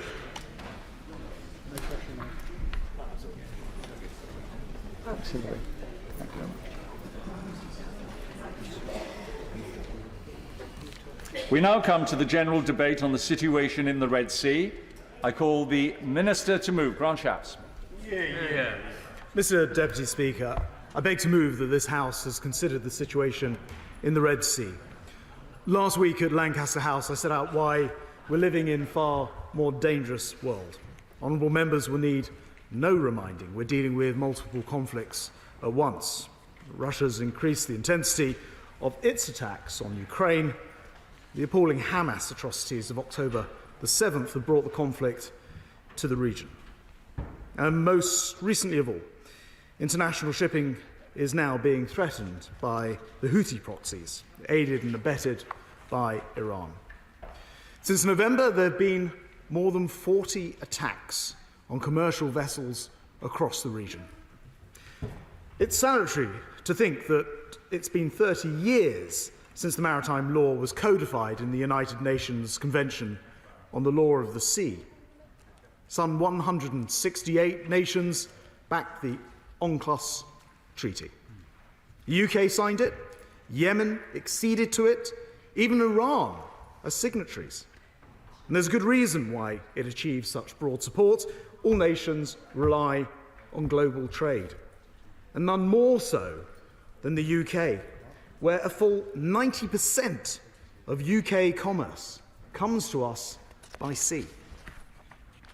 Mr. Deputy Speaker, some 12% of international trade passes through the Red Sea every single year, welcome, amounting to more than $1 trillion worth of goods. In addition, 8% of global grain trade, 12% of seaborne traded oil, and 8% of the world's liquefied natural gas all passes through this ancient seaway.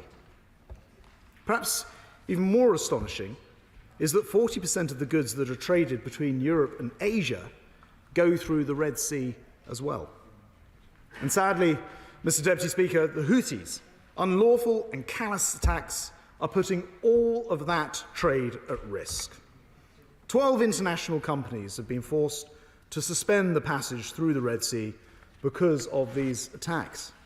The number of vessels transiting Bab al-Mandab was 54% below the level observed in the previous year, and diverting vessels around the Cape of Good Hope has had a crippling impact, not only adding days of delay and vital deliveries being held up, but driving up international shipping costs to prohibitive levels. Some reports suggest shipping costs up by 300%. But what these Iran-backed Houthi pirate thugs forget is it's the least well-off nations and people who suffer the most from their illegal actions, starting with Yemen itself, where almost all of their food comes to it by sea. So at times like this, these nations need to be stood up to, and nations must stand up to them. Attacks on Red Sea shipping automatically make this a global problem. I give way to my honourable friend. Right honourable friend for giving way, and I congratulate him on his recent speech. According to the House of Commons Library, there are 12 Iranian proxy forces in Bahrain, in Iraq, in Lebanon, in the Palestinian territories, and in Yemen as well. To what extent, so it's not just about the Houthis, although this is what we're dealing about now, to what extent are we able to keep tabs on and to monitor, or work with allies who can keep tabs on and monitor those dozen proxy forces that Iran is now using with increased, sadly, increased repetitiveness to attack our own interests, but the interests of our allies as well? Mr. Deputy Speaker, my honourable friend's absolutely right, and something of an expert in this area. Iran are absolutely behind all of the different proxy groups that he outlined, and many more as well, and they are, in a way, able to control this without getting themselves too involved. And the world needs to wake up and recognise that. We're, of course, monitoring all of that incredibly closely. But it is true, I think, that as with the Houthis, with all these other groups, that appeasing the Houthis, all these other groups, now will not lead to a more stable tomorrow, in the case of the Houthis with the Red Sea. And it's just being blind to the sponsors of terror that will not benefit the international order in the long run, which is why it's so important that the world has acted on this. And I will give way. I apologise for interrupting the Defence Secretary, but the shipping side of things has seen an extraordinary reduction in confidence in that route. The only way in which confidence is going to be restored for ships to be able to pass through the Gulf of Aden and up through the Red Sea is by an increase in military convoys. I'm sure he's coming on to this, but what steps are being taken to drive up military convoys to escort vessels through that passage? My honourable friend as ever raises an excellent point. That is what Operation Prosperity Guardian is all about. It is that task force which enables the shipping to be protected to an extent. He may be getting to a broader point about whether there should be individual ships protected. The view that the world has taken is that Prosperity Guardian provides an umbrella to the wider shipping. Of course, the sheer volume of ordinary traffic through the Red Sea means that you need that international task force, in this case US-led, for the security of the Red Sea and the Gulf of Aden. And this is incredibly important. I mean, after all, we are part of defending the international rules-based order in the actions that we're taking. So, Mr. Deputy Speaker, last week I was actually on board HMS Diamond, who are right at the heart of this issue in the Red Sea, talking to our brave sailors who are out there protecting our critical sea lanes. The House will know that this is the first Royal Navy ship's company for 32 years who fired in anger or in self-defence in their case. And it was fascinating talking to them about their experience, but also witnessing their professionalism in the way that they have dealt with this challenge. It really did not have to be this way, Mr. Deputy Speaker. We've worked hard to warn the Houthis off. At the start of the year, the world sent a very clear message to the Houthis. End your illegal and unjustified actions. Stop risking innocent lives. Please stop illegally detaining vessels and crews. Cease threatening the global economy. But all of these warnings, all of them, fell on deaf ears, and eventually enough was enough. And so, I'll give way. I'm grateful. I completely support the government's action, which is totally in accordance with international law and defending freedom of navigation on the high seas. But we can only do it with people. Otherwise, there's no one to maintain the Typhoons or to crew the warships. We now have people leaving 3 times as fast as we're recruiting them, as the Secretary of State is aware. Can you give a commitment now? He'll come to the House before Easter to make a statement about what we're doing about retention of critical armed forces personnel. He knows why this is important.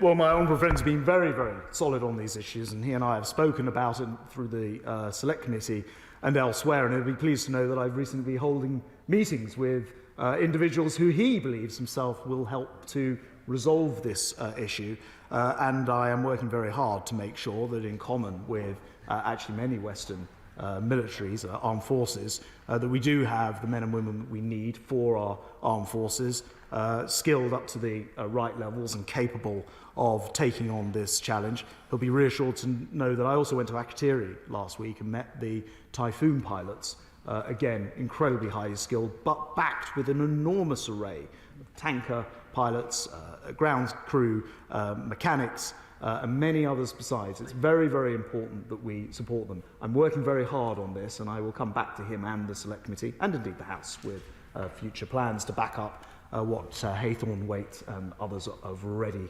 proposed. A fortnight ago, Mr. Deputy Speaker, the Prime Minister, relevant Cabinet Ministers and I authorised the RAF precision strikes using 4 Typhoon FGR-4s and supported by 2 Voyager air refuelling tankers. They struck facilities at Bani in the northwestern of Yemen and an airfield at Nablus. The sites being used to launch reconnaissance and attack drones as well as cruise missiles over the Red Sea, and they were destroyed. And let me reiterate what has been said before. This was limited, necessary, proportionate. It was taken and done in self-defence and in response to very specific threats and in line with international law. I will give way.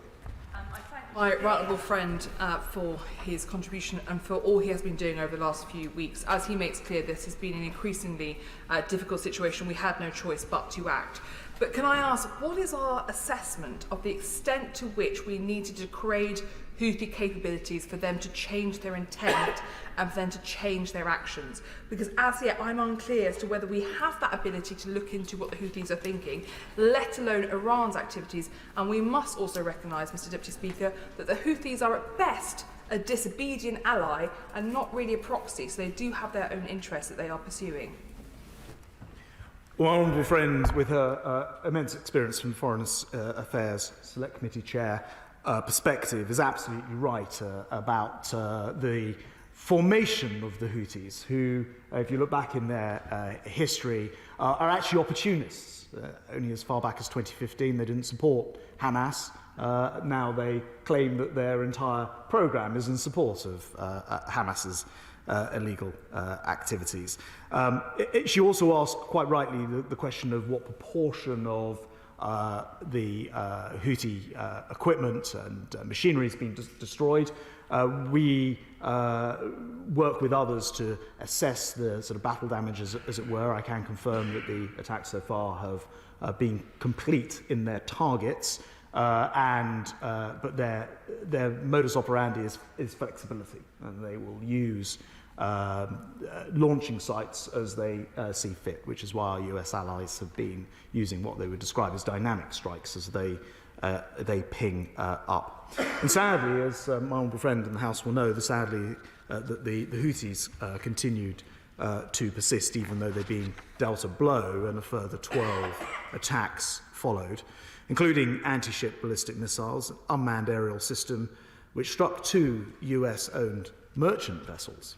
Our intelligence has continued to highlight an ongoing and imminent threat to our commercial and military vessels across the region. As the Prime Minister told the House just yesterday, attempting to respond to the Houthis after they launched their irrational assaults is simply not a sustainable way to proceed. So, on Monday night, working alongside our US partners, but also with support from Australia, Bahrain, Canada, and the Netherlands, the Prime Minister and I authorised a second wave of strikes. These are once again deployed using precision-guided pave-way 4 missiles. They destroyed 8 targets near Sana'a airfield, taking out clusters of Mirage surface-to-air missile launchers and further degrading the Houthis' ability to hold our seas to ransom. Our targeting, once again, is very carefully planned and very precise. We're not aware that there were any civilian casualties at all, and the operation was designed in that context. Mr. Deputy Speaker, this was actually a complex joint operation involving close cooperation between the UK and the US air crews. I wish to pay tribute to our brave pilots and our air crews who carried out this action so very effectively.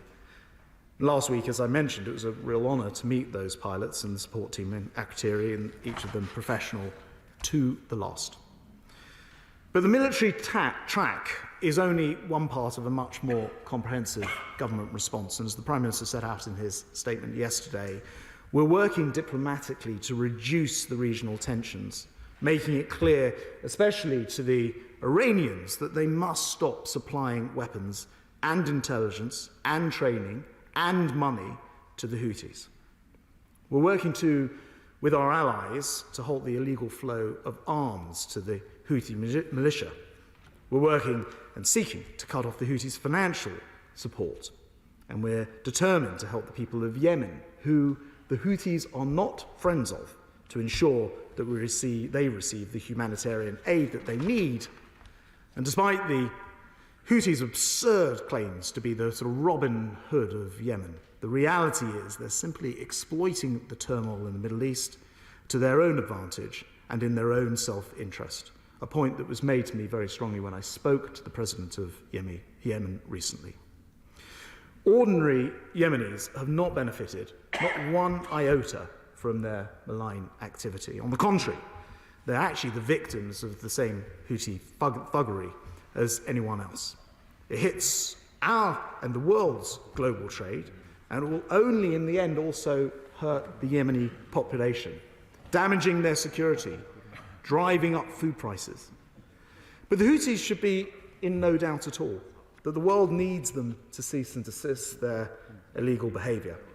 So, Mr. Deputy Speaker, today, as I said at the top, we're living in what feels like a more dangerous world. But the UK will not be cowed, will not retreat to our shores. Instead, we will continue to lead. We're already, as the whole House knows, leading in Ukraine, and we've increased our military support to £2.5 billion and signed a historic agreement on security cooperation, laying the foundation for a century-long partnership with our Ukrainian friends. We're also leading in NATO too, where we've sent some 20,000 personnel to participate in Exercise Steadfast Defender. To put that into context, Mr. Deputy Speaker, there are 32 countries involved in this operation, and we're providing half of this NATO exercises personnel.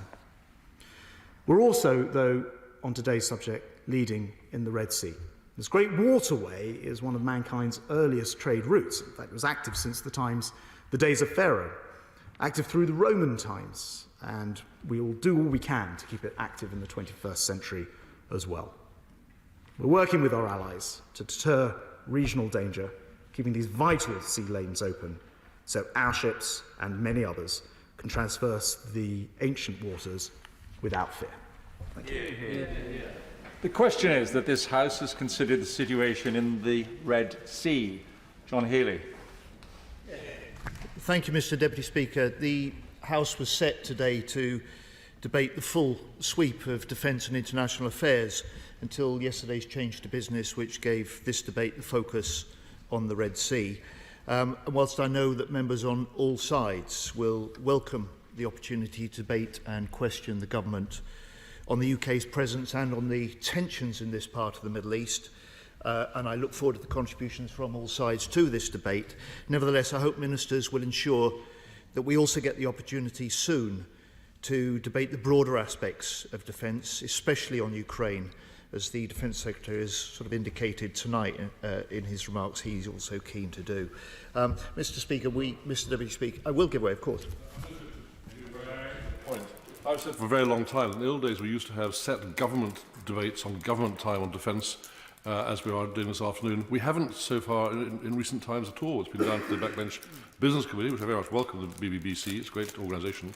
But nonetheless, we ought to have defence debates in government time on a Wednesday or a Tuesday, set by the government, and I hope very much the Secretary of State will make sure that happens in the future.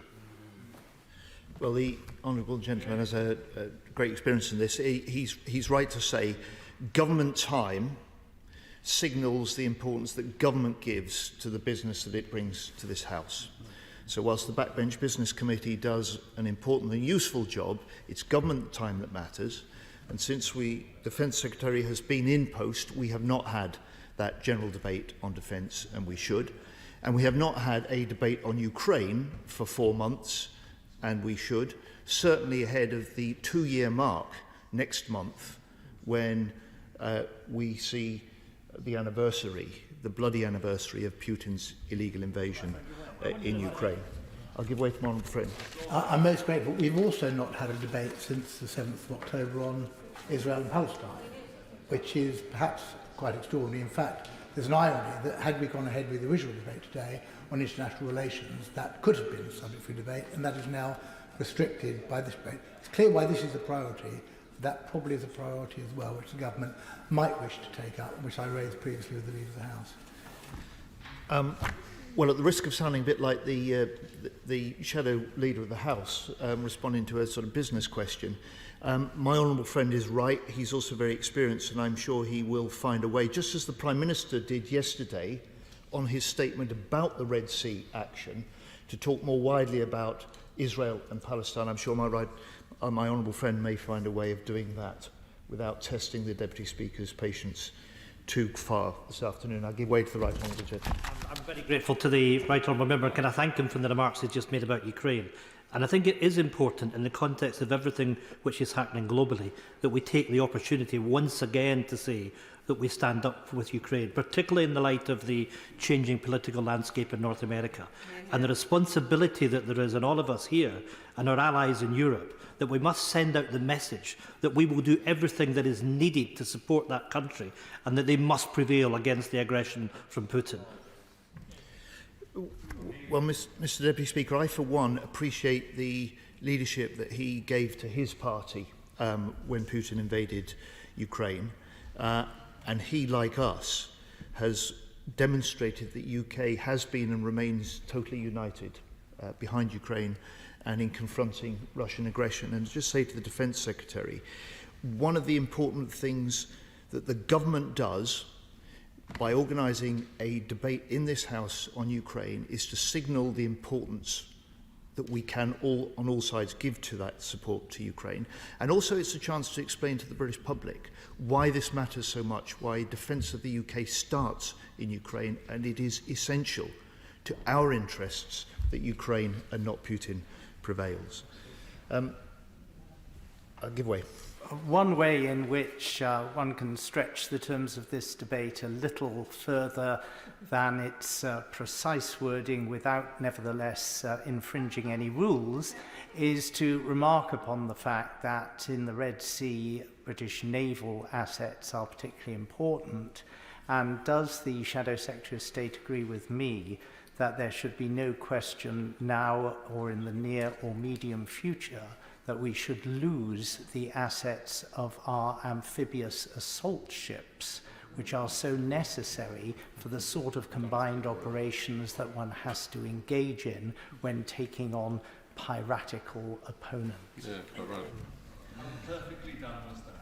Well, one of the other ways of stretching the limits of a tightly drawn debate, of course, is experienced interventions of the nature that the Right Honourable Gentleman has just demonstrated. And one of the advantages of a debate like this, of course, is that we don't just hear from the government at the start of the debate, we hear from the government at the end of the debate. So the very specific question that he poses is one that we can look forward to the government minister picking up and responding to when he winds up. Mr. What do I think? Well, it would be helpful to have access to the sort of classified information that the Defence Secretary has in order to make these decisions. It's his responsibility to do so, and it's our responsibility in this House to challenge him and hold him to account when he makes those decisions, and of course if he fails to make decisions as well. Mr. Deputy Speaker, perhaps I might return to the Red Sea and the theme and focus for this debate. We now have around 2,500 military personnel in the Middle East, and I want to begin by recognising their special service. Many were deployed at short notice. Most were away from their families over Christmas, helping supply essential aid for the Palestinians in Gaza, working to reinforce regional security and reduce the risk of wider escalation, operating under great pressure and threat in cases like the crew of HMS Diamond and the pilots on the Typhoons and air tankers. They undertake their tasks with total professionalism. We thank them. We are proud of them. I give way. I'm most grateful. I just think it's worthwhile at this juncture making the point, which I know the Secretary of State will want to, I'm sure, refer to, that actually the Iranian proxies are very regularly rocketing or attempting to rocket US bases in Iraq. And some of those bases, there is a UK presence as well. And it is only through good luck that there hasn't been, and actually very complex air defence, if I understand correctly, that there have not been very considerable US casualties, but also the potential to UK casualties. And I think that is a point that we need to bear in mind when we talk not only about Iranian proxies, but we also talk about UK forces in the Middle East. Thank you. The Honourable Gentleman has insights which are rare even in this House into the situation from his own experience and his particular interests. He's totally right. It isn't just the risks of Iranian-backed proxies in Iraq. This is one of the flashpoints and the risks of wider escalation, the Iranian interests in Iraq and the attacks on the American bases and personnel, some of which he says quite rightly we share with UK personnel. Mercifully, none have led to any deaths. It has led to some injuries, and it's a worry that it would be good, I think, to hear from the Defence Secretary, given that we have 2,500 UK personnel in the region, what are the additional protections and measures he's ensuring are put in place given the heightened risk that they may face. Mr. Deputy Speaker, our UK military presence in the Red Sea itself is there to protect international shipping and strengthen regional security. And if anyone doubts this case, then consider what the consequences of no action taken to deal with the Houthi attacks. This extremist force, backed by Iran, with a long record of brutal piracy in the region, could attack commercial ships at will and attack our own Navy ships without consequence. They are targeting the ships of all nations, threatening the freedom of global trade, putting civilian and military lives in serious danger. That's why 20 countries joined the Red Sea Maritime Protection Force, Operation Prosperity Guardian, last month, why the UN Security Council this month itself passed the resolution condemning the Houthi actions and demanding their attacks stop. And it is why the UK and US, with operational support from 4 other nations, have conducted joint strikes on Houthi missile sites, command centres and weapons stores. We back the 2 UK-US joint airstrikes carried out this month. We accept these were targeted, necessary and devised to minimise the risk of civilian life, and will judge any future UK military action on its merits. The ministers have said the aim of these strikes is first to degrade Houthi capabilities and second to deter their attacks. We accept the attacks were justified, but we ask the Defence Secretary to confirm how they were also effective. We know deterrence is a sliding scale, so we ask the Defence Secretary how the government will guard against Britain being sucked deeper into the Yemeni conflict.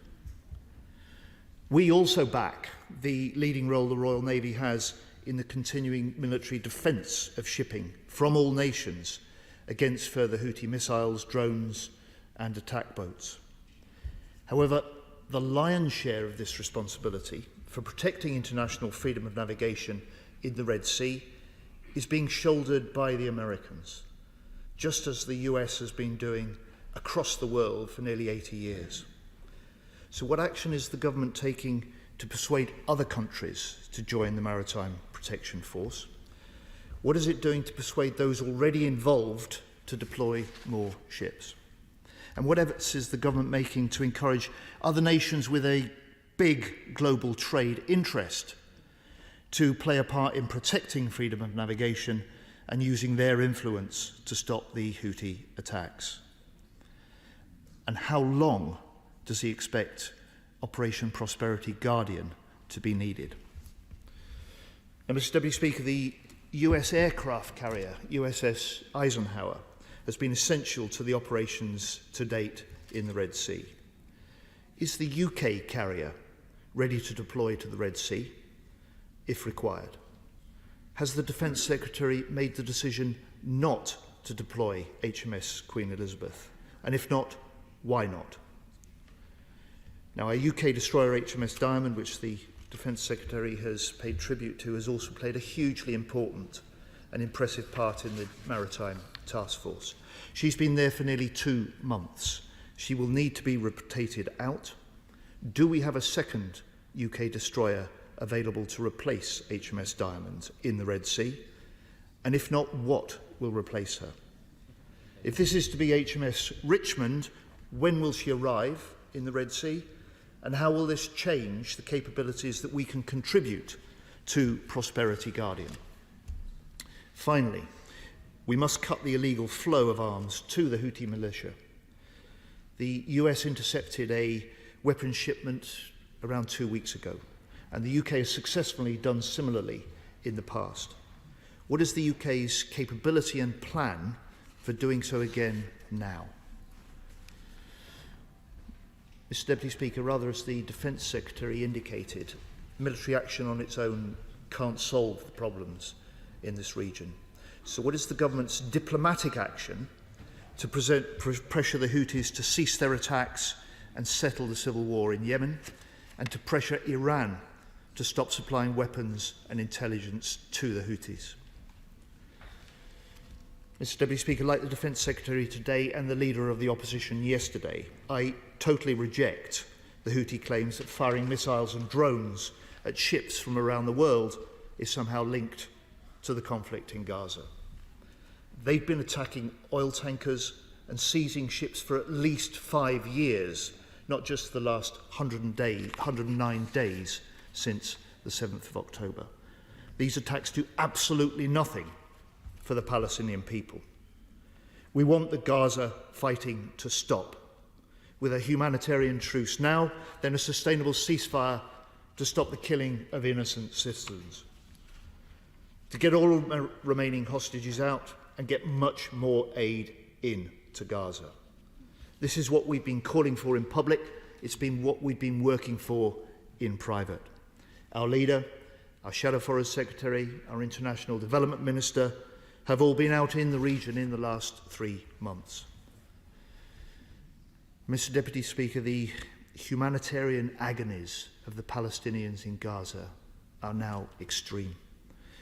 Parents are starving, children drinking dirty water, even reports of amputations being carried out without anaesthetic. More aid has to get to Palestinians now. And surely Britain can do more. There have been just 4 RAF aid flights and 1 Navy shipment in nearly 4 months. We got 100 tons of aid to Turkey in the first 10 days after the earthquake last year. And in parliamentary questions, the Armed Forces Minister has told me recently the RAF and the Navy stand by ready to do more, but the FCDO haven't asked them. What is going on? There should be a steady stream of aid coming from Britain. Our aid efforts have to be accelerated. And for long-term peace, there has to be a political process, one that has the capacity, the conviction, the commitment to turn the rhetoric around 2 states living side by side in peace into reality. And many across this House, like all in my Labour Party here, will have found the Israeli Prime Minister's recent rejection of the 2-state settlement utterly unacceptable and wrong. Palestinian statehood is the inalienable right of the Palestinian people, the only long-term hope for peace and stability, for normalisation for both Israelis and Palestinians.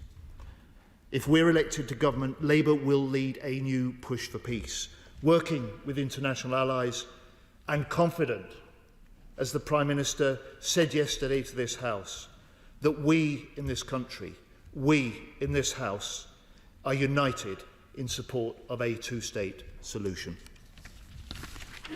Alicia Cairns. Thank you, Mr. Deputy Speaker. Whilst much of the debate today will rightly focus on the rationale, the execution and the objectives of the recent airstrikes against Houthi rebel military infrastructure, I want to begin with some comments on who the Houthis really are, because I have been deeply disturbed by the comments that have been made in our national conversation, somehow painting them as a progressive movement, freedom fighters, or some kind of legitimate representative body for the Yemeni people. This is so disturbing because not only are people not taking the time to educate themselves, but the Houthis don't deny who they are. It is out there for all to see. Their rallying cry and flag is quite explicit. Death to America, death to Israel, a curse upon the Jews. This is the words that this group puts on their flag. This is their rallying cry, and every action the Houthis take is with this in mind, with hatred in their hearts. And yet we see people, often well-meaning people, and I have to say sometimes concerning, I have even seen people within this House make suggestions otherwise, that Yemen has freedom fighters on its shores, and that somehow because Yemen, they claim, was a British colony, the Houthis should be seen as anti-colonial freedom fighters. But unlike southern Yemen, North Yemen was never a British colony. After the collapse of the Ottoman Empire, North Yemen was ruled by the Imamate, a theocratic polity led by the religious leader of the Zaydi Shia. The Houthis offer no vision for Yemen's future. They seek a return to the past, free from ideals such as equality, women's rights and democracy. What inspiration they do draw from the modern world comes from the Ayatollah and the Islamic Revolutionary Movement of Iran. We can trace their violent rise to what was initially a moment of hope for Yemen. We all remember the Arab Spring back in 2011, when Yemenis together they rose up and they toppled the dictatorship. But employing the Ayatollah's handbook, the Houthis initially pledged themselves to cooperation in building a new Yemen, sending delegates to the national dialogue, building a deliberate facade where they were working actually to reject the future that young Yemenis dreamt of. Armed by Iran, the Houthis blocked the 2014 referendum on the introduction of a new democratic constitution, and they began a military campaign of conquest and repression. Now, whilst it is easy for us to judge from afar and pass judgments, the people of Yemen are the witnesses of their crimes. I want to share briefly with the House the story of Barar Shiban, a Yemeni democracy and human rights activist who sat on the Yemeni National Dialogue and saw firsthand how the Houthis used deception and oppression to secure their power base. Barar has since claimed refuge in the UK and now works on the cause of Yemen as a fellow at RUSI. He shares with me that after the Houthi coup in 2014, they banned all political parties. They closed all media outlets, and they suppressed Yemen's fledgling civil society that was just beginning to bud. They rejected all calls for elections and instead chose to govern through fear and intimidation. Barar was an eyewitness to the Houthi method of conquest from 2014. He saw 2 small rural villages refuse to surrender to the so-called rebels.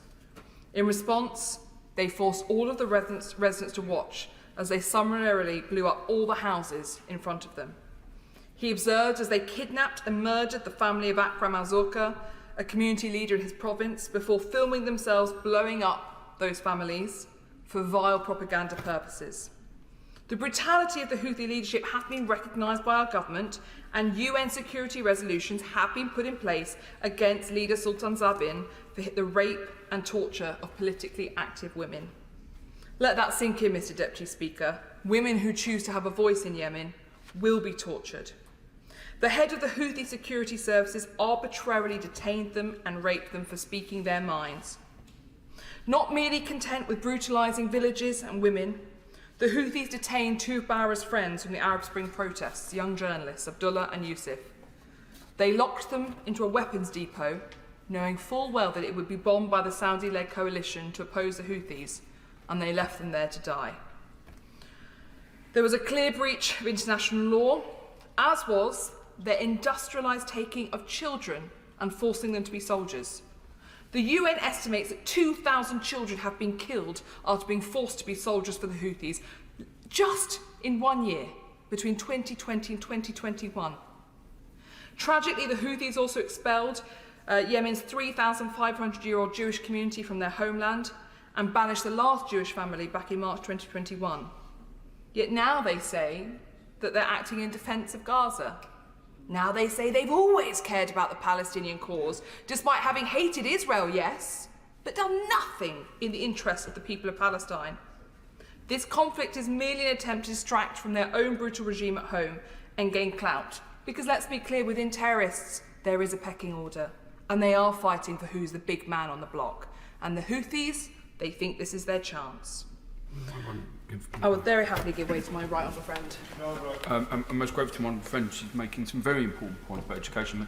And I think it's just worth mentioning, my honourable friend agrees, that one of the other things the Houthis did was deliberately block humanitarian aid coming into the ports, to deliberately starve the population. So when they're making the parallel to the terrible situation in Gaza, their actions show that they don't believe in that at all. It's no surprise that my right honourable friend makes a very important point, whether it's blocking aid, whether it's forcing children to act as soldiers, whether it's raping and torturing women. The Houthis have no interest in supporting anyone but their own power, and they have consistently lied to the people of Yemen, and we cannot allow them to act again. So I would urge anyone in this country who is suggesting in any way that the Houthis are acting in the interest of the Palestinians, please take the time, and if you won't, at least look in the mirror. Before moving on quickly, I want to look at the reasons why we're absolutely right to take this action. These strikes were a strategic necessity. Article 51 of the UN Charter, the legal right to self-defence to ensure maritime freedom, is absolute. The days leading up to these airstrikes, we saw the UN Council come together and they agreed that action was needed. There was a motion calling for an immediate end to Houthi attacks on shipping. Leading up to these attacks, there were 26 attacks in those waters. Now, that may have been not much reported in the media here, but it was elsewhere. Our Royal Navy have had to defend themselves against the worst attack against our ships for decades, and the US are having to deploy Tomahawk missiles to protect themselves. That's almost unheard of for a very long period of time. Now, we all heard the arguments from the Defence Secretary, who we all know full well that almost 30% of all shipping containers pass through that area of water, and 90% of all ships are having to avoid it. So I want to look at the Houthi military capabilities briefly, because I think, particularly with some young people, there seems to be a view, thanks to a very unhelpful TikTok account, and you all know my views on TikTok, and it's unsurprisingly that TikTok is helping spread unhelpful narratives. There seems to be a young man bobbing around on the waters outside Yemen, looking rather, you know, he could be a star of a movie, I'll admit, but bobbing around suggesting that they're working here in the interest of Palestinians. The Houthis are incredibly well armed, beyond that which many think.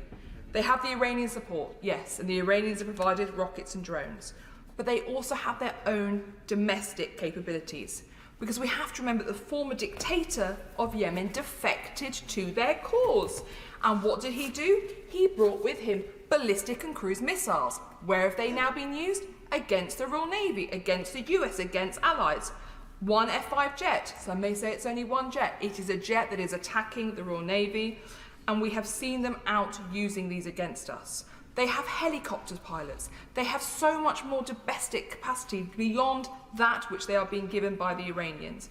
And so therefore it is important, and I would ask the Defence Secretary at some point to update the House on what assessment we have of not just how we strangle Iranian donations of equipment to the Houthis, but also what assessment you have of how much more equipment they have hidden.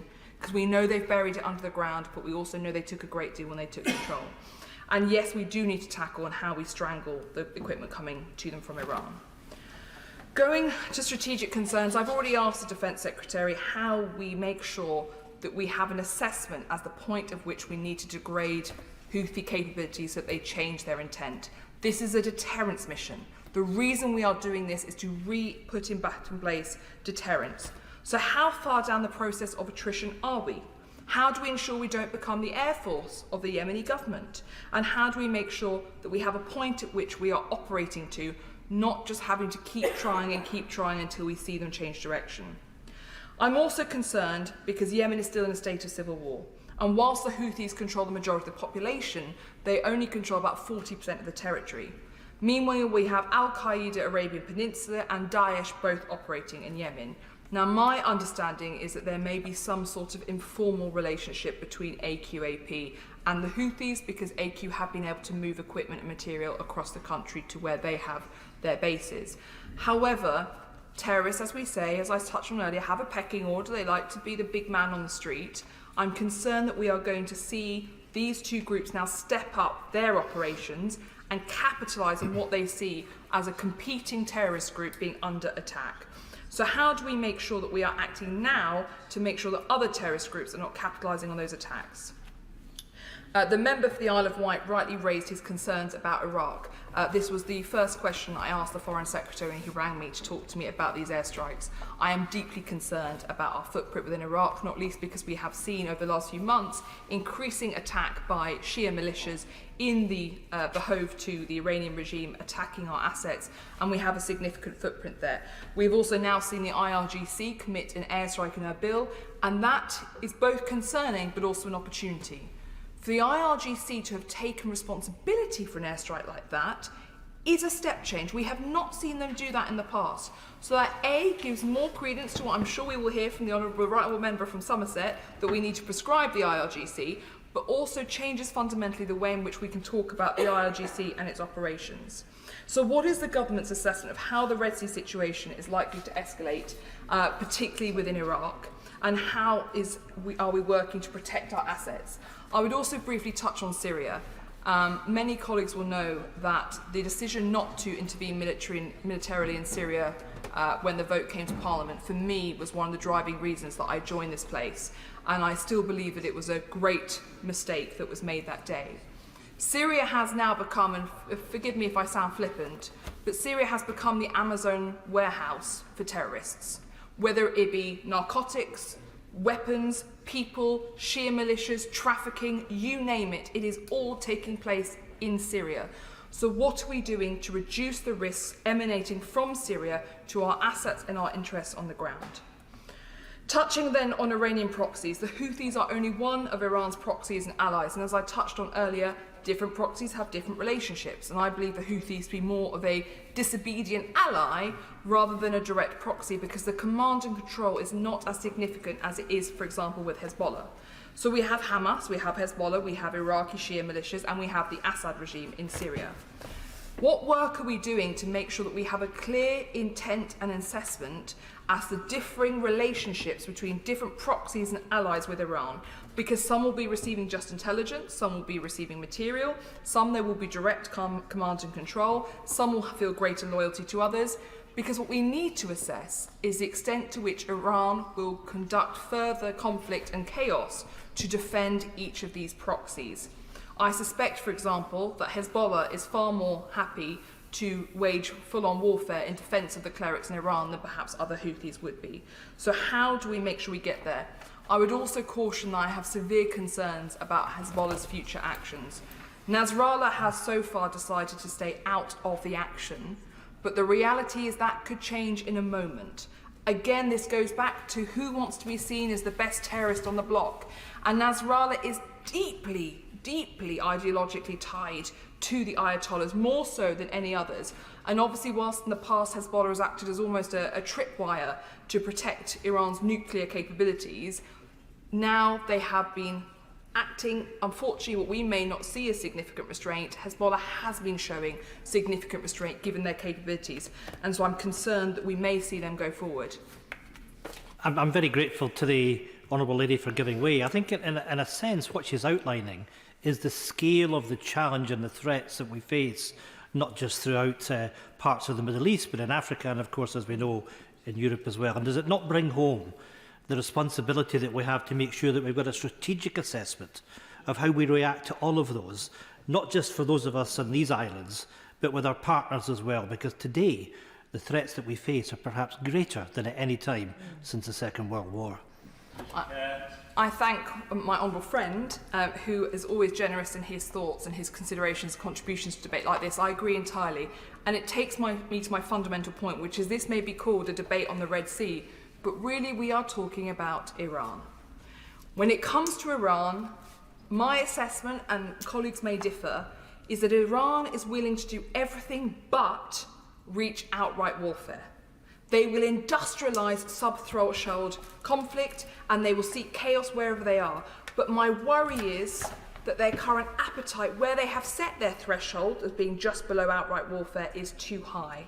And I think the message that needs to go out from our allies to the Iranians, and I was very pleased to see the Foreign Secretary meeting with the Iranians to deliver this message himself, but we need to hear it from our partners, is that your threshold is too high, Iran. You must pull back.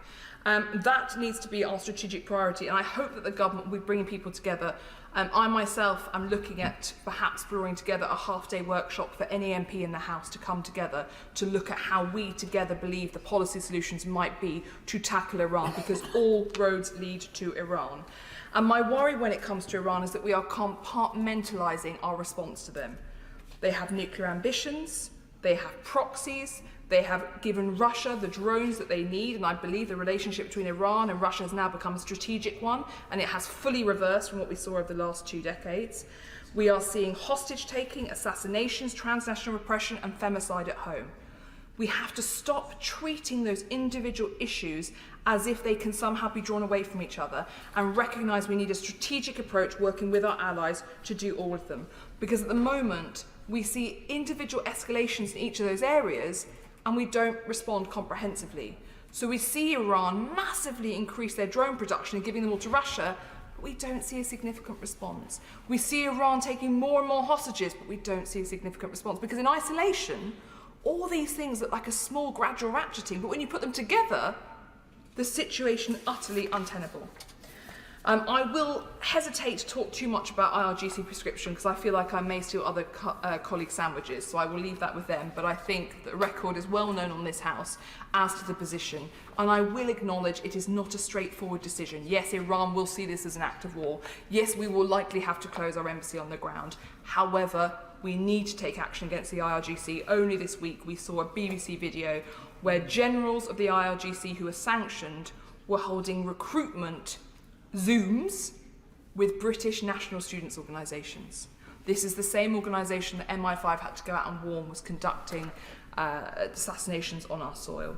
And while I'm here, I will also repeat my call for the creation of a special envoy or a special Prime Minister lead for those who are arbitrarily detained, because we do need someone who can focus on this throughout the piece.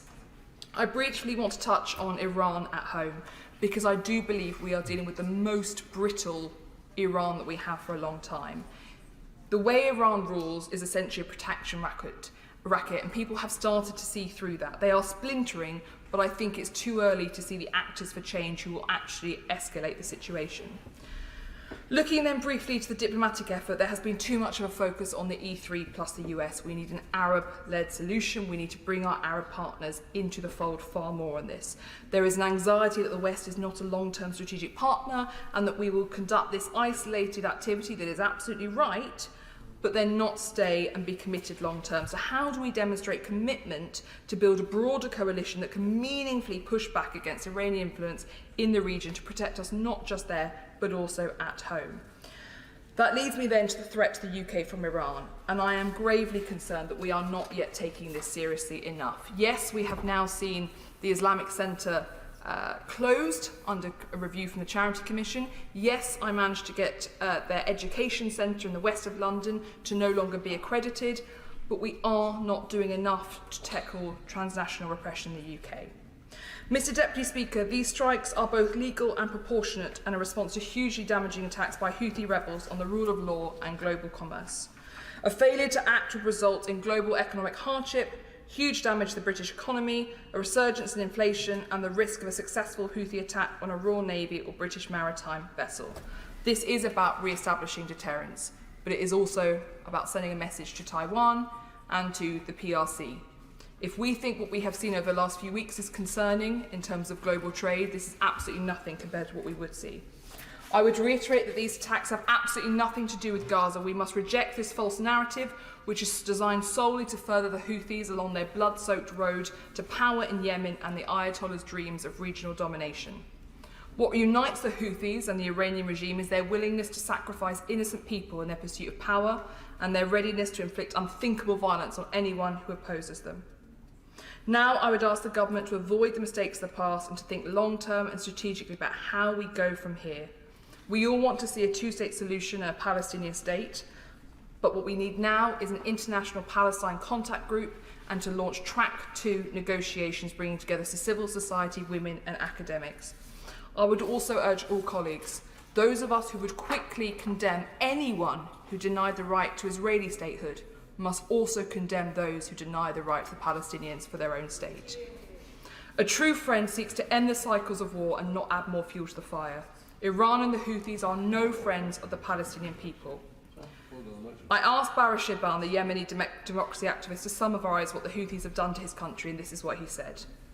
The Houthis run a network of militias that terrorise the Yemeni people for more than a decade, and their atrocities were ignored by the international community. The Houthis film themselves blowing up our houses, and those of their opponents and their top leaders have been sanctioned by the UK rightly for using sexual violence against women activists. Now the House of Commons should call for holding them accountable and recognise the plight of the Yemeni people. I hope that we will not have to see many more strikes in the region, but I suspect this is not the end of them. The Defence Secretary will continue to have my full support because this is right and this is about bringing back deterrence. Thank you, Mr Deputy Speaker.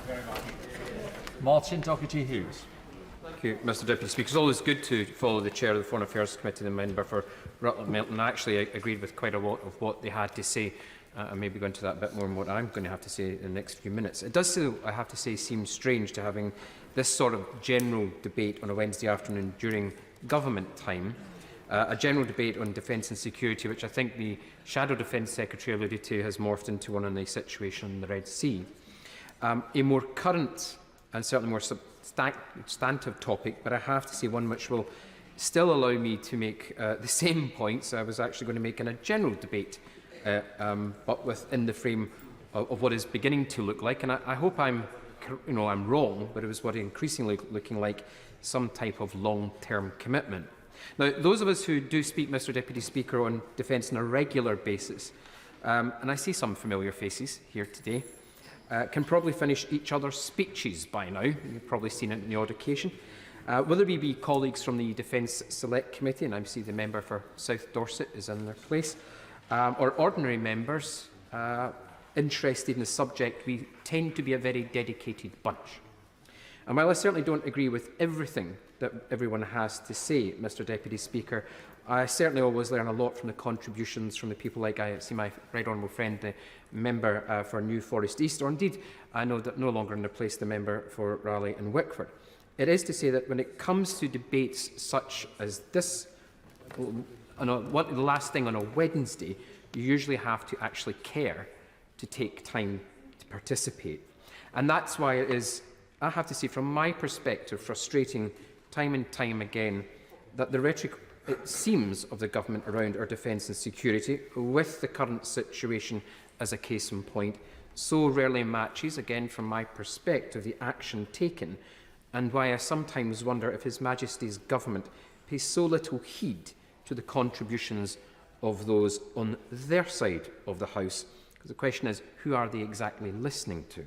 But before I explore that much further, maybe add to what the Chair of the Defence Select, the Foreign Affairs Committee said, let me also state the obvious, that the Houthis are a movement is an obstructionist, anti-Semitic, theocratic death cult that has violated human rights and international law at every step of the way. And its current strategy not only continues these violations of international law, they seek to use the suffering of the Palestinian people in a way which cannot be justified. However, and this is maybe the point where I will distinguish my remarks not only from maybe the government but also from the shadow, the Labour bench, is that just because current events in Palestine are not the cause of the Houthi attacks on shipping, Mr Speaker, from our perspective, it does not mean that they are not symptoms of the same phenomenon, namely Western indifference towards the region followed by periods of intense military involvement, and little effort, I have to say, has been made to address longer-term issues. Now, I and my SNP colleagues gave the first round of strikes against the Houthi targets qualified support, Mr Deputy Speaker, earlier this month, and we do so again with the latest strikes. But as we begin to slide, I will briefly, but I do want to move on quickly. I just wanted to probe him slightly on his comments about the West not being involved into the region until something strikes up, because it was the Royal Navy and it was other navies who were protecting shipping from piracy from Somalia. It's the Royal Navy that has bases in Bahrain to help support shipping through the Straits of Hormuz. The West is involved in the region. It may be highlighted more now, but I just wanted to clarify the Honourable Gentleman's comments that he's not suggesting that we have not been involved in the region until now. I think it's an interesting point to make, and maybe he turns to the points made by his honourable friend, the Chair of the Foreign Affairs Committee, about the diplomatic effort. And I thought her point about Arab-led initiatives was a point well made, and maybe the government should be listening to that as a future intention. I think that's more to the point, rather than engaging in military action, which has been ongoing for some time. But as we begin to slide towards, as I was saying, Mr Deputy Speaker, it also seems inevitable to a longer-term commitment. It cannot be said enough that the what, the how and the why of UK grand strategy are, at least from my perspective, dangerously out of sync. Now, let's start with the Defence Secretary, and I see they're no longer in their place. His keynote announcement last week that the era of peace dividend is over and 2024 will mark an inflection point. Now, on the surface, this is a pretty banal observation. Whether we call it the polycrisis or we talk about the age of grey zone conflict, those of us who come to these debates on a regular basis have been talking about the possibilities of this type of thing happening ever since I at least arrived in 2015, and others from even longer. Now, I'm not sure how 2024 is going to be anywhere near the inflection point that 2014 or indeed 22 were indeed themselves. Nonetheless, it is a bold statement from the Secretary of State, and it's important to say that he also backed it up with an announcement of a £405 million investment in so-called drone-killing Sea Viper missiles. Now, on the surface, it would seem that the Secretary of State has got his why and his what sorted. We just need a how, and that's where I think we begin to run into trouble. Because for all of the highfalutin rhetoric from main building, I'm not sure there's anyone here who really believes that we're going to meet the how in the form of an increase in defence spending to meet these new threats, given the disastrous state of the MOD's finances as seen in the latest NAO report. Now, we are in the middle of a cost of living crisis, Mr Deputy Speaker, as we all know well. Inflation seems to be coming under control, is only worse in the defence sector. And the proliferation of the US dollar-dominated contracts is not actually going to make things easier, especially with a soft pound and with the reality that we are actually now living in one of the poorest countries in Western Europe. Any increase in defence spending at this time means a cut elsewhere in that budget. That's simply a reality. And while there are those, particularly on the opposition benches, who are brave enough to say that they would like to make cuts elsewhere to do so, I have absolutely no indication from the government that they intend to do so. Indeed, whilst I'm no economist, Mr Deputy Speaker, hard to believe, would you think, but I believe practitioners of that special art call this a revealed preference. When a potential leadership candidate, for example, advocates spending 3% of GDP only to quietly drop the commitment when they become Chancellor, all of our recent Prime Ministers, for example, have also made all the right noises when it comes to what the problems are in international security. But none of them, at least from my perspective, have met the challenge with a significant increase. Indeed, I think we can all agree that if that redoubtable and dogged former Secretary of State, and I have let him know that I'm going to mention him, Mr Deputy Speaker, the Right Honourable Member for Wyre and Preston North was only able to secure an increase of 2.5%, and even then only by the end of the decade, then I don't think anyone is actually expecting his successor, I'm afraid, to be any more successful. And I should point out, I say this is something of a sceptic about increasing the defence budget, or even the value in such arbitrary targets. We judge governments based on their record, and this is what this one has. Because once you start to scratch the how in the government's strategy, the what and the why also start to become unstuck. Now let's take the Sea Viper order, what was presented as an announcement to counter the new and specific threat has actually been on the table since 2012, only to be, if my honourable friend will allow me just for a moment, only to be consistently shifted to the right because of the pressure elsewhere in the budget. I will give way to my right honourable friend. And I regard him as my honourable friend too. Before he leaves the issue of percentages spent on defence, would he not agree with me that, crude though they are, these are indicators of a national priority?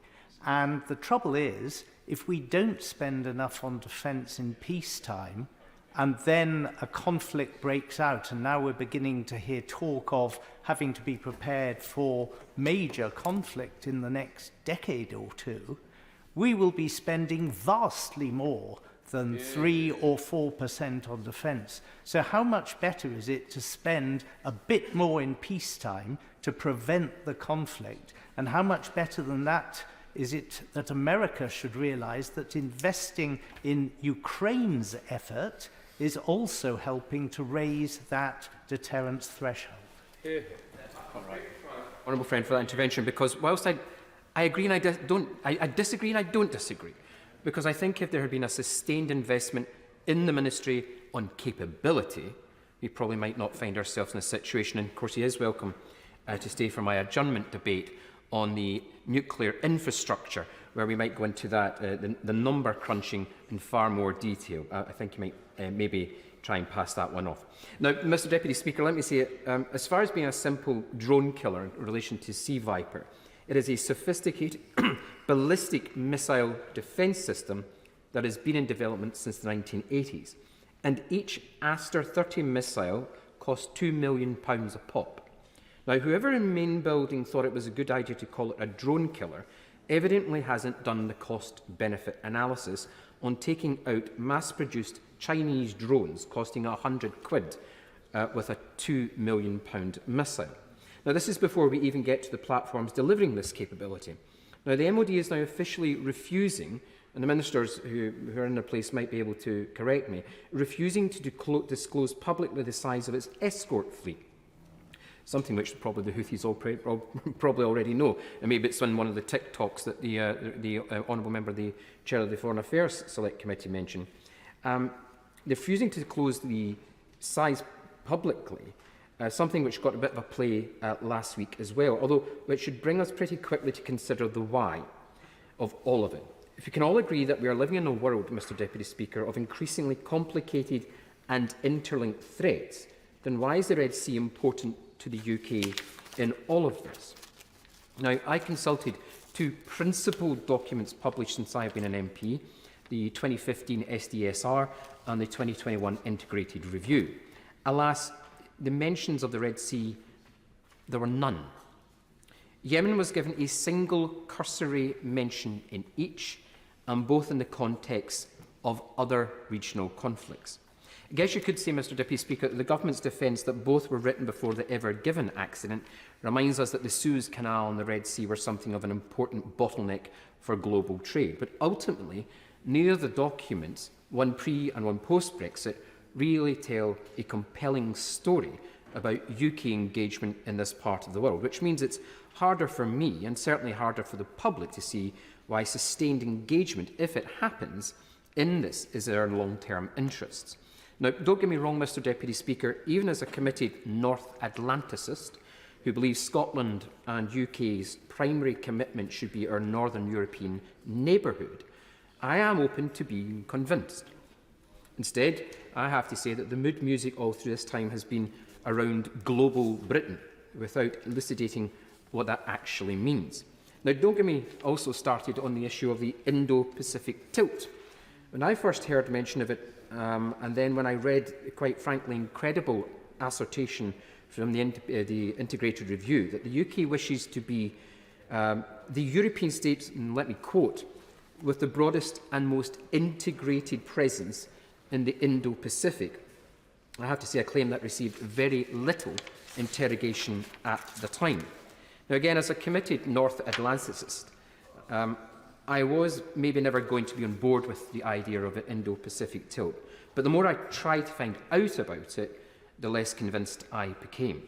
The Indo-Pacific is a big place, home to two of the three largest oceans in the world and three of the 5 largest states. Any tilt towards it would surely require some sort of prioritisation, but we have never heard any talk of this. The Red Sea region could have been part of that, securing the freedom of maritime trade from the Indo-Pacific, bringing in European partners with a presence in the region along with others. But there was a complete failure to communicate any of that with members in this place, never mind with the general public. So forgive those of us who are sceptical about that, Mr Deputy Speaker. In this instance, these strikes against the Houthi targets because we can clearly see that the how, namely the Royal Navy and its capabilities, and the team are doing a commendable job, is actually in its poorest and most diminished state it has been for many years. I think it was an issue alluded to one of the members, the member for Raleigh. It's a consequence not only of budgetary pressures, but a complete failure of this and previous governments to make the case for why, be that in the Red Sea or the North Sea.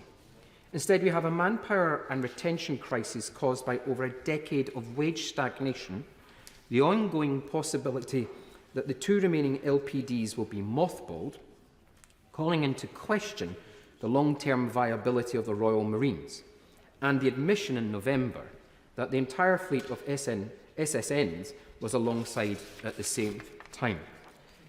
Yet, if you went by the MOD's spin on things, Mr Deputy Speaker, all is well, because we can still field 2 carrier strike groups, even though everyone knows we'd never have the manpower to do so at the same time.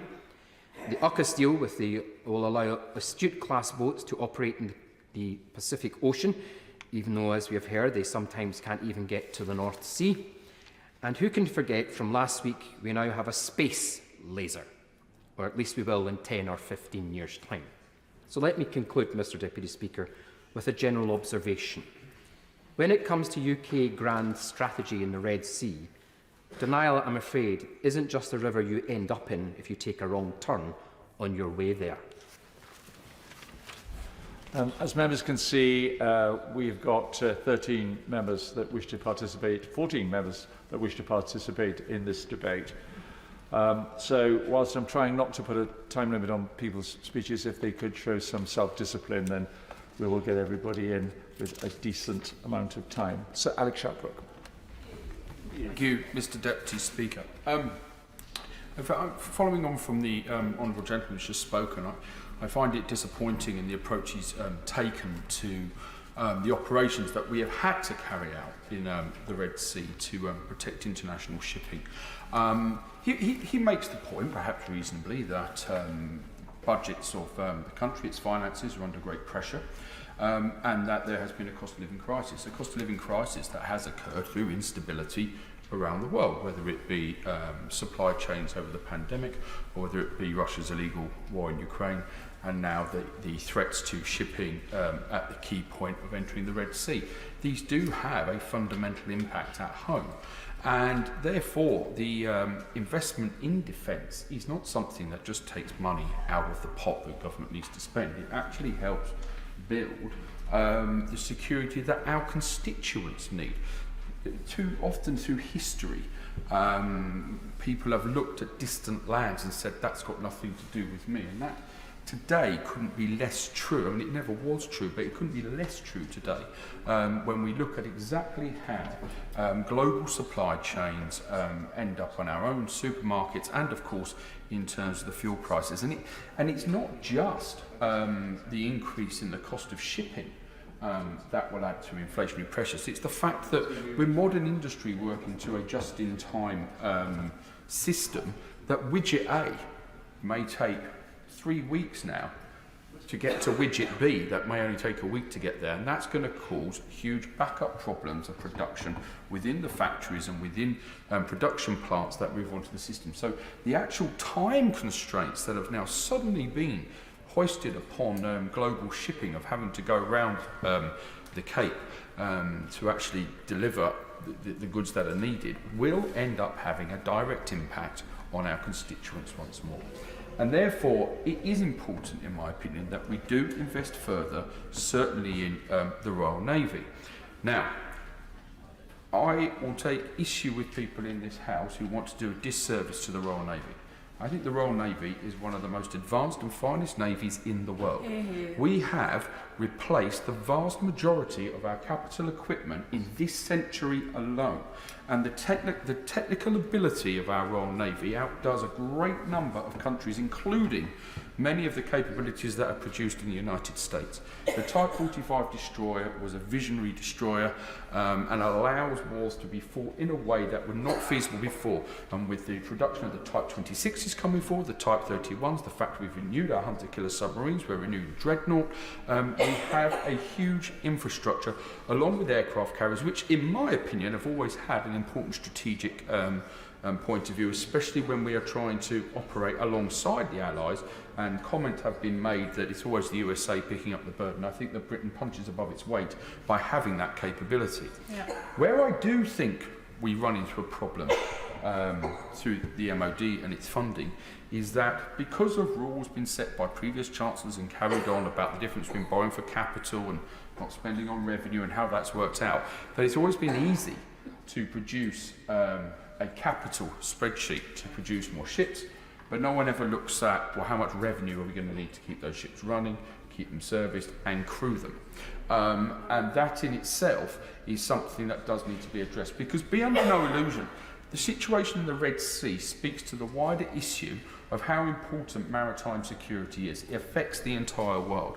And yes, we operate as part of the NATO alliance, and we can actually draw on many, many more allies around the world to help police the situation that's taking part in the Red Sea. But that demand is only going to get greater, especially to diverse just slightly from the issue in the high north, as that becomes more of a passage for trade during the summer months. With already China showing a great interest in those areas. And I don't think it can be dismissed of how there is an arc forming around the ability to disrupt trade and disrupt maritime, which all seems to emanate, or at least is influenced from Iran. It's already been mentioned about the influence that Iran is having around Houthis, around Yemen, and its issues with Hezbollah. But we know that it is also now arming Russia. We know that the Russians are doing everything they can to stop the grain getting out of Ukraine. Now, with the blocking of the bottom of the Red Sea, which is going to once again increase the ability to get vital food stocks to areas of the world, as mentioned, that is going to lead to starvation, and not least in countries such as Lebanon, which is an unstable country as it stands. It has a huge economic crisis, not recovered from the explosions at the grain silos. It's heavily reliant on the grain that comes from Ukraine. But again, that would suit the narrative to cause instability in another country neighbouring Israel and in that region from Iran's overall objective. And as my honourable friend for Rutland and Melton made perfectly clear, that it's these tiny activities that Iran take part in that doesn't lead to suddenly having to say we're not willing to tolerate that. I think we also have to be aware, though, that we always look at these issues with Western eyes. And actually, when those countries look eastwards, they have allies. You know, Russia has been able to trade with many, many countries to the south and the east of it, and Western sanctions only go so far. So, confident that other colleagues will want to speak and develop further. I think the situation in the Red Sea needs to be another flashpoint warning that we have to invest further in maritime capability, because it's only through maritime capability that we can ensure that we can keep secure trade routes open that affect the entire world. The investment that we make now has a direct impact on our constituents and their ability to deal with cost of living. This isn't a situation thousands of miles away. This is a situation on even the corner shops in our villages. Andy Slaughter. Thank you very much, Mr. Deputy Speaker. The freedom of navigation and maritime security upholding international law are fundamental principles, and this country, along with international partners, has a duty to uphold them. We've heard about the economic consequences. The disruption caused by what is happening in the Red Sea at the moment is not only a threat to peace there, but throughout the region. But these are also, as the Defence Secretary and the Chair of the Foreign Affairs Committee said, these are complex and historic issues, and they will need political solutions to be resolved in due course. These are very long-standing disputes with very complex origins, whether that be the influence of colonial powers in the past, whether it be communal, religious, ethnic rivalries, whether it be the struggle for oil and other natural resources. And I don't claim to be an expert on this, but certainly there are parallels with what happened in the 1960s with the North Yemen Civil War, the Aden emergency, which led to UK forces and occupation of Aden, which had begun in 1839, ending in 1967. Much of this does have very ancient origins. However, as a note of caution, and I hear exactly what is said by many speakers so far in relation to conflating the actions of the Houthis in Yemen with what is happening in Israel and Palestine. Nobody should be naive to think that the Houthis are doing this for humanitarian motives, that they are doing this for unselfish motives. They are entirely, I think the Defence Secretary said, opportunist in what they are doing in that way. That is not necessarily the way that it's seen in the Arab street. It's not necessarily the way that it's seen by our constituents, and so we have to address that issue head on. The priorities that are given to dealing with attacks on shipping in the Red Sea should also, many of my constituents say to me, be the priorities for dealing with attacks on human life in Gaza and where else they occur, including, of course, in the Yemen. And by that, I mean that, well, let's look at what the Prime Minister said, if I understood him correctly, at Prime Minister's questions today. He set a number of tests before there should be a ceasefire in Gaza, that all hostages should be released, and I presume he means Israeli and Palestinian hostages, that Hamas should disappear from Gaza, should disarm, should not be in a position to threaten Israel or indeed anyone else, and that the Palestinian Authority should take over the role of governance there. Now, nobody was more pleased than I if those three criteria could be met. And indeed, I'm sure that hostage release and swaps will be part of any ceasefire, even a temporary one. But how realistic is it to expect that Hamas is going to disappear overnight, or that, to use their own phraseology, that the Palestinian Authority are going to ride into Gaza on the back of Israeli tanks? I do not believe that is a realistic assessment of where we need to go before a ceasefire occurs. In a similar way, that when the government is asked, it often is, and indeed the Prime Minister was asked again by the leader of the Scottish National Party earlier on Prime Minister's questions, does he believe that war crimes have been committed in Gaza?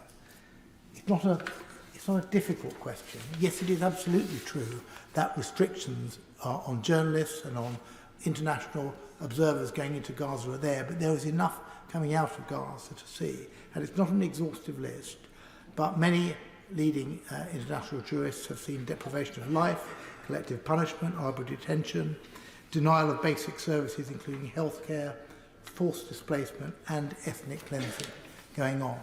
And simply to reply, as any government spokesman seems to do now, and say that Israel should comply with international humanitarian law is not sufficient. The question is Israel complying in that way? And I noted that just today, published by the Lawyers for Palestinian Human Rights, but authored by independent jurists, more than 200-page opinion, which found that in Gaza, the crime against humanity of persecution had been committed more intensely since the 7th of October, but going right back to the siege of Gaza began in 2007.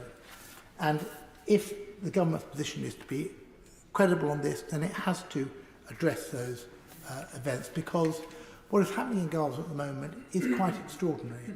1% of the population killed in 3 months, 25,000 people, under the most horrific circumstances that we heard from the Shadow Defence Secretary describe in his opening.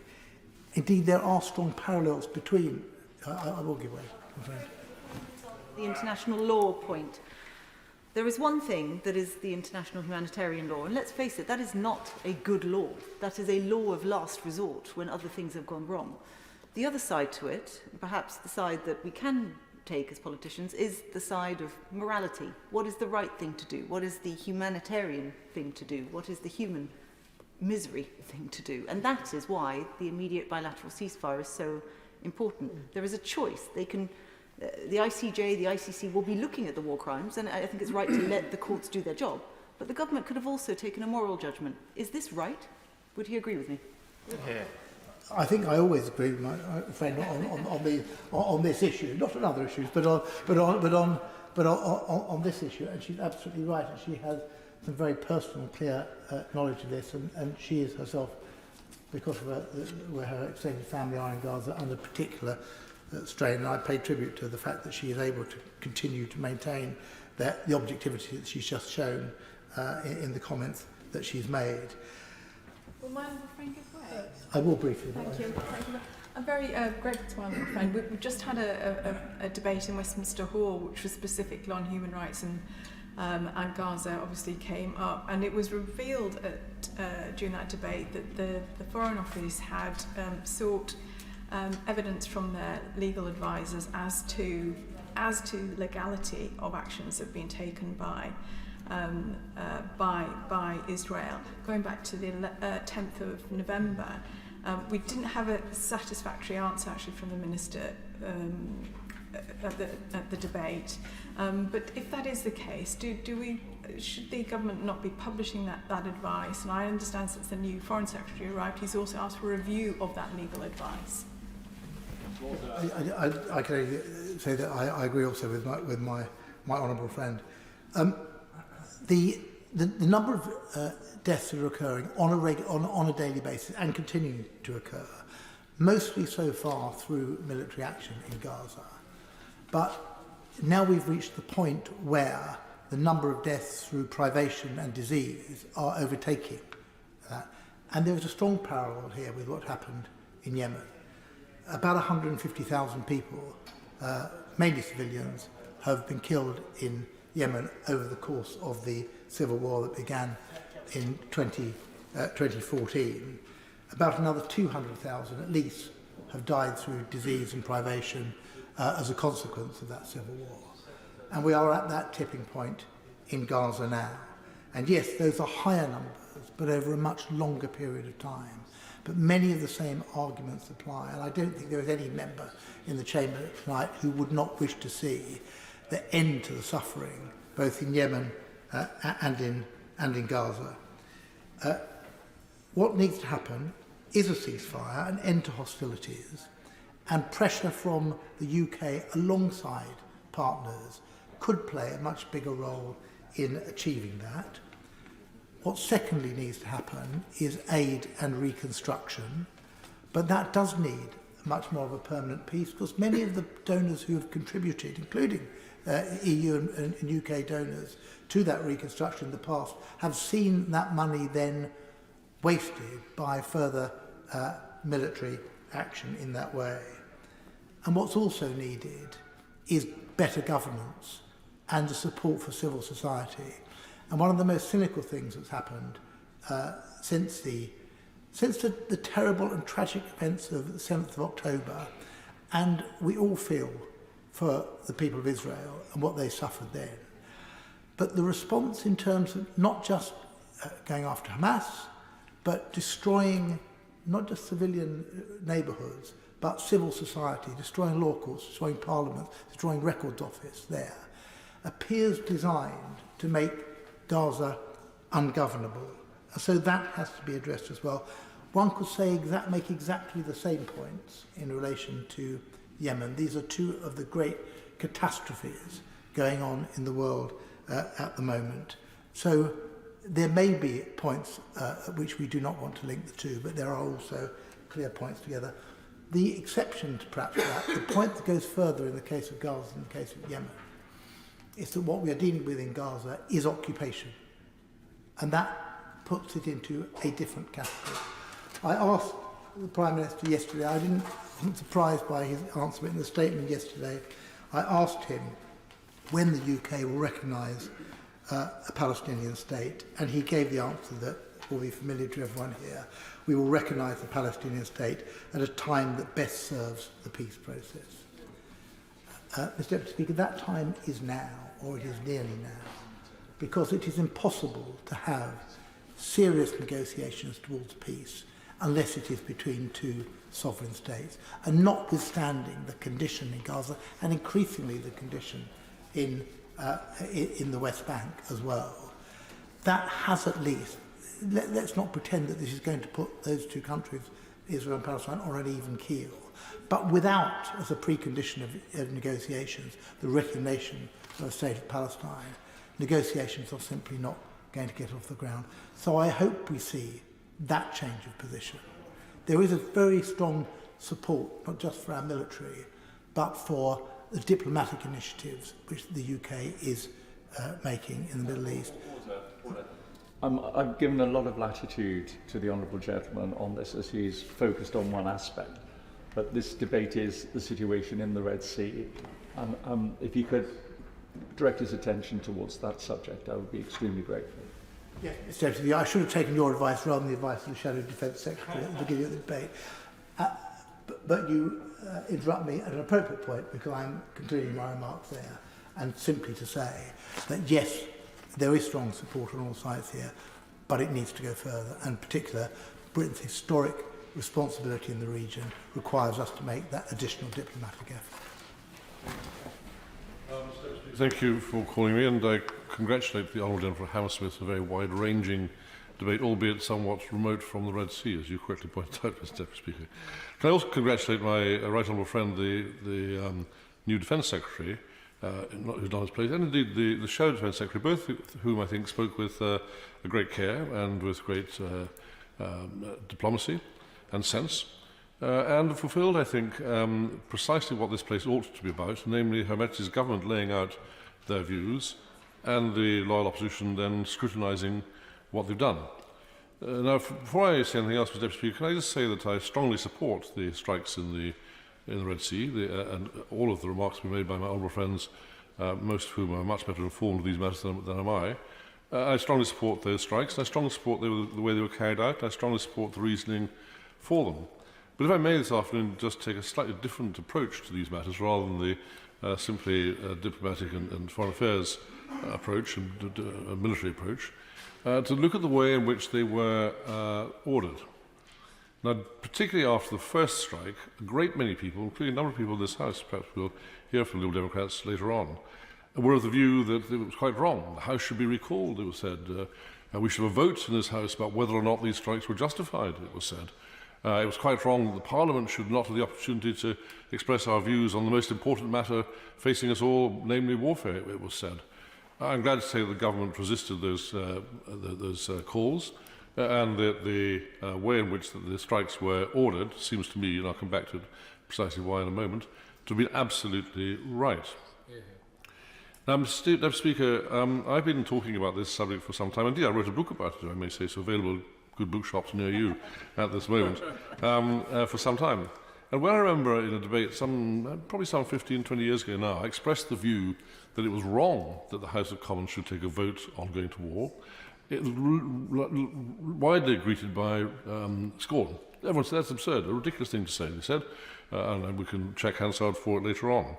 And indeed, when the Right Honourable Gentleman, the Lord Hague, then wrote a long, extensive article in this matter, and he said, very straightforward, very simply, when we go to war, the House of Commons, the House of Lords must decide on it. It must be done by a vote. I'm glad to say that the noble Lord Hague, last week went through a Damascene conversion and has changed his mind on the matter, and now I think entirely supports my view on it. But equally, I think that the PACAC, who wrote a report on these matters, again got it wrong in my view. They said that they thought the House of Commons should have a vote before going to war, before deployment. Now, if I may, Mr Deputy Speaker, I take a very stringently different view. I think there are a very large number of very important reasons why that should not be the case. First, it seems to me that all pretend secrecy would, of course, by that means be destroyed. We'd have a debate in this place and the enemy would know precisely what it was that we were planning to do. Secondly, we couldn't take that kind of decision without consulting our neighbours. It might well be that that decision was part of a NATO strike, or in this case a joint UK-US strike. Are we really to ask NATO or the United Nations or the US to wait while we discuss the matter here? And then what happens if we vote against it here, but they vote in favour in wherever else it might be? And third, it does seem to me that we are galloping down a very dangerous road, that if we ask the Prime Minister to come to this House and to share with us the secret intelligence which he has in order to make these very difficult decisions, and to share with us the legal advice that he has, and indeed the strategic knowledge that he has, he would then be exposing many of our professional supporters to criticism or indeed to attack one way or another. It would be quite wrong if he did. I don't want to know the secret intelligence, Madam Deputy Speaker. I don't want to know the legal advice. I want the right to scrutinise what the government have done after they've done it. Fifth, I think it's extremely important that warfare should not be politicised. If we vote in this House for either to go to war or not to go to war, that means that we as MPs are taking a view of it. We are sending people to war, squabbling amongst ourselves as to whether that war was right, wrong, or indifferent. That seems to me to be quite wrong from the point of view of the families, particularly of the families of those who might, for example, be killed, who then say, well, one party or the other took a strongly different view to you.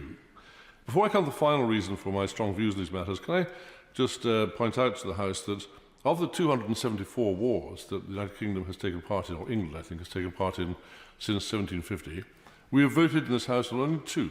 Only twice in all those years have we voted on prior to deployment. The first time was in 2003, when Tony Blair asked this House to vote on Iraq, and he whipped the Labour Party into supporting the war, and the Conservative Party indeed was whipped, and I'm glad to say I rebelled against the whip. But nonetheless, we were whipped into supporting the war. What a bad decision that was. Quite the wrong decision. And the second time, in all this 300 or 400 years history, the second time that we had a vote in this House on going to war, it was before the Libya strike in 2013, or the Libya strike then didn't, I mean, it was a Syria strike, I beg your pardon, that didn't then occur in 2013. The House voted against it, and very much of the bloodshed and the corruption and the disaster we see in Syria to this day comes about as a result of that vote. America followed us the following day, and they equally didn't strike against the use of chemical weapons. That was a wrong decision made by this House, as in my view was the Iraq decision in 2003, and those are the only two occasions when prior to deployment we've had a vote here. My honourable friend disagrees with me. Right, honourable friend. I'm afraid I do, but I agree with his main thrust, which is there is no doubt that the Prime Minister and the Executive have the right to take initial action and seek support afterwards. Having said that, though, in the case of Syria in particular, it has become a byword to say this was a wrong and terrible decision because the ghastly Assad remained in power. However, the alternative to that would have been another Islamist swamp such as we saw in Libya, and it was because there was a strong feeling in the House that this would have been another Iraq or another Libya that there was such pressure to have a vote, and for my part, I think the result was absolutely right. Well, right honourable friend makes an extremely interesting point. He thinks that we should have not have had strikes against Syria, and therefore he thinks we should have had a vote on the matter because the vote then went against it. But let's imagine there was some other war, some very important war, some very essential war. Let's imagine this was a moment before a general election. Let's imagine there was a very small majority on one side or the other. That war then becomes political. And my right honourable friend might well find under those circumstances that a war that he strongly believes in, that strongly wants to support, is voted down by this House rather than by the generals or the Prime Minister. Of course. Perhaps both my honourable friend and my right honourable friend will agree on this point, that while it can be risky and dangerous to intervene, we also know that it can be dangerous and risky not to intervene. Perhaps that is a point that they would both agree on. My right honourable friend makes an extremely good point. And incidentally, I forgot to mention, I'm very much welcome him to the front bench. He's doing a very good job standing in for the Foreign Secretary. But I hope you will take note of the Procedure Committee's report this afternoon on this question of how a Secretary of State who is in the House of Lords should or should not be questioned by this House. And I very much hope that the Government will accept what the Procedure Committee have proposed, namely that the Foreign Secretary should be called to the bar of the House to take questions on that matter. We mustn't probably get too far off the subject, but of course. Actually, I think I'm very. So I thank my friend from giving way, and I think actually I support what he says. I think if you look at the two times that we voted for a vote on military action, both times, either one we were misled, and secondly we were stung by being misled, so we went the wrong way. And actually, as someone who was quite close to the Libyan conflict, because I saw it play out with ISIS in northern Iraq. Actually, we should have taken military action on principle over the use of chemical weapons, and by not doing so, regardless of the outcome of the Syrian war, I think we just weaken this idea of Western resolve. And I know it's can be a bit of a cliche, but if you've got a red line and dictators then ignore it, you end up in a world of pain. Both of my honourable friends are seeking to involve me in a debate about a matter that happened some 10 or 15 years ago, and which is well beyond the scope of the debate this afternoon. The point I was not whether or not striking against Syria was right, wrong or indifferent. The point I was making was it was we in this House who chose not to. And as my right honourable friend from bench says, often not doing something is as bad as doing something. He's absolutely right in saying that. But it was we in this House, with our shortage of information, my honourable friend knows a lot about these things, I readily admit that I don't. It was we in this House that didn't have that information, didn't have that briefing, didn't have the secret intelligence nor the legal advice. We chose to take that decision. Now, it seems to me, Madam Deputy Speaker, that in months and years to come, as it's an extremely dangerous world we live in months and years to come, we're going to see an awful lot of these decisions taken. And it seems to me that the way that this was handled this time shows that the pendulum which swung from the divine right of kings, where the king decides on his own in the Middle Ages, through to the time in 2003, indeed 2013, when we allowed this House to vote, albeit not necessarily sensibly, that pendulum has now swung back to precisely where it ought to be. Namely, that if we in this House take a vote on something, this House is by that means diminished. We cannot then hold the government to account. We cannot come back and say, you, Mr. Governor, have got that wrong, because we voted for it. And if we voted for it, surely the Secretary of State will then come back and say, well, you voted for it. The whole point of our purpose here in this House, in this chamber, is to scrutinise what the government have done, hold the government to account, if necessary, to remove the government if they do the wrong thing. Well, I'm trying to wind up a little bit, of course. I am most grateful to my honourable friend.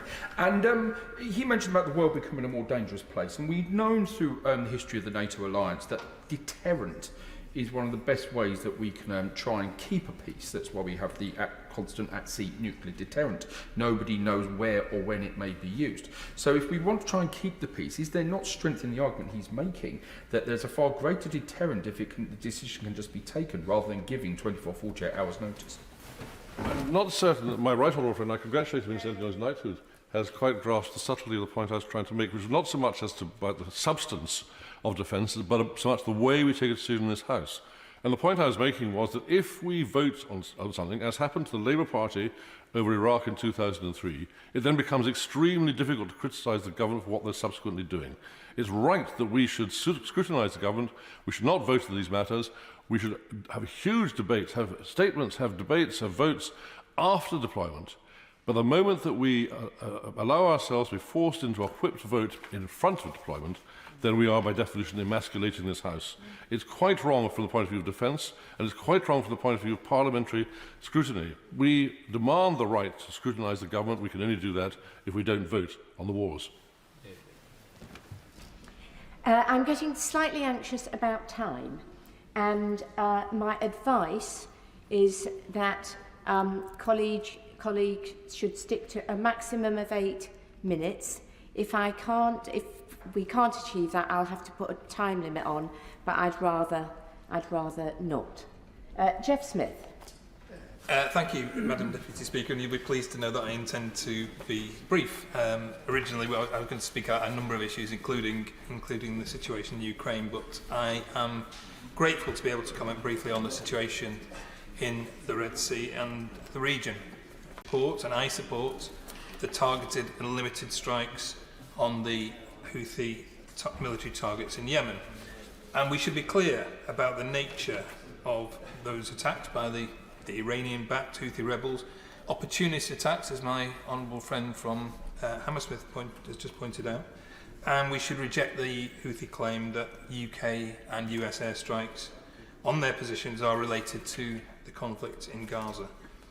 Nevertheless, there are things that we need to continue to say about the situation in Gaza.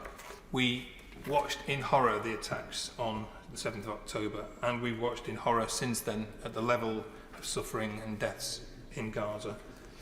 We need a ceasefire urgently to end that suffering. We need the release of the hostages, and we need to urgently address the biggest humanitarian crisis in that region in a generation. People facing starvation, thirst, and without medical assistance. And I pay tribute to all the organisations carrying out humanitarian work in the most difficult conditions there.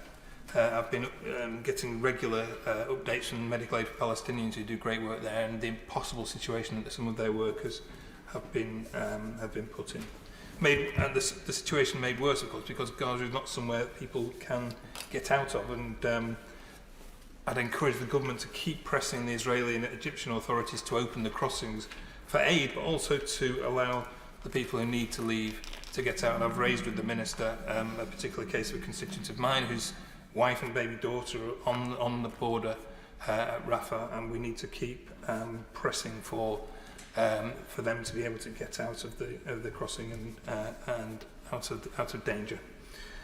On the specific issue of the Red Sea and the strikes on the Houthi targets, the UN Security Council was, of course, strong in its condemnation of the attacks on shipping by the Houthis, and we join that condemnation. As my right honourable friend said, we can't afford for those attacks to continue and go unanswered, and there is a cost of non-intervention. Freedom of navigation is an important principle, and there are innocent seafarers from around the world on those commercial ships passing through this vital route. And at this point, I think I need to declare an interest. I'm very proud of my nephew, who's training to be a commercial nautical engineer. He's working for Maersk, one of the companies whose ships have been attacked. And as any family member would from any country, I want him and workers like him protected from terrorist attacks if he should have to make a journey via the Red Sea.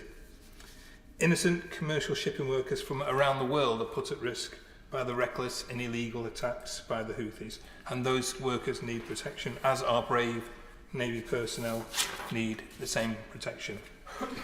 And it may well be impossible to completely stop Houthi attacks. We know that they've been hardened, I guess, by the long civil war in Yemen. They've been subject to a long history of attacks by the Saudi-led coalition there, so they know about being attacked. But that doesn't mean that we shouldn't do what we can to degrade and limit their capacity to carry out those attacks. They can't go unanswered.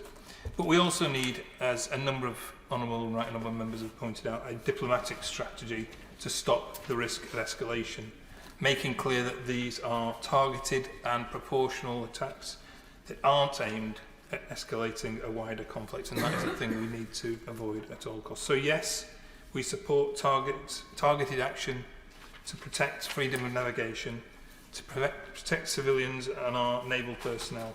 But we need a political process towards a sustainable peace and regional security in Yemen, in Gaza and in the region. And I encourage the government to continue to work for that political solution.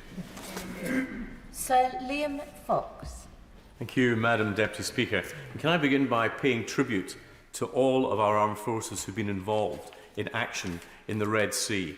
They always rise to any challenge asked of them with professionalism and courage, and they're a great example that our armed forces are so much more than the hardware that we invest in.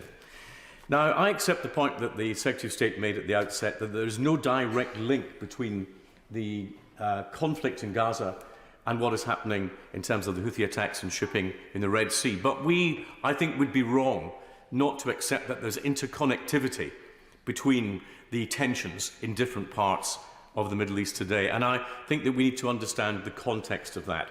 Back in 2020, when the Trump administration brokered the Abraham Accords between Israel, the UAE, Bahrain, and then Morocco, it was a great exercise in leadership to bring reconciliation to a part of the world that had seen too much conflict for too long. It has resulted in a big improvement economically in business and trade between the countries involved, and in people-to-people relationships, with around 500,000 Israelis, for example, visiting Dubai in the last few years, something that would have been unthinkable just a decade ago. But there was always one country that did not want the Abraham Accords to succeed, and that was Iran. They did not want the Abraham Accords to succeed because they didn't believe in a two-state solution, because they didn't believe that Israel should exist. Ayatollah Khamenei has got tremendous consistency in his views about the purity of the Islamic Revolution, his detestation of the West, and his contempt for the existence of the State of Israel. Anyone who's interested should read the book Reading Khamenei by Karim Sanjapur for the Carnegie Endowment for Peace. Iran was never going to want to see peace between the Arab states and Israel because it threatened Iran's hegemony, as it saw it, over the Islamic parts of the Middle East. And the big question was always, what would Saudi Arabia do? A major player in security of both the Red Sea and the Gulf. And when I saw the Crown Prince of Saudi Arabia on Fox News saying that every day he believed that Saudi Arabia was closer to peace and reconciliation with Israel, my first reaction was Iran will react against it. And whether it would react against it through its proxies in Gaza, funded and armed by Iran, Hamas, or Hezbollah, funded and armed by Iran in Lebanon, or whether it be funded and armed by Iran in Yemen through the Houthis. It turns out, in fact, we now see all three actually being active.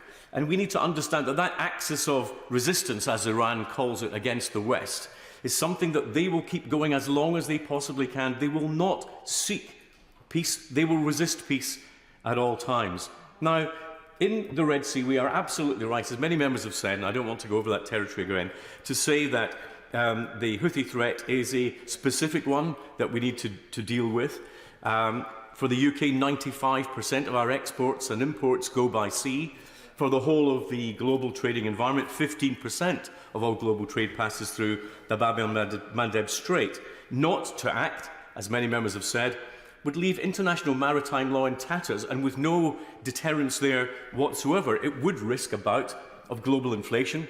We saw what disruption could do from the conflict in Ukraine. The same would be true were there to be permanent disruption in the Red Sea. And we would have disruption of vital supply chains, including food and medicines, that so many people will depend upon.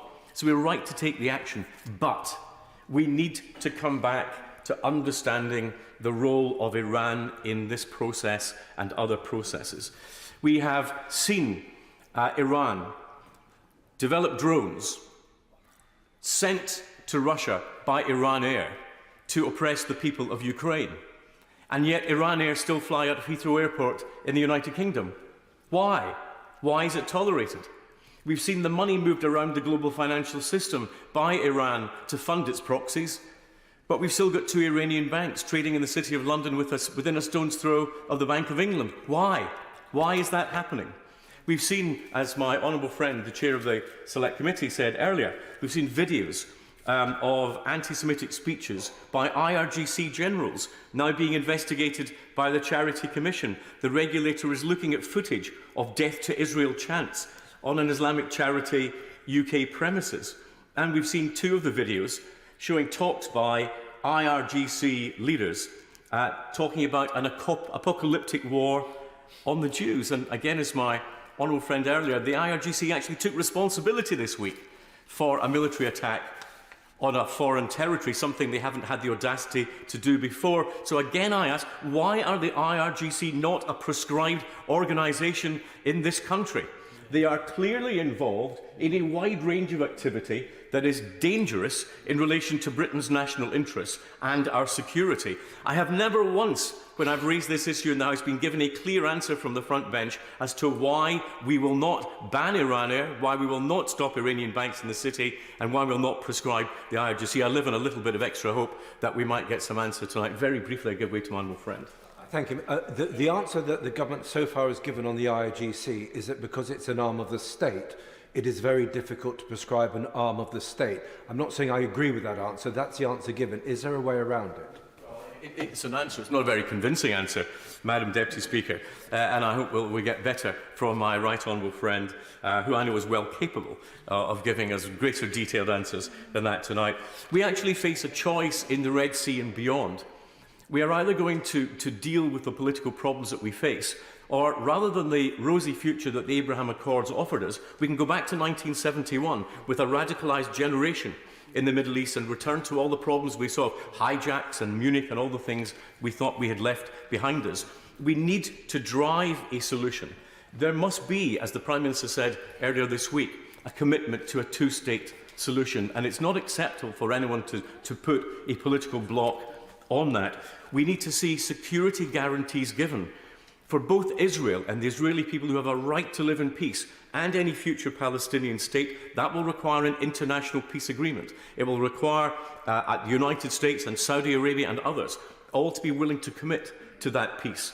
It will require a new way of looking at the politics in the region, and it is right that Hamas cannot be part of that if there's to be any way forward. And there will need to be massive economic reconstruction in the area as we go forward. And to end, Madam Deputy Speaker, if I can just say what I said before in the House, and that is, when we look at the whole region, that peace is not just the absence of war or conflict, but the freedom from the fear of conflict or oppression or terror. It comes with concepts of rights that have to apply to all people, and not just rights and dignity, but enforceable rights and dignity. And only when all the people of the Middle East, the wider region, can actually have access to all of these, do we have any chance of achieving the peace that is not just part of their security, but part of our security. Leila Moran.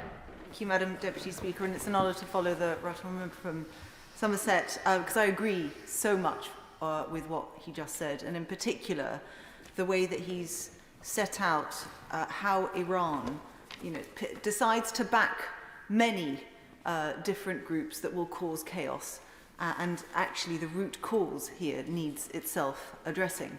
And it feels that when you talk about the Middle East, whilst I am half Palestinian, we lived in Jordan for 5 years just after King Abdullah passed away. We were in Egypt just after the Arab Spring. And so my link to the region is not just by blood, we were there. It feels like you're playing 3D chess while spinning round most of the time, trying to understand who's in, who's out, what's happening. And it's fair to say that the region has been poorly led and poorly served by its politicians for very many decades. Arabs are proud, intelligent, capable people who have every right to live in dignity and security as anyone else. And I'm sorry to say that there have been elements of the debates around Israel-Palestine that seem to forget that. When we talk about peace in the region, we often omit that Palestinians need to be at the heart of it as much as Israelis. And that when we talk about Arab-led, yes, absolutely Arab-led, and I should have drawn the House to my register of interest. I went to the Manama Dialogue at the invitation of IISS, but when we were there, we heard from the Bahraini foreign minister who made clear the case for why peace and two states was not just in the interests of Israel-Palestine, but actually was in Bahrain's interest as well. It was a regional interest. And the reason for that, and linked to what previous speakers had said, is because it is the biggest toy that Iran and other mischief makers in the region have to play with. And they've been playing with it for their own nefarious ends for far, far too long. And they have no real interest in the Palestinian people. And let me be clear, when I speak to other Palestinians, we know this. We know this. We know that they're jumping on the bandwagon now, and we talk about still the paper tigers of the 60s. And, lots of Arab states will say, when it's convenient for them, that they will come and ride in our defense. And when at that final moment it comes to who backs us, the answer is, well, no one. And so we rely on ourselves. And that's the view from pretty much every Palestinian I know. But that said, that doesn't mean we don't need help. So this is my plea for help. Two states is not just in the interests of Israelis and Palestinians. And can I just emphasize Israelis as well, because the peace camp in Israel has taken an enormous blow as well in this. It was, let us remind ourselves, very many peace activists who have been taken hostage, who were disgracefully raped. Hamas is no friend to the Palestinian cause either. But this war has driven ordinary, peace-loving people into the arms of the extremes of the debate. And when you look at the polls, and there was one done by, I believe, very recently, it is the people are now backing Hamas, are now backing Netanyahu, when before they didn't. And we have to reflect on that. Why has that happened? These are the same people as before October the 7th. And the reason why that's happened is because we've allowed it to happen. Because the longer this war is waged in the way that it has been waged, in the way that it feels so one-sided, with the humanity at the center of it, not at its heart, by the Western world in particular, the more abandoned ordinary people feel. And when people feel abandoned, that is when the center ground where the dialogue happens is vacated. And so my plea to this House continues to be, let's not forget the Palestinian cause. And yes, I'm here with my Palestinian scarf, with my blood, but it's not for me. It's for regional security. And I would put it to the Minister that this is in the security interests of Britain, because we are seeing for ourselves. Now, when we say that the region is a tinderbox, what we mean by that is not that one thing is causal on another, is that there are multiple flashpoints, and all it takes is for one thing to go wrong, and you find they all blow up at the same time. So the reason why, and this is why the debate and vote earlier on was important, it is of course true that the Houthis were wanting this to happen and it wasn't linked. But that risk of escalation is very real. There is a very true concern, and I think a legitimate concern, that it's true, you have to act, and not acting is also acting. And we back what the government has done. But what happens if it does start to go wrong? What if that nuclear reaction starts to get out of control and you end up in a situation where that tinderbox has been set alight? And the worry I have is that whenever we have questioned the Prime Minister on that point, how do you come off this particular ledge? We have not had that assurance. What's the plan? We still don't have that plan. And two plans. Recognition of the state of Palestine, I would argue, has never been more important. Because I talk about an immediate bilateral ceasefire to bring the people from the extremes back to the centre, to start to heal some of these wounds. But I also would point out that a ceasefire is not the end. A ceasefire only ever freezes a conflict. And if we want to say that this is the last time, and I sincerely believe that across this House there is broad agreement on that point, we need to get serious about how we bring two states not just back on the table, but back on the table quickly. Because you just have to look at what's happening in America and the chances of Trump coming back, and that means that our window of opportunity, not just public opinion, which is at its height now, but also an America that is willing to be a willing partner, is fast diminishing. So we know that the European Union is talking about a conference. We know that the Arab states are also talking. And my question to the Minister is, who are we talking to? How quickly do we think we can get this twin track, whatever you want to call it, off the ground? And as part of that, may I urge him, as I've done in previous debates, to recognise Palestine sooner than later? Because us Palestinians, wearing my Palestine hat back on for a moment, all we want is the power to do what all other countries have. We want our own votes at the United Nations. We want to raise our own money to rebuild and educate our children. And it's not a case that we aren't capable. We just don't have the tools. And what we want above all, however, is to live in dignity alongside our Israeli cousins. It is the scars that so sadly we share that will bind us together. And like scars, they're not comfortable, but quite often when the bone grows back, it's stronger than before. That's how both people feel. They need to be given the tools as equal partners to be able to resolve this. And without a fully fledged recognition of the Palestinian state very early, I would argue first, not last in the process, we will never get there. Flip Drummond. Thank you very much, Madam Deputy Speaker, and it's an honour to follow the Honourable Lady from Oxford, Western Abingdon, and I think she spoke very wisely on many of the issues, and I suspect the Minister will have listened to that carefully. I want to start by thanking all our personnel who are currently operating in the Eastern Mediterranean and East of Suez. Even in peaceful times, this is an area which calls for the highest professionalism and alertness. And when we're faced with the challenges that we have now, the stress on them is even greater. Our interest in the area around Yemen predates the Suez Canal because of its place on our original sea route to India around the Cape. The Aden Protectorate, where I was born, was a major trading base which has continued with 15% of the world shipping and 30% of global container traffic depending on the freedom of the navigation in the Red Sea through the Bab el-Mandeb Straits. We must be realistic about the motivations of the Houthis in these attacks and their piracy. The forgotten civil war in Yemen has been going on since 2013, with a ceasefire in place for much of the last 15 months. Yet Yemen, and even more so the Houthis, only seem to have exploded into our consciousness of this country with the attacks on shipping, although it is debated in this place regularly. The ceasefire in Yemen has not been perfect, and acts of violence have been carried on at a low level. The Houthis have gained much from the peace talks, although they have an appalling human rights record, using sexual violence against women and the exploitation of children, and the chair of the Foreign Affairs Select Committee talked about a few more of those. But I am concerned that the entire ceasefire is now jeopardised because of the Houthis' actions and our response. Additionally, the Houthis are clear that they see a linkage between their actions in the Red Sea and the situation in Gaza.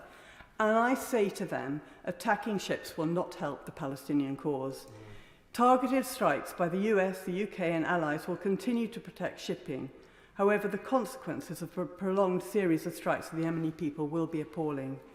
I cannot stress enough the catastrophe that will follow if the Houthis shut out humanitarian aid, if the ceasefire collapses or if navigation around its coast becomes impossible. Yemen imports 90% of its food, and there are already 17 million people at risk of famine. 70% of the Yemeni population live in the areas that the Houthis currently control, and financing of the UN humanitarian response plan has dropped from 55% of requirement in 2022 to 38% in 2023, and it's not even been announced for 2024. Most of Yemen's imports come through the Hodeidah port, so if the port becomes inoperable, the consequences will be severe. I urge extreme caution about any move to proscribe Ansar Allah because of the risk of destroying humanitarian effort which could follow. 50% of humanitarian funding comes from the United States, and most of this is needed in Houthi-controlled areas. I know the United States has been mindful of that in applying its special designation on the Houthis, and I'm sure, having raised it with the Prime Minister yesterday, that our government will be cautious too. Even with the ceasefire in place, the threat has remained to everyone in Yemen because the economy is so badly damaged. Collapsing and insecure societies breed radicalism and become threats to global security. So we must keep up our diplomatic efforts to save the ceasefire, and we should be cautious about seeing Iran behind every action the Houthis take. Iran does not have full control of their actions. They very much act independently, although they could stop providing intelligence, weapons and finance and work towards a de-escalation in the area. The Houthis are an organisation which includes many people who defected from the previous Yemeni regime, sadly trained and armed by the West. There are remains of Western munitions being used against the coalition supporting the Yemeni government. The Houthis have cooperated with the UN on the tanker Safar, which posed a huge pollution threat to the entire Red Sea, and they've been allowing humanitarian agencies to carry on their work. So it's very concerning that they're now threatening to shut these agencies out. Equally, we must make sure that any sanctions we impose do not stop humanitarian access. The UK has been a leader in aid, and I'm grateful to the government for its support for the Yemeni people. But I also want to pay tribute to the UN Special Envoy, Hans Grunberg, who I met last year and who is working incredibly hard for a final peace process. How we respond to a crisis at the pinch points either side of the Bab el-Mandeb will be watched by other potential aggressors eyeing other opportunities. This is a key test of our return east of Suez. It is a strategy which commits us to respond to threats in the Malacca Strait, the South China Sea or the seas around Taiwan. It requires our alliances like AUKUS to be military effective and not just defence export opportunities. Those alliances need to be founded on a belief by our partners that we will show up to bolster them when they are at the first line of defence. But we can only project power from a secure base in the UK, and we're responding to our personnel challenges with the excellent work done by Rick Haythornthwaite. However, we need to see results, and the major issues of service accommodation persist along niggly things like lack of free access to Wi-Fi on bases. Our personnel need secure and happy families' lives at home, and when they deploy, their effectiveness depends on knowing that their loved ones will be cared for. If we want people to fight for our values, we have to make sure they feel valued themselves. Ships, tanks and aircraft without crews are useless. Finally, while we are right to act to deter Houthi violence against international shipping, I do urge the House to remember that this is one chapter in a long and tragic civil war. So far, our attitude towards it has been supportive of the Yemeni people who are suffering so much, and I hope that will continue. Ian Blackford. Thank you, Madam Deputy Speaker, and it's a pleasure to follow the Honourable Lady from Meon Valley, and I hope the Minister, indeed the House, has listened to her wise insights. I think, there's a broad consensus around this House that we are absolutely right to take action to defend international shipping. The Houthis have been called out this afternoon in this House, and it's right that they do so.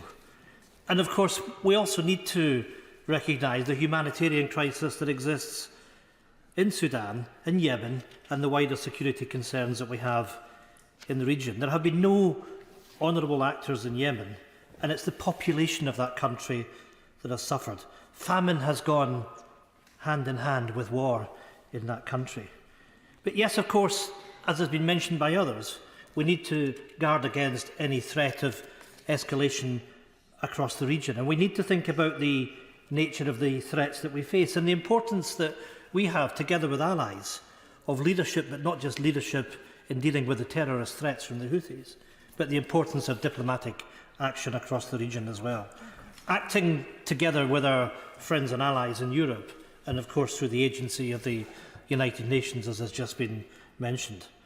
We must recognise, though, the dangers of sleepwalking into wider conflict, not just here, and the bad actors that we face, the intentions of Iran, the challenges that we face with Putin and Russia, the challenges that we face with China, and indeed with North Korea as well, and the importance that we must have in this House of making sure that we deliver peace and stability throughout the world. And when we add to that the threats of disinformation and misinformation, and of course the polarisation that has been seen through much of our politics. These are issues that go beyond the Red Sea, but it's important in all of this, whether we're talking about in Yemen, whether we're talking about in the Middle East, that we win the hearts and minds, because we have to challenge that spiralling regional instability.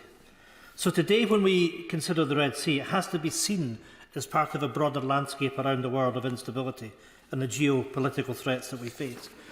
Whilst there is no link, as has been said by many others, to what's going on in Gaza, we need to reflect on what is going on there. And I guess that the awful events of the 7th of October last year will forever remain with all of us. And of course, there must be peace and security for Israel. It is the time, though, to recognise that Palestinians have rights and the Palestinian state must be recognised as well.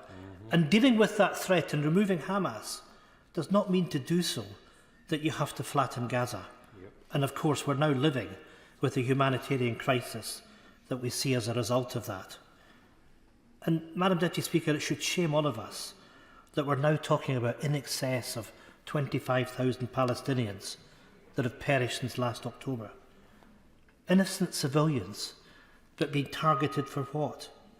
And we must not lose sight of the legitimate rights of the Israelis and Palestinians to find peace and harmony together. To deliver that two-state solution is the only way of resolving conflict in that war-torn region. And we must now redouble our efforts to make sure that out of this crisis that we do deliver that peace, that we do deliver hope for the Palestinians, for the Israelis, and for all of us.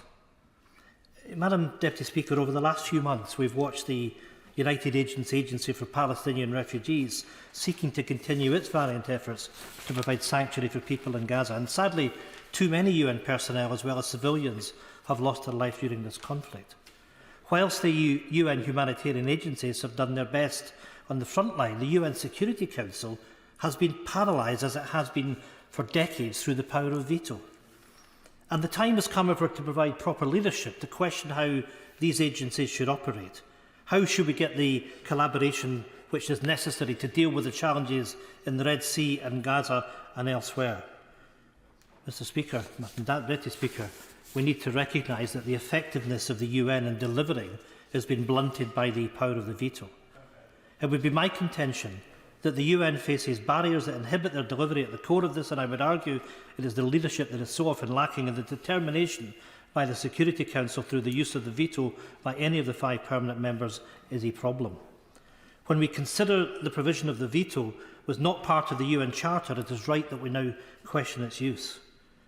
When we consider that this power only sits with the 5 permanent members, we have to question the suitability of the existence of that power.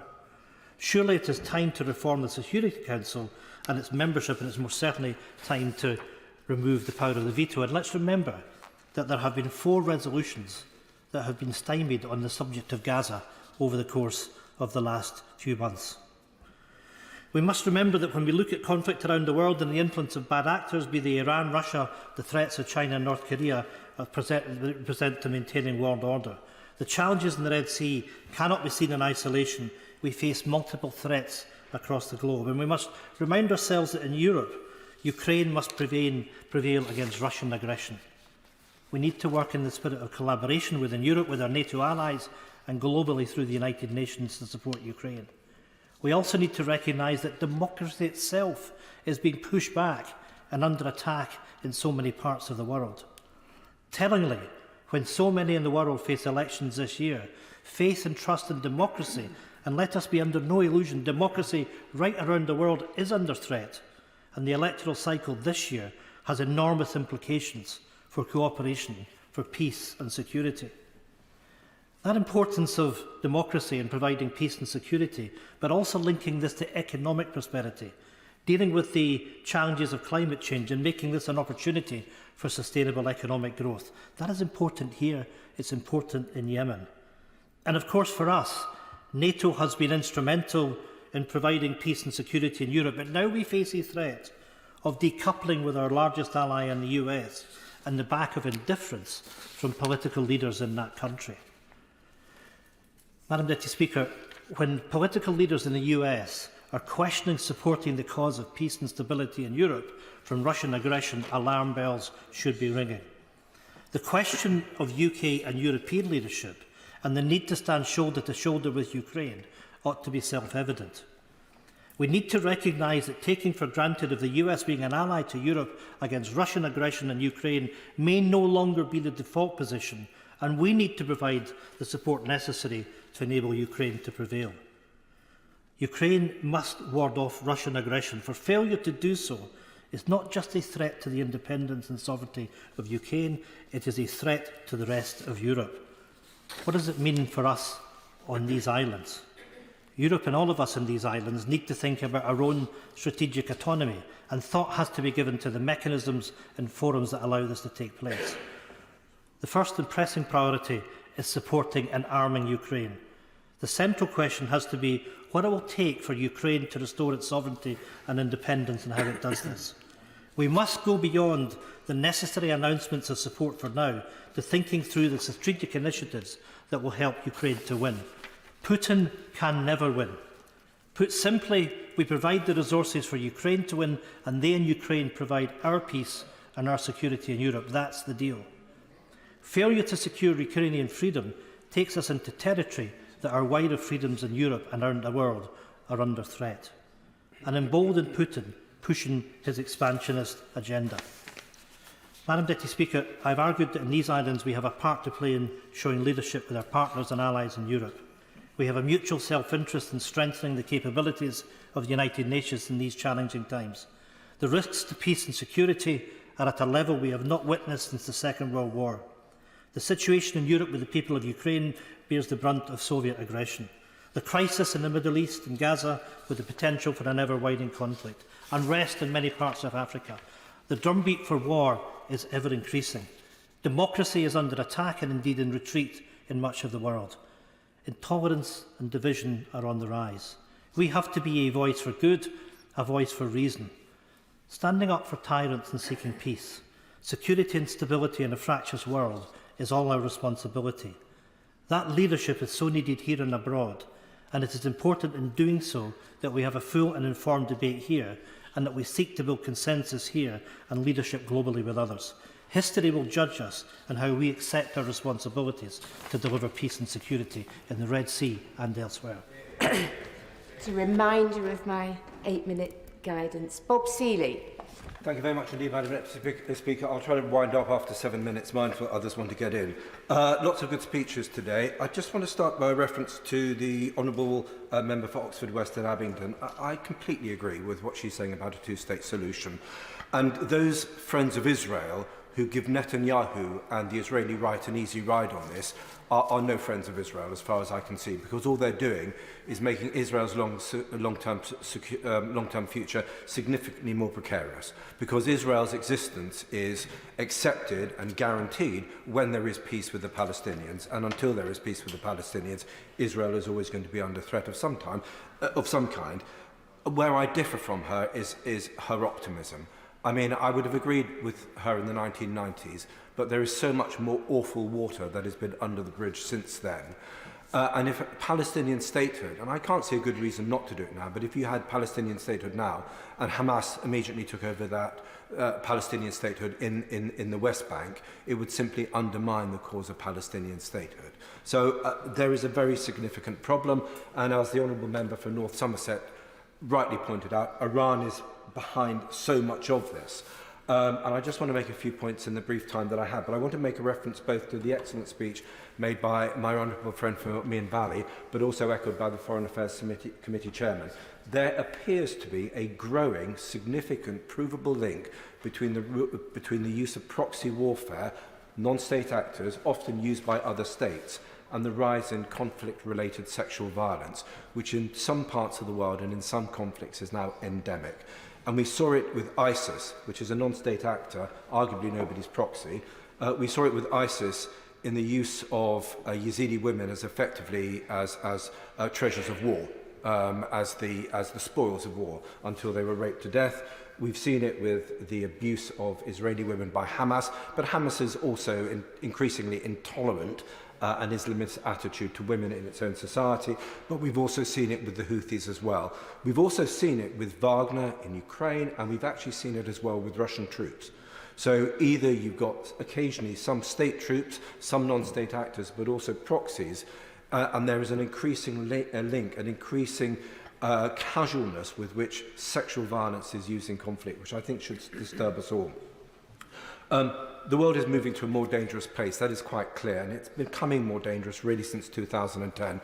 Putin declared his new Cold War back in his music speech in 2007. We didn't want to notice.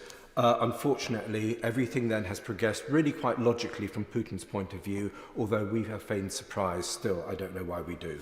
And since 2015, we now have a growing China problem with an increasingly intolerant regime under President Xi.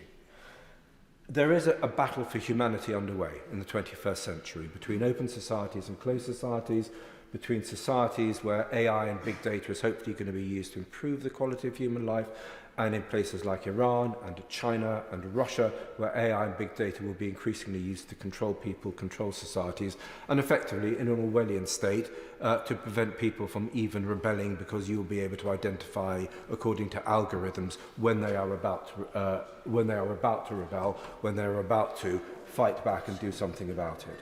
And I think that is the bigger picture that we're dealing with. And I think what is particularly concerning at the moment is that we have, in several areas of the world, conflicts between united Axis powers, if I can call them that. So out of 3 potential conflicts underway at the moment, or about to be, Ukraine-Russia is a hot war, where the Russians believe that we are directly involved, although we believe that we are indirectly involved. But that war is fought in cyber and disinformation, in espionage, in poisoning. Some of that is happening in the UK and has been happening in the UK. In China, we have the South China Sea, with the expansion of China to try to take that sea territory, but also an increasing threat to Taiwan, and Xi has told his army to be ready to take Taiwan within the next 3 years, if I remember correctly. And now, in the Middle East, you have Russia's ally, Iran, as the member for North Somerset eloquently said, behind much of what is happening. Iran now has 22 proxies. In Bahrain, it has 2 or 3. In Iraq, it has at least 6, some of whom are rocketing UK and US forces. Where else? In Lebanon, it has Hezbollah, potentially its most powerful. In Syria, it's strongly aligned to the regime, so it's not a proxy, but the Syrian regime is heavily dependent, has been heavily dependent on Iran to fight its wars.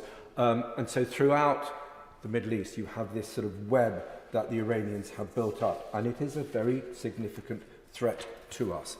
And it says something about the changing nature of war, that although we've had conventional war that we prepared for, that we fought for, and that, or that we've prepared our armed forces to fight and to be able to win, hopefully, we have a very sort of black and white notion about you're either at war or you're not. You're either at peace or you're at war.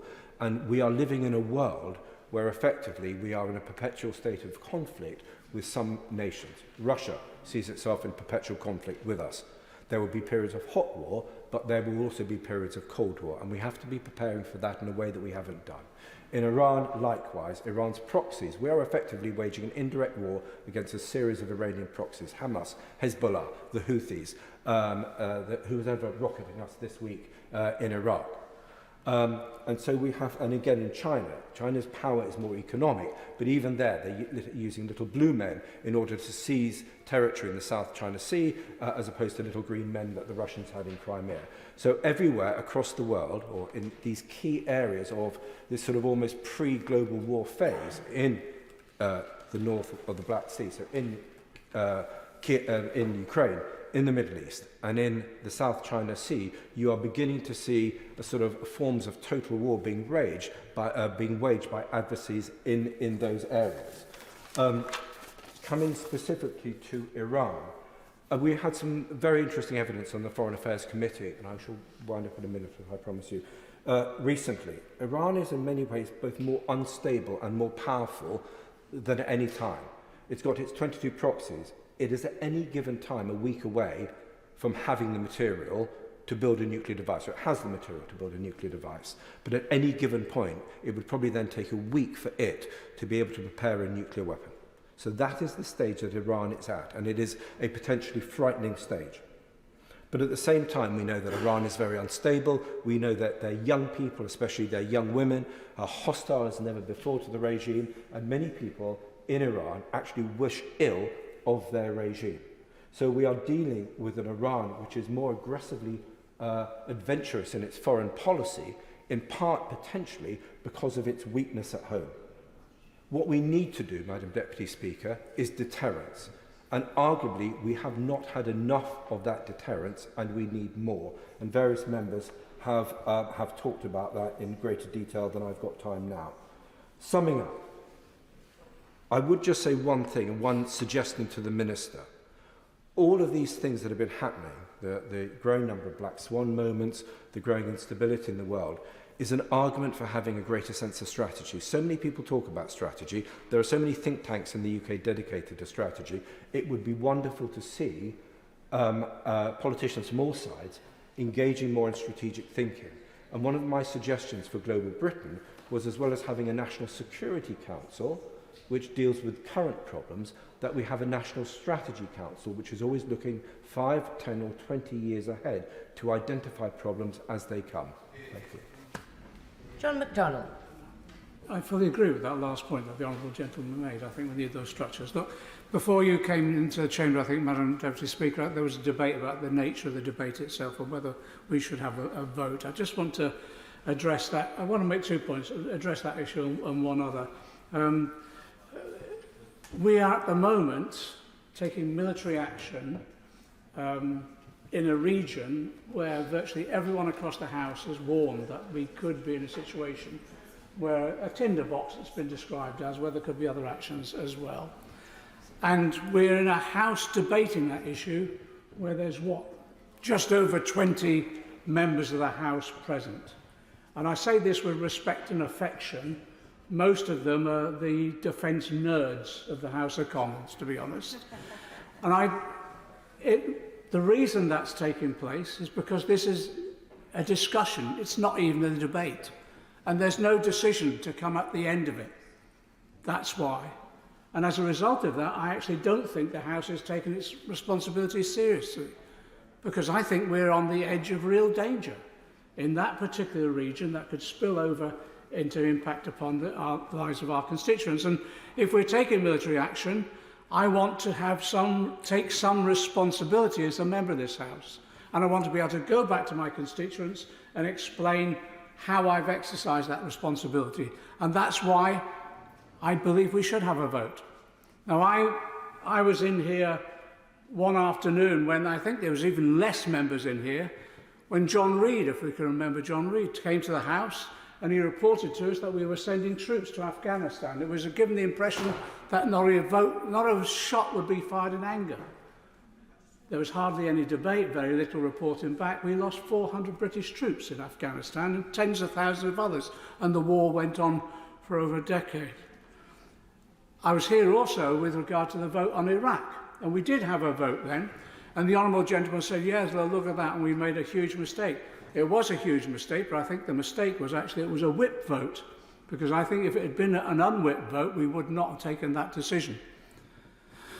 I was also here, as was mentioned, the honourable member from New Forest mentioned the issue of Syria. I was here then. I think we made the right vote, because we could have been into another Iraq situation and still stuck there with a huge loss of life, but loss of British life as well as others.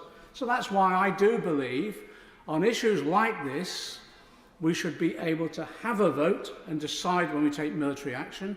And secondly, we should exercise our own judgments on the basis of our own judgments and consciences, because there's no more significant decision can be made than sending someone out to potentially lose their life. That's why I believe we should vote on these occasions. Can I say there will be, I think, in the coming period, I think we will have to come back and have a vote at some stage, because my fear is this will go on and on and on.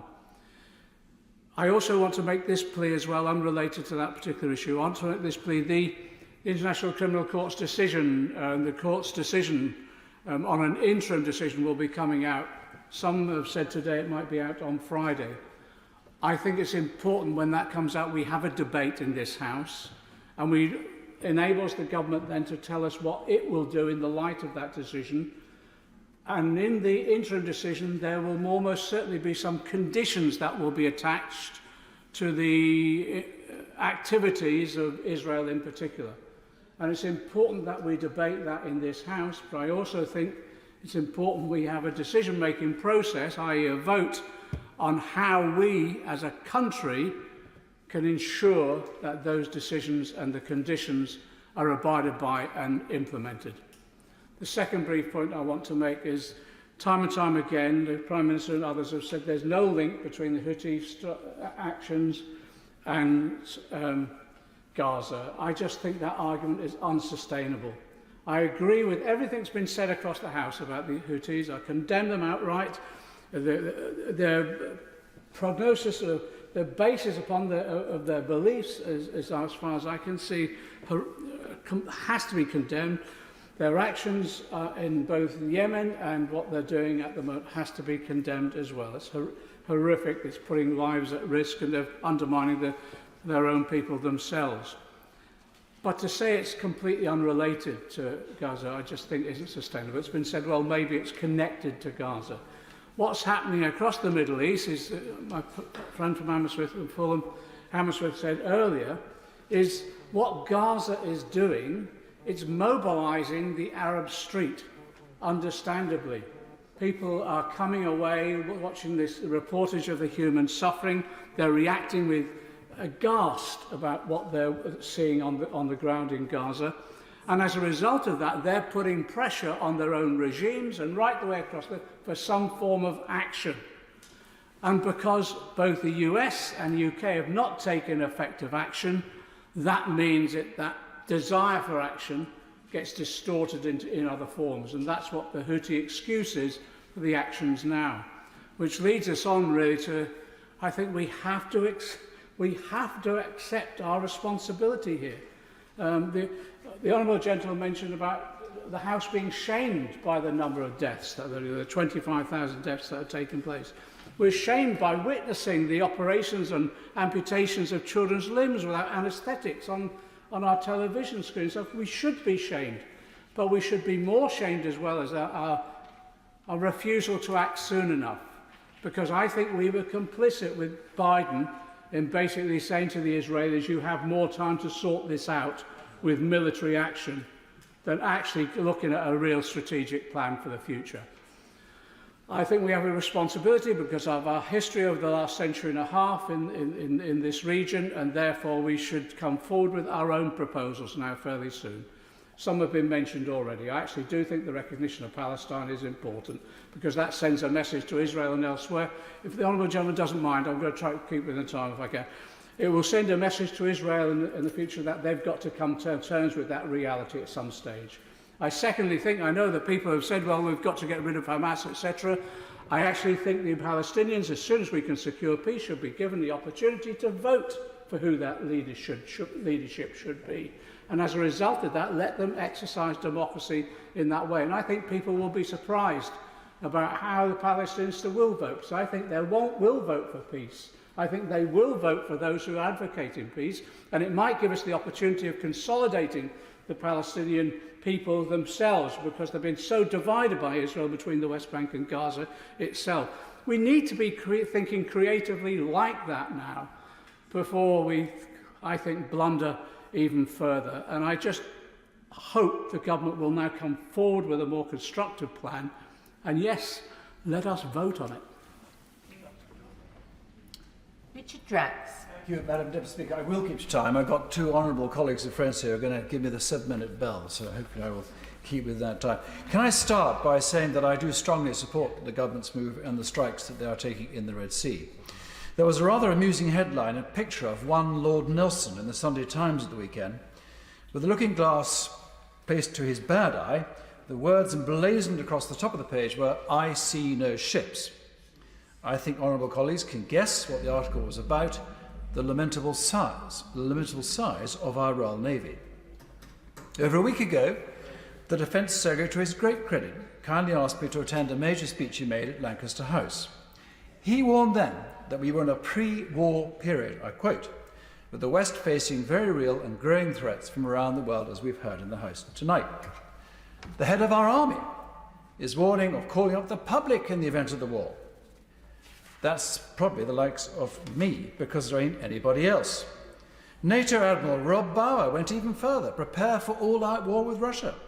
And Germany is predicting Putin could attack NATO in as little as 5 years. With all this very much in our mind, why does the Royal Navy only have 18 frigates and destroyers, with only a small number able to deploy at any one time? Having had the pleasure and honour to sit on our Defence Committee for 4 years, I could provide a number of answers to that question.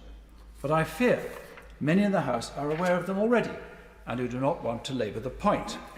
To be fair to the government, 13 new warships are planned and £31 billion have been spent on upgrading our nuclear submarine fleet. But we won't be seeing these for some years to come, and the threat is now, and as I've said, very real. HMS Diamond, the latest Type 45 destroyer, and her crew are doing a courageous and professional job in the Red Sea. They are an example of our armed forces at their very best, defending a vital international trading route where so much of our trade goes through, and our thoughts and prayers are with them all. I'm going to keep going if I may, because we're getting to the end now. Others want to speak. The enemy are a rag-bag bunch of rebels using cheap drones, which the ship counters with £1 million Sea Viper missiles and, we understood, 30mm cannons on occasions. This operation is exactly why we have a Royal Navy.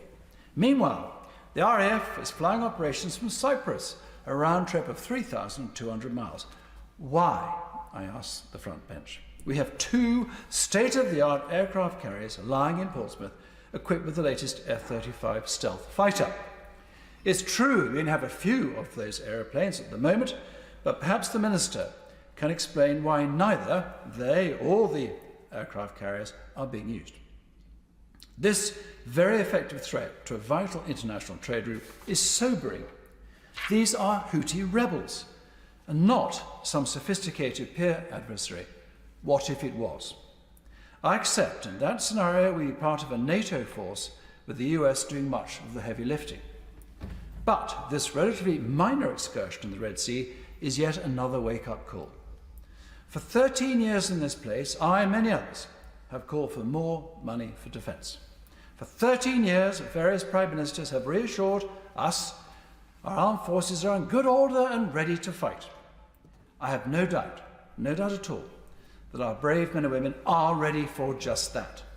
But do we have the resilience, the numbers, the reserves, the ships, planes and armoured vehicles to fight a sustained conflict? If I may just keep going, forgive me, I don't want to go over my time. This debate is about the situation in the Red Sea, which puts the spotlight on the Royal Navy, which is so short of sailors that some ships are having to retire early. As both my grandfather and father took great pride in reminding me, the Royal Navy is the senior service And there's a good reason for that. There is no doubt, Madam Deputy Speaker, that a very large fleet during the Second World War played a significant part in saving this country from invasion and keeping our vital trade routes open, not least to the US. The much-reduced Royal Navy again played a vital role in retaking the Falklands in 1982. Unfortunately, the peace dividend has continued to take its toll, and the Royal Navy is critically short of ships and sailors, to the point we are endangering the security of our country. Expenditure is all a matter of priorities, and this is where the government has to make priorities. Can we please have no more arbitrary targets on defence? I'm tired of hearing 2%, 2.2%, 2.5%. Can we ask the military what do they need to play a prominent role in NATO and to defend our country and dependence? Once we have that worked out, we can then see what we can afford. If we can't afford it, I suggest we reignite the economy, get growth going, raise the tax revenue by lowering taxes and putting more money into our armed forces. So, let me conclude. I am within time. So let's adhere to the warnings, of a growing number of eminent people and prevent, Madam Deputy Speaker, the situation we found ourselves in 1939. Hobhouse. Thank you, Madam Deputy Speaker. It is undoubtedly our duty to protect freedom of navigation, not only for our own self-interest, but also in defending a core tenet of international law. The question is, how do we go about it? First, we must recognize the limitations of our short-term interventions and remain focused on the long-term peaceful solution to the civil war in Yemen. It remains the best route to stability in the region. Second, we must build durable and lasting coalitions to maintain freedom of navigation in the Red Sea and beyond.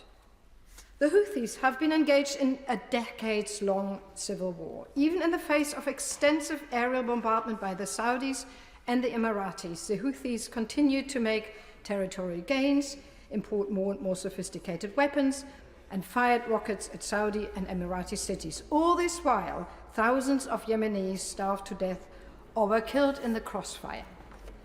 Despite all their firepower, boots on the ground, understanding of the region, support from the UK and US, and ample political will, the Saudis and Emiratis have failed to weaken the Houthi movement.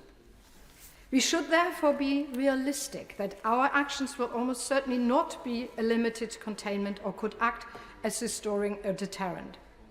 All the signs point toward escalation. It would be foolish to ignore them. Therefore, peace offers the clearest durable long-term solution to Houthis' attacks in the Red Sea. In recent years, considerable progress had been made in negotiating a lasting ceasefire in the country. There was true momentum to talks which had reduced violence, ended almost all strikes in Yemen and in the Arabian Peninsula, and forced the Houthis to moderate their behavior. A negotiated peace to the Yemeni civil war remains our best hope for forcing the Houthis to abide by international law, let alone end the untold suffering in Yemen. But the brutal events of the 7th of October have derailed peace efforts. It is clear only our strategic rivals have anything to gain from escalating conflict in the Red Sea.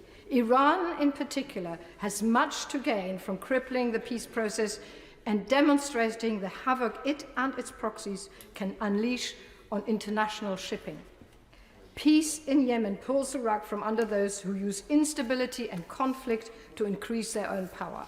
We must recognize that targeted strikes are highly unlikely to stop the Houthis in the long term, and instead we must redouble our efforts to kickstart peace negotiations. On that basis, our government should engage more closely with partners in the UN, the EU, and long-standing allies in the region. I would like to reiterate the importance of the UK upholding international law. However, the current American-led coalition is far too limited and looks too vulnerable to short-term political changes. If the UK is to remain a true defender of freedom of navigation, we must start building broader alliances. The USA is becoming increasingly isolationist and is tiring of its role as the world's policeman. This has been a trend going back to Obama and is embodied by the American First doctrine of the current frontrunner in the US election. While the Americans remain one of our closest aligned partners, we must foster other coalitions to be able to guarantee the long-term upholding of international law. There needs to be much greater involvement by regional powers in policing international laws in the Red Sea. So far, only Bahrain has joined the coalition. A coalition with greater regional and Arab involvement would undercut the Houthis' claim that they are supporting the fight for the Palestinians against America and the West. Greater engagement from big Arab states in defending international law would have the added benefit of not only making interventions more effective, but also create broader international norms that attacking non-military shipping cannot be a legitimate act of war. The UK should utilise its considerable influence in Riyadh, Abu Dhabi and Cairo to push those countries into joining these efforts. Additionally, we must engage with our European partner who have a like-minded, long-term interest in guaranteeing the free flow of global trade. Lastly, I urge the government to consider the global and successful fight against Somali piracy as a model for what a longer-term project to protect shipping in the region could look like. Madam Deputy Speaker, the situation in the Red Sea is unlikely to be solved in the short term by a few missiles. The government must therefore consider the long-term solutions to ensure enduring stability in the region. Kenny McCaskill. Thank you, Madam Deputy Speaker. I obviously rise to take a minority view within the Chamber, given the views of the representative parties, other than a few individuals, but it's not an insignificant view, I think, within the wider country. And that is that those who oppose an escalation in an area that is already a tinderbox, that worry about a lurch to war and seek instead a push for peace. And of course we condemn the actions of the Houthis, as indeed has been done, as people have said, by the UN Security Council, as we rightly condemn Hamas, because, as I will go on to say, these issues are inextricably linked. But this is an escalation. We haven't been bombing Somalia when it comes with regard to piracy or Eritrea, and although it's a while since President Obama launched cruise missiles on Al-Shabaab, it seems to be the Houthis that are being picked upon at the moment, albeit they are breaching international law and have to be held to some account. But this is an escalation against a country that is already one of the poorest in the world, in which this will inflict further harm. It is a country that has endured 10 years of bombing through Saudi Arabia, who have been armed with the finest munitions that the US and UK could provide them. And that hasn't managed to destroy them. Somehow or other, despite providing with all that equipment, at great benefit to many private corporations, the Houthis have continued to be able to do this harm and destruction. That obviously will continue, because we've already had one set of strikes, we're now on to a second. How many more sets of strikes are there to be before either there's an escalation or indeed a call to halt? And indeed, we've also heard that, I think it was the Minister himself who stated that surface-to-air missiles had been taken out. I don't claim to have any military expertise, but surface-to-air missiles don't seem to me to have any logical basis for the Houthis attacking shipping. That more appears to be related more to perhaps the USA and their defence of their own vested interests. But this is a lurch towards wider war. We have heard across the chamber, shamefully I would say, comments about Iran, conflict with Russia, conflict with China. I come from a family where my grandfather fought in World War I. My father fought in World War II. Both fought to try and ensure that their children would never have to fight in another conflict. I do not wish to see my children or my grandchildren end up in World War III. And yet there seemed to be an almost Dr. Strangelove tendency among some that are pulling us in that direction. And even if we don't go down that precipitous route with all the disaster that envelops it, then we also face the legacy of hatred that we've seen from Afghanistan and especially from Iraq. Because don't think that people will view this as neutral. People, not simply the Houthis, but people in the Arab world, people in the Muslim world, people in our own country, will see this as one-sided, as judgmental, as picking upon one side, and yet failing to do anything about the issue that is fundamental to it, which is what is happening in Gaza. So we run the risk of worsening terrorism, both abroad and indeed homegrown. And indeed that then takes us on to why are the Houthis doing it? I think it's risible to say that it's not connected to Gaza. Of course it is. The timeline speaks to that. Trade was going, not without difficulties, but trade was going prior to the 7th of October. The timeline dictates that that was the cause of it. And indeed, the Houthis have told us in their almost webcam invasion or landing on the tanker, they even flew the Palestinian flag. It was reminiscent of when Britain put a helicopter and landed somebody so we could have a flag on Rockall. They made it clear that what they were doing related to what was happening in Gaza. And that is why, to get peace, as I said in the statement by the Prime Minister earlier in the week, you're required to look in conflict resolution, not simply at the manifestations, but at the fundamental root, and at the root is what is happening in Gaza. We have heard today that the purpose of the airstrikes is to preserve international law. Well, international law also covers stopping a genocide. We have heard from other speakers very eloquently pointing out that 25,000 Palestinians have died in Gaza. 1.1% of the population, 70% of them women and children. What would that be in UK terms? That in UK terms would be almost 750,000 people. 750,000 UK citizens wiped out since 7th of October. Do you think that that would be unnoticed? And yet, what has happened? We have said that Netanyahu is maybe going a bit far, that maybe Israel has to call it all back. What we should be doing is supporting South Africa and other countries in pushing this at the International Court of Justice. I believe and I expect that the International Court of Justice on Friday, as people have suggested, will rule against Israel. Because what Israel is doing is fundamentally wrong, and we need to call that out. If we want to make sure that we get trade going, which we do, if we want to make sure that we protect seafarers, not so much UK seafarers, because there was no rush to protect the P&O workers when they were gruesomely treated, and most of those sailing on these ships, which only one I think was UK, weren't UK flagged. But if we do want to ensure that maritime trade, then we have to solve the problem in Gaza. That is where the solution lies, and that is why we must not have a rush towards escalation. We have to have a push towards peace, and in terms of enforcing international law, it's not enough to enforce international maritime law and the freedom of movement. What about protecting the rights of women, children, and even children who are having amputations carried out without anaesthetic? International law, you cannot pick and choose, and it's about time that the UK stood up for the rights of the Palestinian people. Richard Ford. Thank you, Madam Deputy Speaker.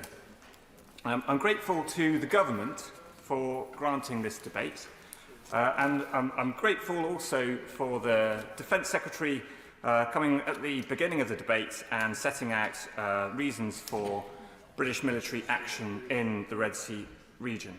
And I think he was right that this action was indeed limited, necessary, proportionate, in self-defence, using minimum necessary force, and for the freedom of navigation. I agree with all of that, and I think it is good that it was set out in that way. Where I take issue with the Defence Secretary is that there is no vote associated with this debate. I know a couple of other Right Honourable and Honourable members have talked about the business of whether there should be prerogative powers or whether there should be parliamentary approval for military action, and that is what I want to make the focus of my contribution. I think it was the Honourable Member for North Wiltshire who talked about how only twice in 200 years has Parliament had a say before military action took place. Actually, I'm not advocating for military action to take place following a vote. I recognise that there are plenty of occasions where parliamentary approval needs to happen retrospectively, needs to happen after the event. And just to give a few of those scenarios now, for reasons of operational security, for the deployment of special forces, definitely within the domain of the executive, not necessarily the business of the legislature. Our international treaty commitments, as the honourable member said, you can think of many scenarios, many emergencies, where there needs to be that executive decision and government needs to say what's going to happen without consultation in advance. But in those scenarios, there is no reason why we cannot then come back to the House and have a retrospective vote on that action. If that were happening today, I would very happily vote in support of the military action that is now taking place twice in the Red Sea. I will give way. There are two problems with the retrospective vote. The first is that the action would already have happened, and therefore if the House voted against it, what would you do about it? And the second is that anyhow you're emasculating this House by asking us to vote for it, because we couldn't then, if we voted for the military action, how could we then criticise it? Only if we don't vote for it, can we do what we're doing today, which is scrutinise what the government are doing. Well, I'm grateful to the honourable member for North Wiltshire for asking those questions, and I intend in my contribution to set out the answers to both of them. Listen out for them. I hope he listens out for them, and he's very welcome to come in at the end if he doesn't feel that I've answered them sufficiently. Because if government is confident in our case, what's to fear? Yeah. Why cannot we have a vote on military action if the government is confident in its case and makes that case in front of Parliament? I think, in particular, my concern is that this sets a precedent for the future. We've gone over many times today why this is the bread and butter of the Royal Navy. Freedom of navigation is something that we can be very proud the Royal Navy has done for us for hundreds of years. But this could set a precedent for a future military action where there is no prior vote and indeed no retrospective vote. I think it could be in part explained by the Foreign Secretary's experience, and others have talked about this afternoon, of seeking parliamentary support for military action against Bashar al-Assad's regime in Syria, but failing to get it. And I think the opposition of some MPs in 2013 was reflective of the concerns of their constituents. Our constituents, well, their constituents at that time, had a lot of concern or reticence. They reflected over the invasion of Iraq in 2003, and you could see the 2013 vote as an overreaction, over reticence, I think, perhaps. And we risk, under Foreign Secretary Lord Cameron, now overreacting in the other direction. I think we risk looking back at that 2013 vote and then deciding that we're not going to have retrospective approval at all. Surely the lesson from the 2013 vote is that governments must do better at explaining the necessity of military action, not only to MPs, many of whom are not experts in this area and would rather defer to people with more expertise, but also, crucially, to MPs' constituents. We need to convince the British public that military action is necessary, and that is particularly the case after the debacle of 2003 and Britain's involvement in the invasion of Iraq. I appreciate that there are times, and we've heard again the Honourable Member for North Wiltshire talked about situations where we don't have sight of secret intelligence, and therefore the executive needs to make a decision without consultation. I appreciate that, but I do think that still there is a scepticism amongst the British public about this notion of secret intelligence. You cannot know, you need to trust us. Again, it's the invasion of Iraq in 2003 that has led to a very cynical public on that subject. So the counterinsurgencies of the early part of this century have damaged trust, and to restore that trust, we need this Parliament, this House, to be able to vote retrospectively on military action. No, don't. At the end, if he may, at the end, if he may, what sets the UK apart, what sets our Western allies apart, is that we practice democratic control of our armed forces. This is all about setting us apart from our adversaries, but we also need to demonstrate to our own service personnel they can be assured of the support, not just of their Prime Minister, not just of their executive, that service personnel have got the British public behind them. It's not just about support for the troops. We all support the troops. It's support for the cause that is so important too. We need to guard against a future scenario, and you can imagine this scenario, where a Prime Minister is threatened by dissent on his own backbenches. You can imagine a future Prime Minister who seeks to distract from domestic challenges by exercising military force abroad. You could call it domestic distraction. I have no confidence that every Prime Minister will operate with the foresight to anticipate what British military action might trigger in terms of escalation. Because, as Clausewitz said, war is a dialectic. In 21st century terms, the enemy gets a vote. This isn't just about the Houthi militia. This is about the Iranian sponsors of Houthis, of Hamas, of Hezbollah. It's about Russia, Iran's partner and Iran's customer. So we have to be cognizant of all of this context when we take military action. And for that reason, we need to return to the House and get parliamentary scrutiny and approval. I'm afraid... Oh, in fact, I will. This one. I'm most grateful to you for giving way. Let's imagine that the strikes had happened, as it did last week and earlier this week, and let's imagine that we had a vote today on this matter, and let's imagine that the House voted against it. What would then happen?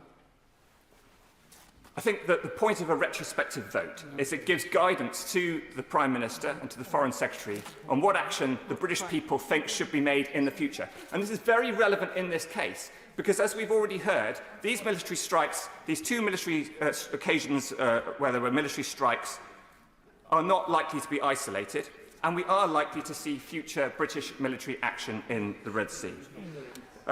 So, to summarise, when we talk about future British military action, I think the Defence Secretary needs to think carefully, not just about speaking softly and carrying a big stick, because at this stage, and we've heard this from members opposite, he risks having too small an armed forces, misplacing the stick and shouting. Thank you. Before I call the Shadow Minister, I should say I'm concerned again that not everybody who contributed to the debate is here for the wind-ups, and it is really important that contributors do the courtesy of returning to hear the responses, because that's what it is. It's the response to the debate and the contributions that Honourable and Right Honourable members have made. So I just want to, I hope that that will be fed back yet again. Shadow Minister Wayne David. Thank you, Madam Deputy Speaker. Today we've had, I think, an excellent debate. It's been, true, a wide-ranging debate on occasions, but it's been a thoughtful and frank and honest, on occasions, passionate debate as well, too. And I certainly hope that the Defence Secretary will take the trouble to read Hansard tomorrow to at least be aware of the excellent contributions which have been made. Could I say too that it's been very interesting listening to the contributions about whether or not Parliament should have a retrospective say, have a say on military action beforehand, and I'm sure this is a debate that we will return to in earnest in the future, and I give a commitment to read what I'm sure is an excellent book by the member for North Wiltshire. Thank you. I will make no comment about that. But could I say, I think this debate is seriously important, because I think we'd all agree there has to be accountability of the government for the action which it has taken. And therefore, I'm genuinely pleased that this debate has taken place, but I hope too that there will be debates in the near future as well. Indeed.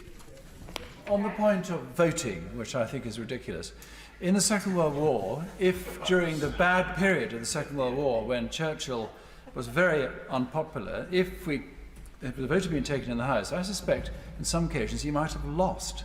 What on earth would we have done then? Well, I'm sure members have noted your comment, and I'm sure when we have a detailed debate on this issue, that comment will be I'm sure, weighing heavily on people's minds. But could I say that I think that this debate is important because accountability is vital. And as we've made clear on a number of occasions, the Labour Party supports this limited targeted action. And we do so because it is important to protect international commerce and to ensure that there is security for maritime shipping in the Red Sea. We uphold international law and believe that it would be quite wrong if we ignored the disruption to the flow of goods, foods, medicines and much else, as well as the threat to human life that is being caused by the Houthis' actions. And I certainly agree with the comments for the member for Rutland and Melton, the chair of the Foreign Affairs Committee, agreed to by many members, including the member of Hammersmith, that the Houthis are truly an appalling terrorist organisation, and they're most definitely no freedom fighters. It is also worth noting that the Houthis' actions are harming Yemen itself, the country which has experienced the worst starvation in modern times. And as has been mentioned by the member for Meon Valley, 90% of Yemen's food is imported, and that is obviously clearly at risk. And let us not forget, too, that the Houthis' actions have terrible consequences on other countries along the Red Sea. Eritrea relies on fishing, farming and mineral exports, which all travel by sea. For Sudan, the Red Sea is absolutely vital for aid, which has come to a virtual end since the Houthis' attacks began. And further up the Red Sea, we have Egypt, a country experiencing severe economic difficulties. Here the country stands to lose millions of dollars, revenue from the Suez Canal, money which is desperately needed if the Houthis' actions were allowed to continue. Indeed. Madam Speaker, I'm extremely grateful to the honourable gentleman giving way. Just for the sake of completeness, would he also like to add that the Houthis have fired missiles into Saudi Arabia and the UAE, which are both sovereign states? Indeed, he makes a very, very important point, and that reinforces, I think, the essential point that action is not only justified and lawful, but is necessary to prevent this kind of violence and aggression by this ragtag of terrorists called Houthis. Now, of significant importance is the fact that the actions by the United States and the United Kingdom have logistical support from Australia, Bahrain, Canada and the Netherlands. This is important because the international community must speak and act as one. It is worth stating that those four countries put out a joint statement along with the UK and the US on Monday evening, and I quote from that statement.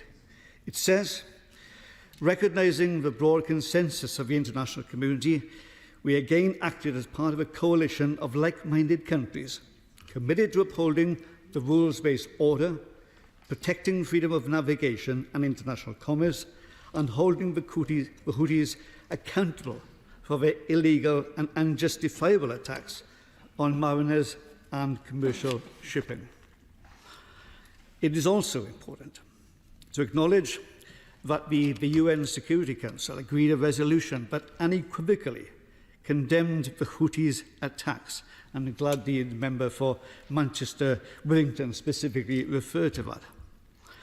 With Britain taking this targeted military action, it is important that this House recognises the professionalism and bravery of our armed forces. I'm sure we'll all be united on that. And I'm referring, of course, to those who are serving on HMS Diamond and those flying RAF Typhoons. Now, of course, we recognise that military strikes can reduce and perhaps eliminate the immediate threat to free navigation. But as a number of members have indicated today, there needs to be a wider political strategy. At the start of this debate, the Defence Secretary touched upon this, but I will ask the Minister if he would indicate more precisely and in greater detail what this strategy is. We all know only too well the horrific suffering the people of Yemen have experienced over the past few years. The terrible civil war and the appalling humanitarian crisis that unfolded as a result. The UK has a historic responsibility in the area. We are also a UN penholder for Yemen. So I would be appreciative if the Minister could elaborate upon the Prime Minister's comments to this House yesterday about what further assistance can be given to the people of Yemen to help alleviate their suffering. A number of members have referred to the terrible situation in Gaza. The situation is truly terrible. I do not accept, however, the Houthi claims that attacking ships from around the world is somehow linked to the conflict in Gaza. There's a desperate need for an humanitarian truce leading to a sustainable ceasefire in Gaza. And indeed, we must move as quickly as we possibly can to a two-state solution. That is in everyone's interest, as the member for Oxford West and Abingdon very clearly said. But it has to be said today that the actions of the Houthis in the Red Sea are an attack upon the international community and the rule of law. They should be seen for what they are. And let me be clear again. Labour supports proportionate airstrikes, but I would welcome clarification from the Minister on the points they have raised. Thank you. Minister Andrew Mitchell. Madam Deputy Speaker, this has been a thoughtful debate and I think a united one, and I will endeavour to respond to as many of the points as I can in the time that I have. As my right honourable friend, the Defence Secretary, made clear at the start of this debate, the Houthis' illegal attacks on commercial shipping and British and American warships in the Red Sea are completely unacceptable. Despite repeated warnings from the international community, they have carried out more than 30 attacks since the 19th of November. And as I think all members and right honourable members across the House have said, this is unacceptable, illegal and dangerous, and it cannot stand. And that is why, amid this ongoing and imminent threat to British commercial and military vessels, and those of our partners in the Red Sea, the Prime Minister ordered the Royal Air Force to carry out targeted strikes against military facilities used by the Houthis, first on the 11th of January and then again on Monday.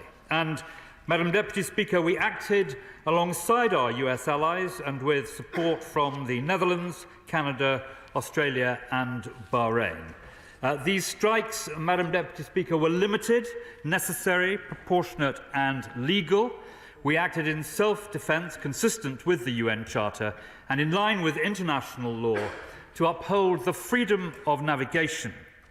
Now, turning to specific issues raised in the debate, I'd like to try to respond to the speeches that we have heard, starting with the speech by the Shadow Secretary of State. He mentioned in his speech his agreement and support for what the government is seeking to do, and we are most grateful for that. He also called for a wider defence debate.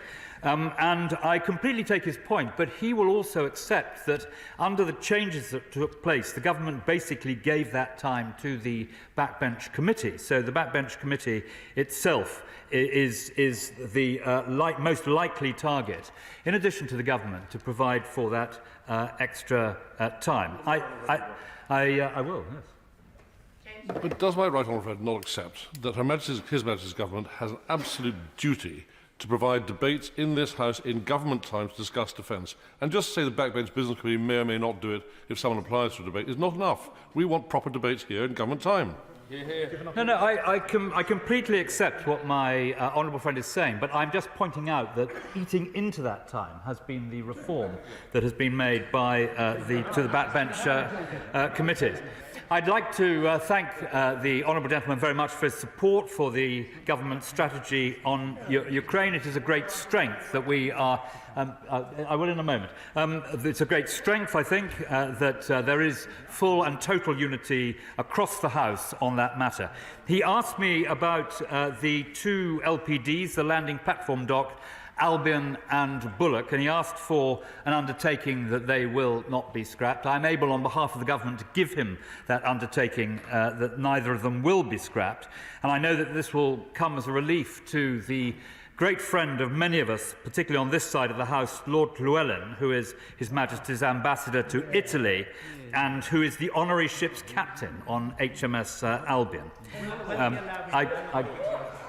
I'll give way first of all to my honourable friend. I'm most grateful to my right honourable friend in giving way. He was covering the point about the United Kingdom government's strategy to degrade the Houthis. With that specific point, looking at all the levers that we have, militarily, economically, diplomatically, our key ally, the United States, has taken a specific decision where the United Kingdom has not taken yet. The United States has prescribed the Houthis as a terrorist organisation, with that coming into effect in 30 days' time.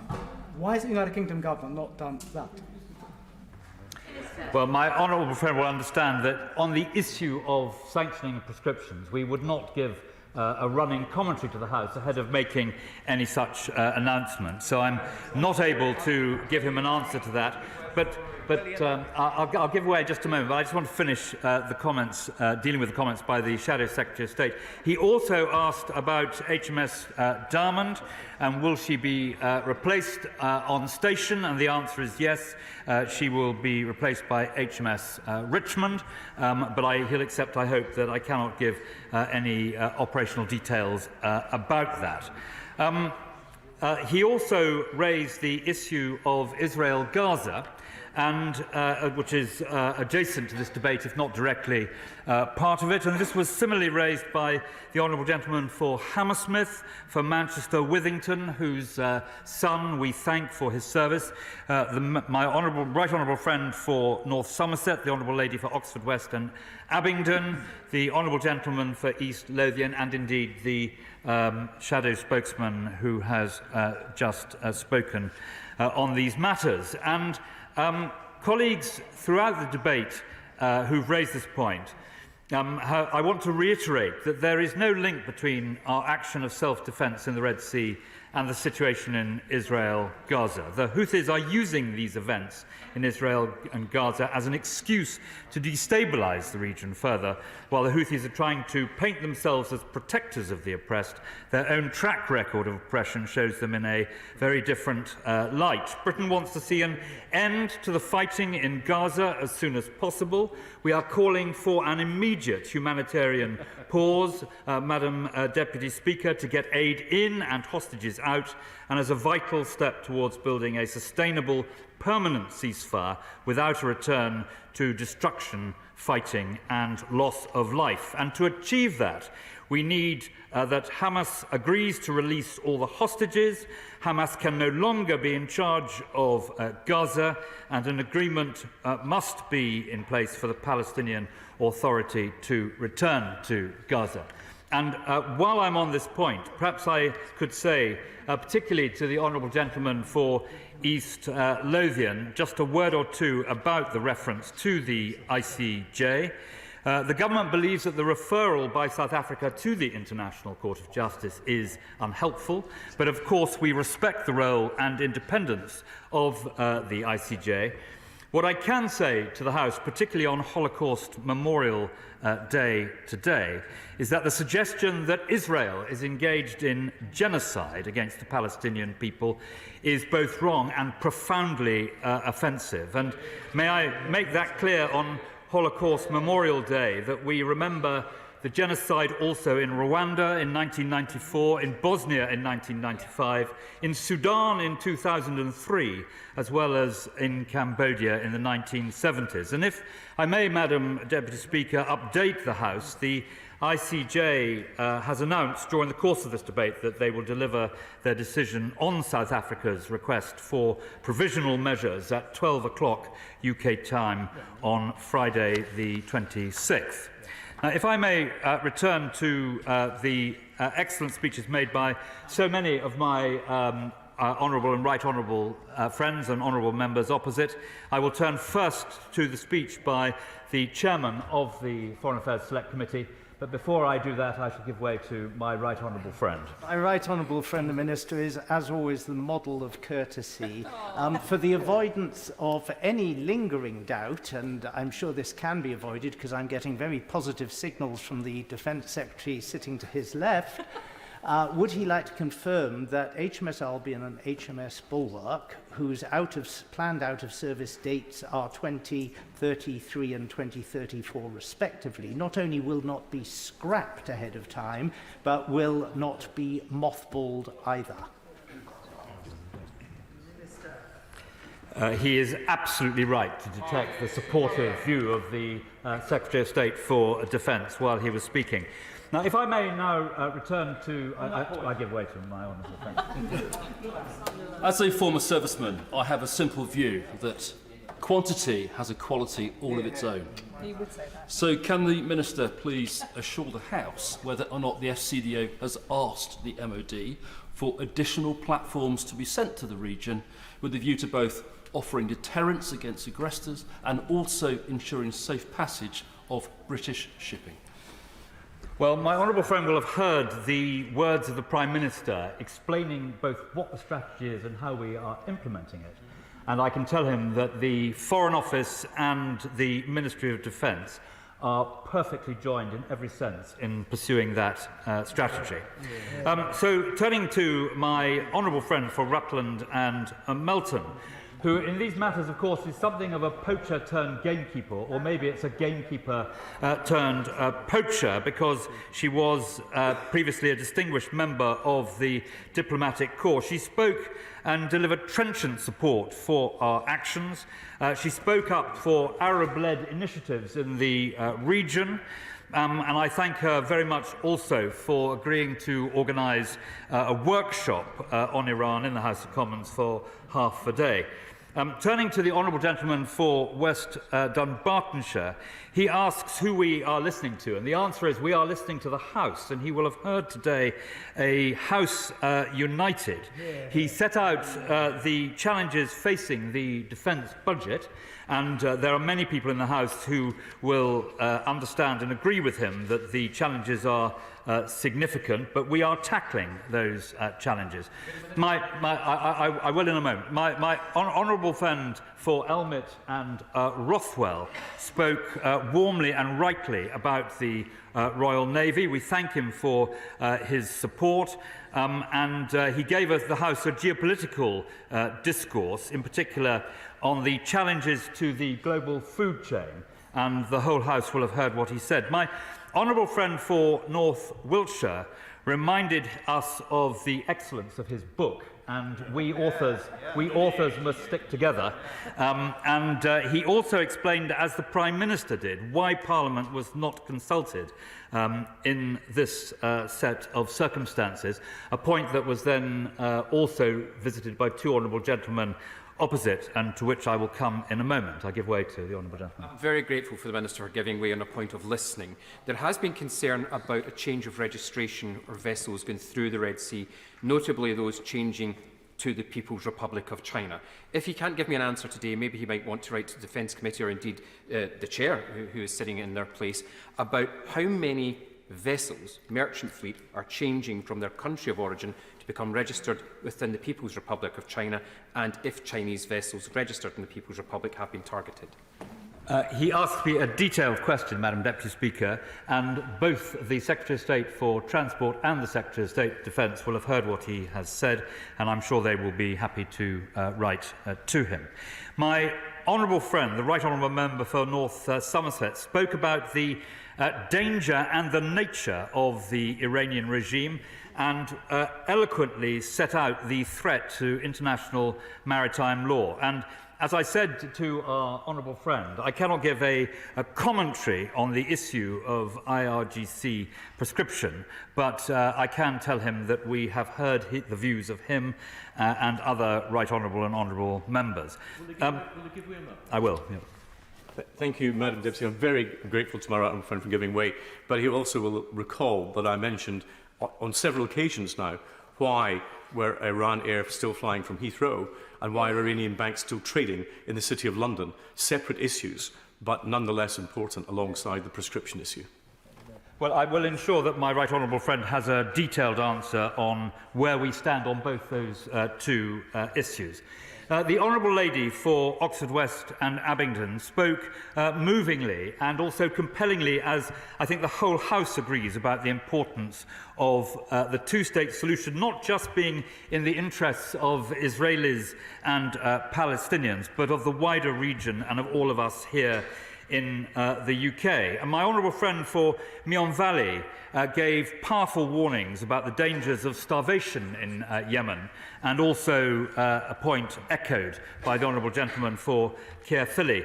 The honourable gentleman for Ross and Skye supported working more closely with the region and the importance of tackling wider examples of instability. And the whole House will have been grateful for his remarks, and in particular for the wise words he spoke about Ukraine. My honourable friend for the Isle of Wight talked about the impact and the effect of Iran proxies, and he spoke with both experience and knowledge about the risks of warfare and the need for, in particular looking at the work of the National Security Council, which some of us were involved with when it was set up. And I have taken a careful note of what he said. The right honourable gentleman for Hayes and Harlington mentioned that he thought he was joining a debate with defence nerds, and I want to assure him of a warm welcome to our number. He, along with the honourable gentleman for Tiverton and Hollington, spoke about the importance of having a vote. And I think that the government has made clear that it's neither practical nor sensible to publicise an action like this in advance. It could both undermine the effectiveness of the action and potentially risk the lives of armed forces personnel involved. And in the interesting inner debate between him and my honourable friend, my view was that my honourable friend had the better of that debate. I'll give way, of course. What about the situation of retrospective approval? Well, I think that was the point. That was the point he raised, and which my honourable friend, I thought, answered with great eloquence. My honourable friend for South Dorset spoke using his detailed military knowledge to the advantage of the House, with considerable historical analogy, and the Honourable Lady for Bath warned the House about the importance of defending international maritime law. Of course, I give way to... Most great, Honourable Friend. I did ask whether why the aircraft carriers are not being used in the Red Sea, and I'd be grateful if some answer could be given. Well, the issue of the use of the aircraft carriers, one of which is heading to a NATO exercise anyway, will be kept under review. And if the assets which they bring to bear on our central aims in this matter are appropriate, then of course the right decision will be taken. And finally, I think I've already answered the point from the honourable gentleman for Tiverton and Honiton, which my honourable friend for North Wiltshire engaged with specifically. So I think I've covered every speech that has been made, Madam Deputy Speaker, but if I may draw my remarks to a close, we have sent the clearest possible message that we will continue to reduce the Houthis' ability to carry out these attacks, and we will back our warning with actions. The Houthis should be under no misunderstanding that Britain and our allies are committed to holding them to account. Yesterday's statement from 24 countries condemned and demanded an end to the Red Sea attacks. Military strikes are just one part of our wider response. Firstly, we are increasing our diplomatic engagement. The Prime Minister spoke to President Biden about these issues on Monday night, and the Foreign Secretary, who is even now in the region and will be visiting a number of different countries. He has a meeting today with Prime Minister Netanyahu, and he met his Iranian counterpart last week. And he made it clear that they must cease supplying the Houthis and use their influence to stop Houthi attacks. Secondly, we must end the illegal flow of arms to the Houthis. We've intercepted weapon shipments in the regions before, including components of the very missiles used by the Houthis today. And those who supply such weapons to the Houthis to conduct these attacks are violating UN Security Council Resolution 2216 and international law. And thirdly, we will use the most effective means at our disposal to cut off the Houthis' financial resources where they are used to fund these attacks. And finally, Madam Deputy Speaker, we need to keep helping the people of Yemen, who have suffered so grievously as a result of the country's civil war and who the Houthis' actions make worst.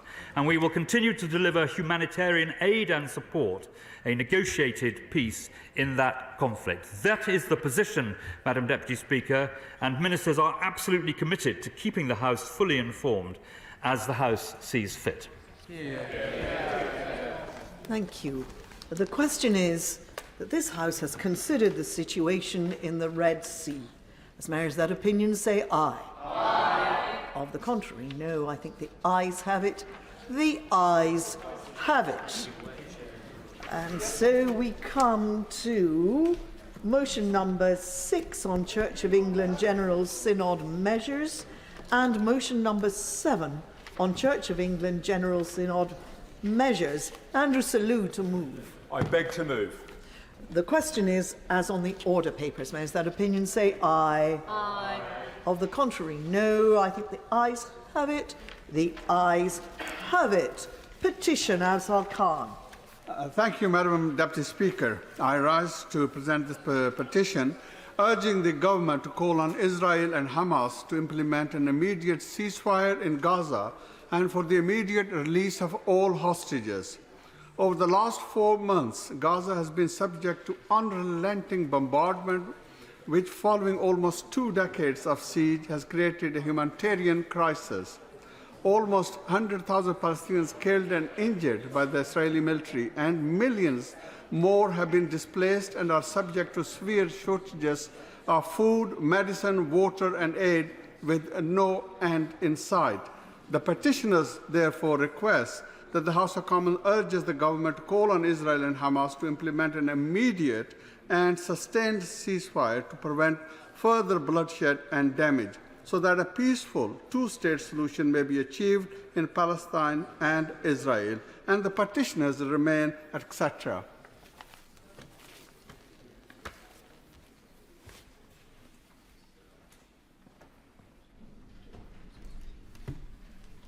Afzal Khan.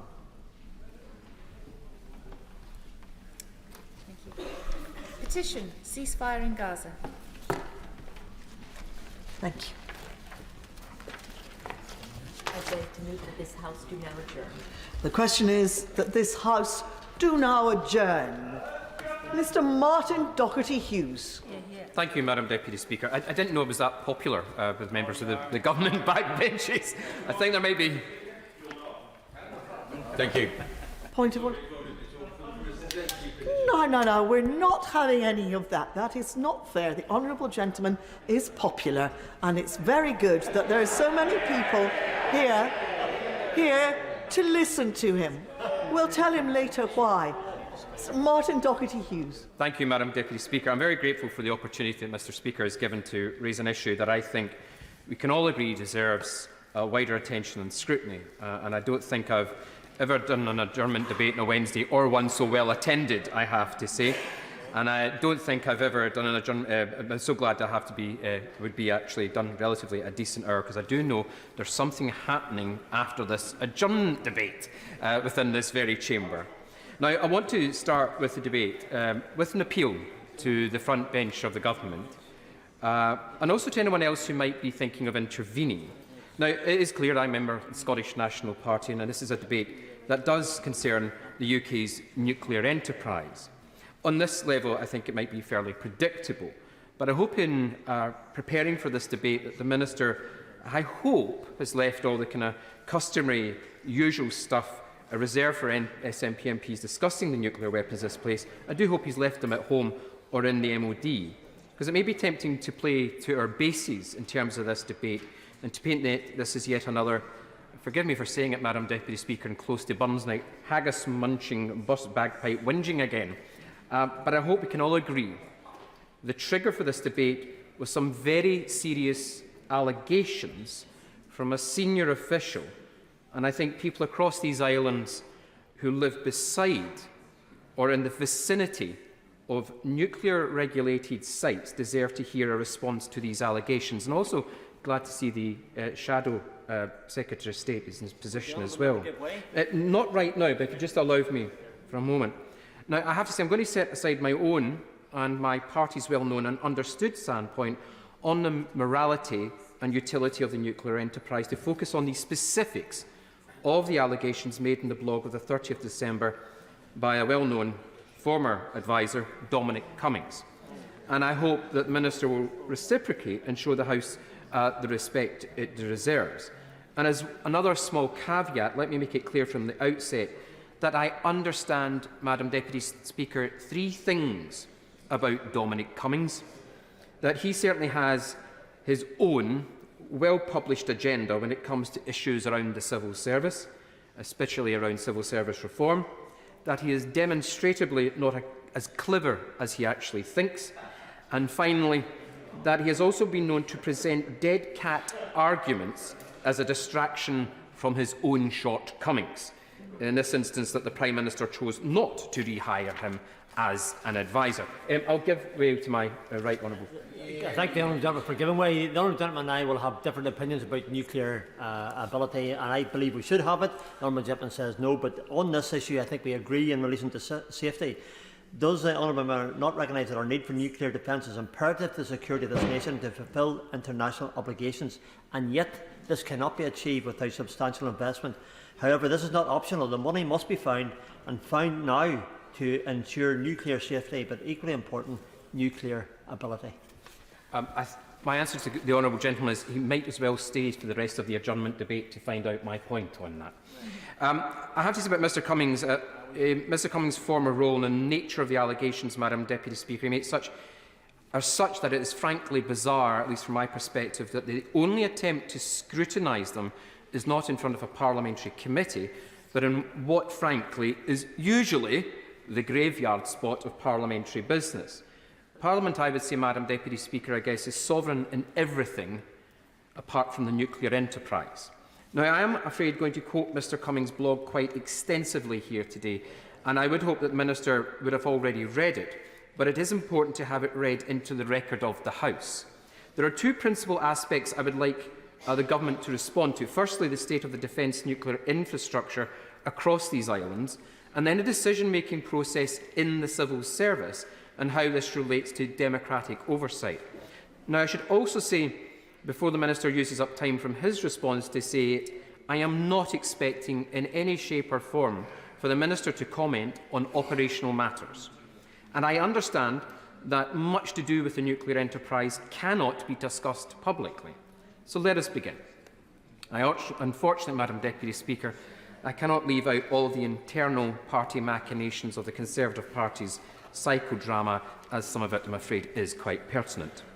Now, Cummings begins, I did have two conversations with the Prime Minister, the first in 2022, just after he became PM. The PM wanted an actual plan including how to get a grip of power and get things done, a political strategy and a political machine to change the political landscape and beat Labour. In 2022, I said I might do it, but my conditions were the ability to ensure that the urgent action is proceeding on a range of fundamental, critical issues, including the scandal of nuclear weapons infrastructure, which is a dangerous disaster and a budget nightmare of hard-to-believe and highly classified proportions, and which has forced large-scale and large-secret cannibalisation of other national security budgets.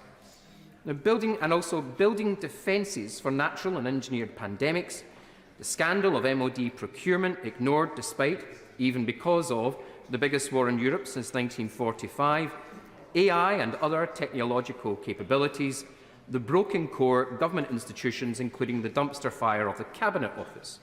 He ends this section by saying, in all of these areas I started crucial work in 2019-20. Most of this has stopped, slowed or reversed. Now, not all of this is pertinent, Madam Deputy Speaker, and particularly with the last line there we see Cummings' own agenda coming through. Nonetheless, I would say bullet points 1, 3 and 5 are the most interest to us here. Now let's start with 1 and 3 and we'll come back to 5 later on. Cummings continues, for example, in 2020 we agreed, and I think this is important for the entire House, via a secret tunnel process with the services, His Majesty's Treasury, might have been Her Majesty's at the time, and Cabinet Office, chaired by the Cabinet Secretary and me, but kept secret from Wallace, the first agreed by everyone to be honest MOD budget numbers since before 2010. Agreed how to plug the massive black hole partly created by the nuclear enterprise disaster. Agreed a range of disasters that should be stopped immediately, for example, Ajax, Challenger, and agreed a plan for procurement reform and new capabilities to build. Also, note well, the Army did not lobby for a bigger army. In the world that seemed possible in 2020, of a serious plan and honest numbers and procurement reform, etc. They preferred a smaller army with real capabilities to a bigger but increasingly Potemkin army. He goes on.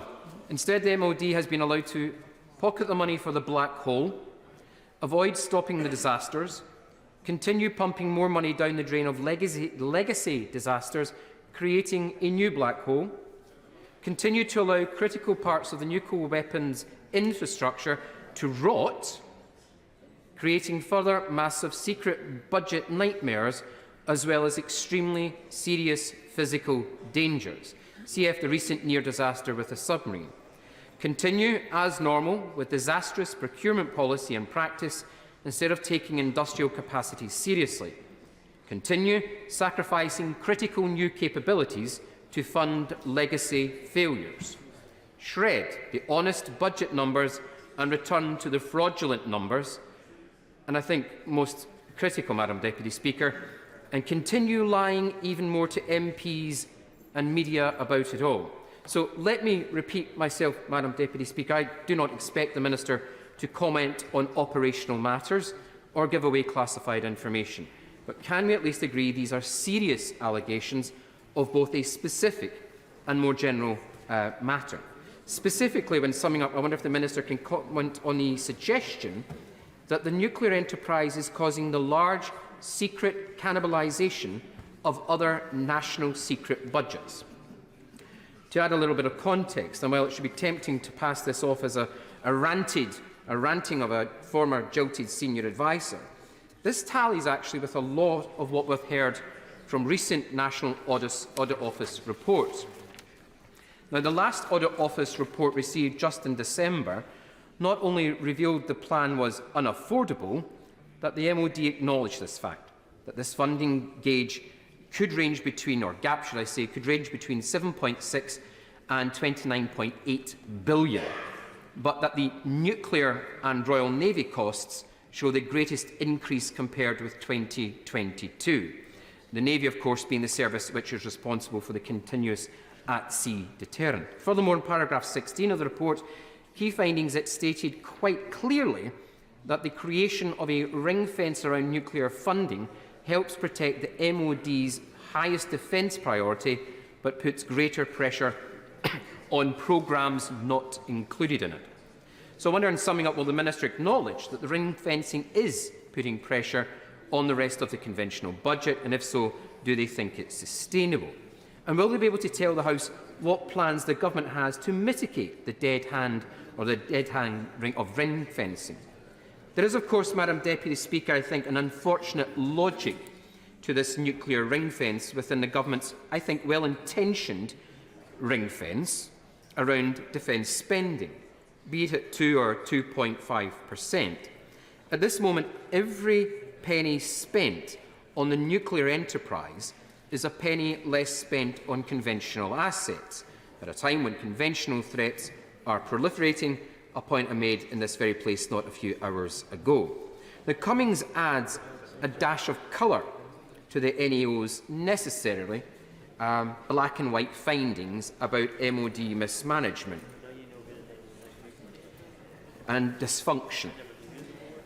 Taken together, they are a damning indictment of where defence finds itself.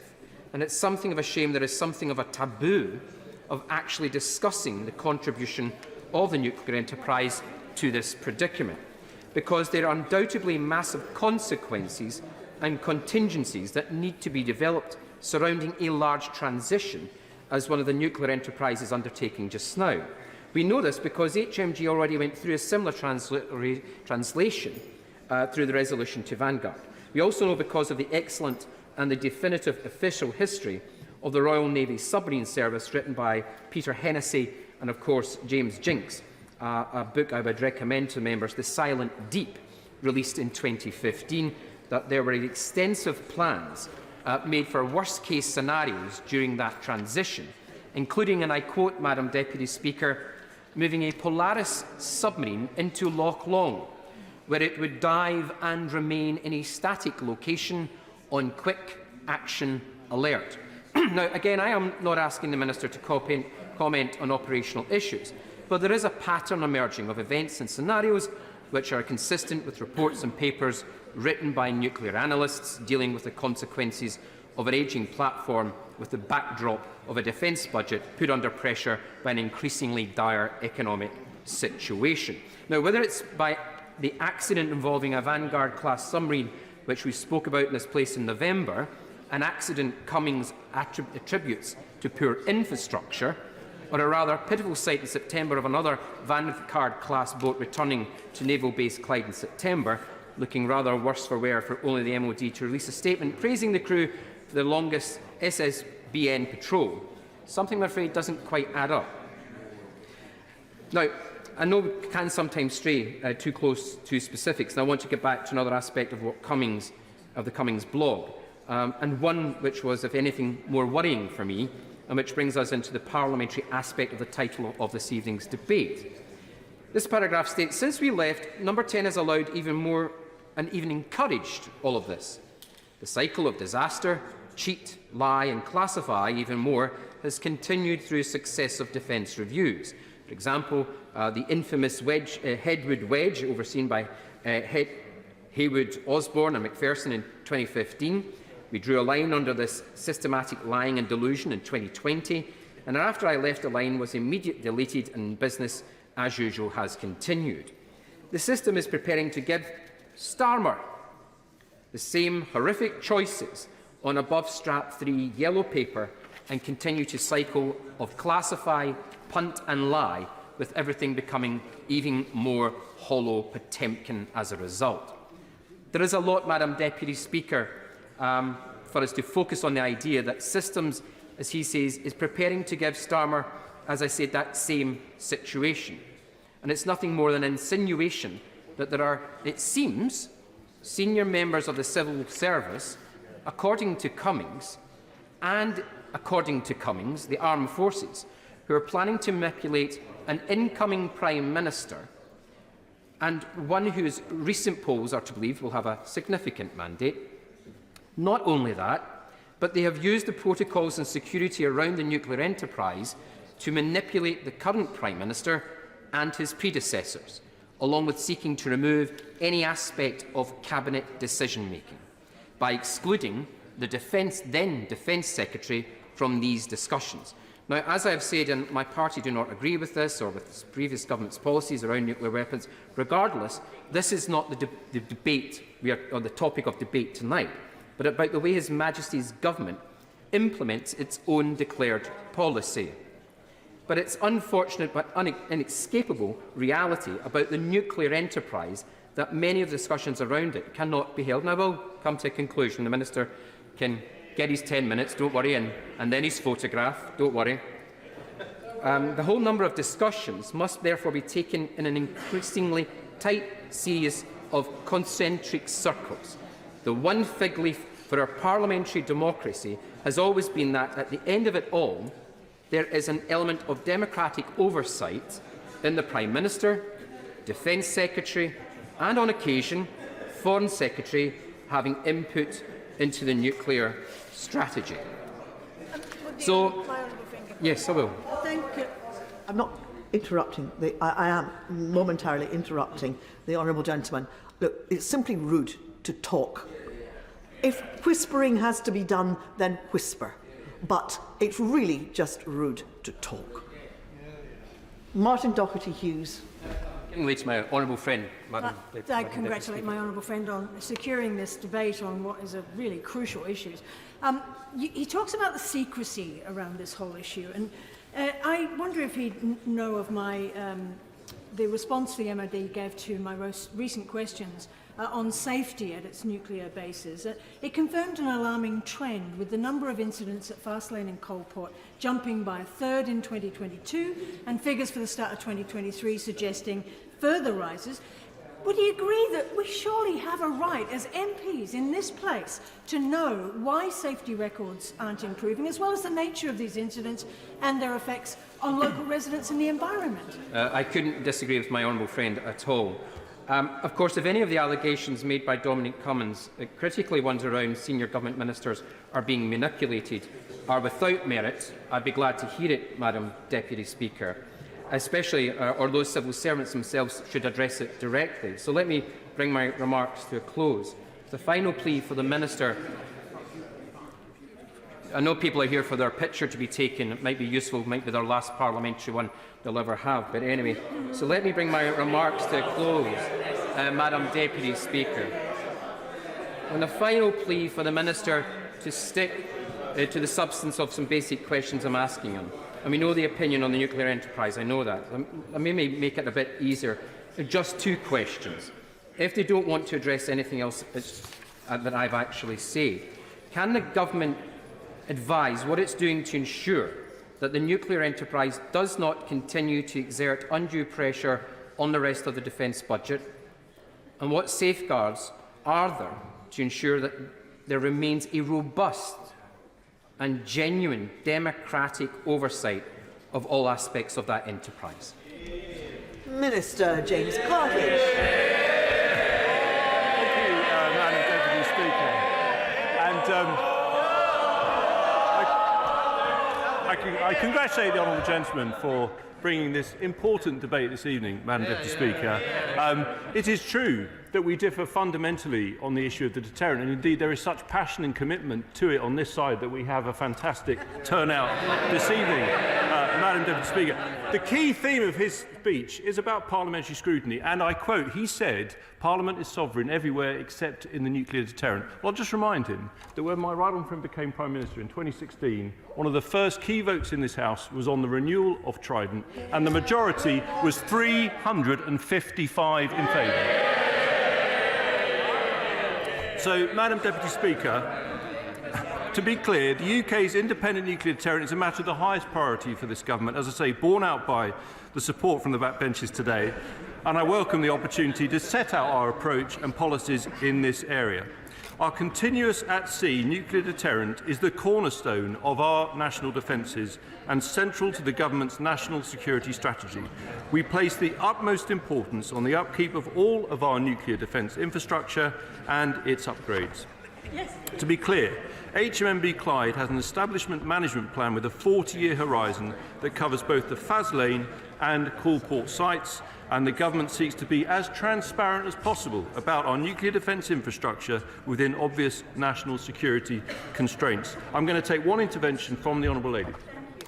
The Minister talks about transparency, but in 2017, the publication of the annual reports of the Defence Nuclear Safety Regulator, the MOD's internal watchdog, was stopped under his government. Why was that?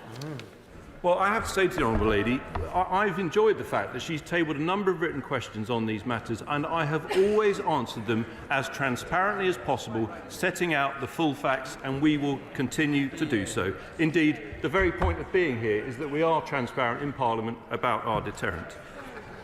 So we engage fully with Parliament, including the Defence and Scottish Affairs Committees, and we will continue to do so. We annually publish transparency data for all major defence programmes, including nuclear infrastructure, and in line with industry good practice, our nuclear sites have well-established and transparent systems for raising what are known in the industry as nuclear site event reports, which the Honourable Lady has asked a number of written questions about.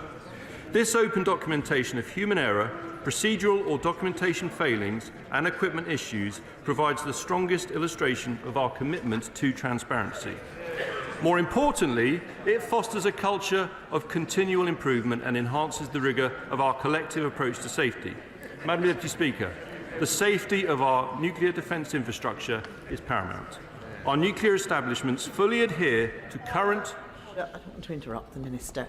I've said this before, but everybody seems to think it's funny to ignore it. It's fine to whisper if you need to communicate with one another, but it's just simply rude to talk at the top of your voice so that I can hear what people are saying on the back benches and I can't hear the Minister. It's just not right, and it's just simply discourteous. Minister. I think they're very infused, Madam Deputy Speaker.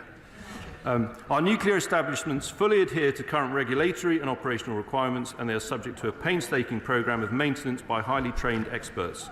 And to ensure their reliability and safety far into the future, we are carrying out a £1.4 billion upgrade of our nuclear facilities at HMNB Clyde. This will ensure they are ready to receive the next generation Dreadnought class of submarines. And as colleagues would expect, all these improvements are being made in line with current and foreseeable future regulatory requirements. To conclude, Madam Deputy Speaker, we can't look after our nuclear infrastructure without highly trained people, and to support our future submarine programmes, we're investing around £200 million in world-class training for our current and future submariners. The Government has robust maintenance programmes in place to deal with some of the challenges to non-nuclear infrastructure at HMB Clyde, and we will continue to do everything we can to ensure our nuclear deterrent infrastructure both keeps us safe and continues to adhere to the most stringent safety and regulatory standards. The question is that this House do now adjourn. As members of that opinion say aye. Aye.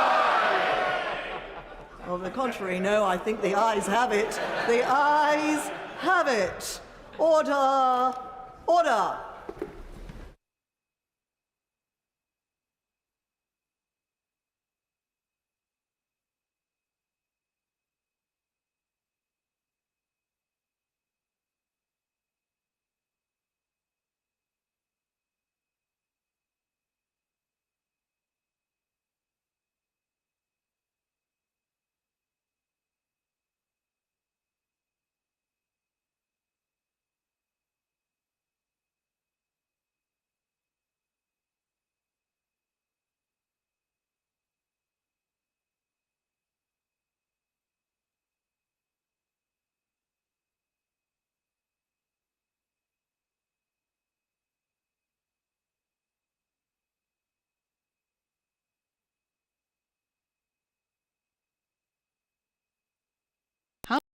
Sound. House of Commons sound.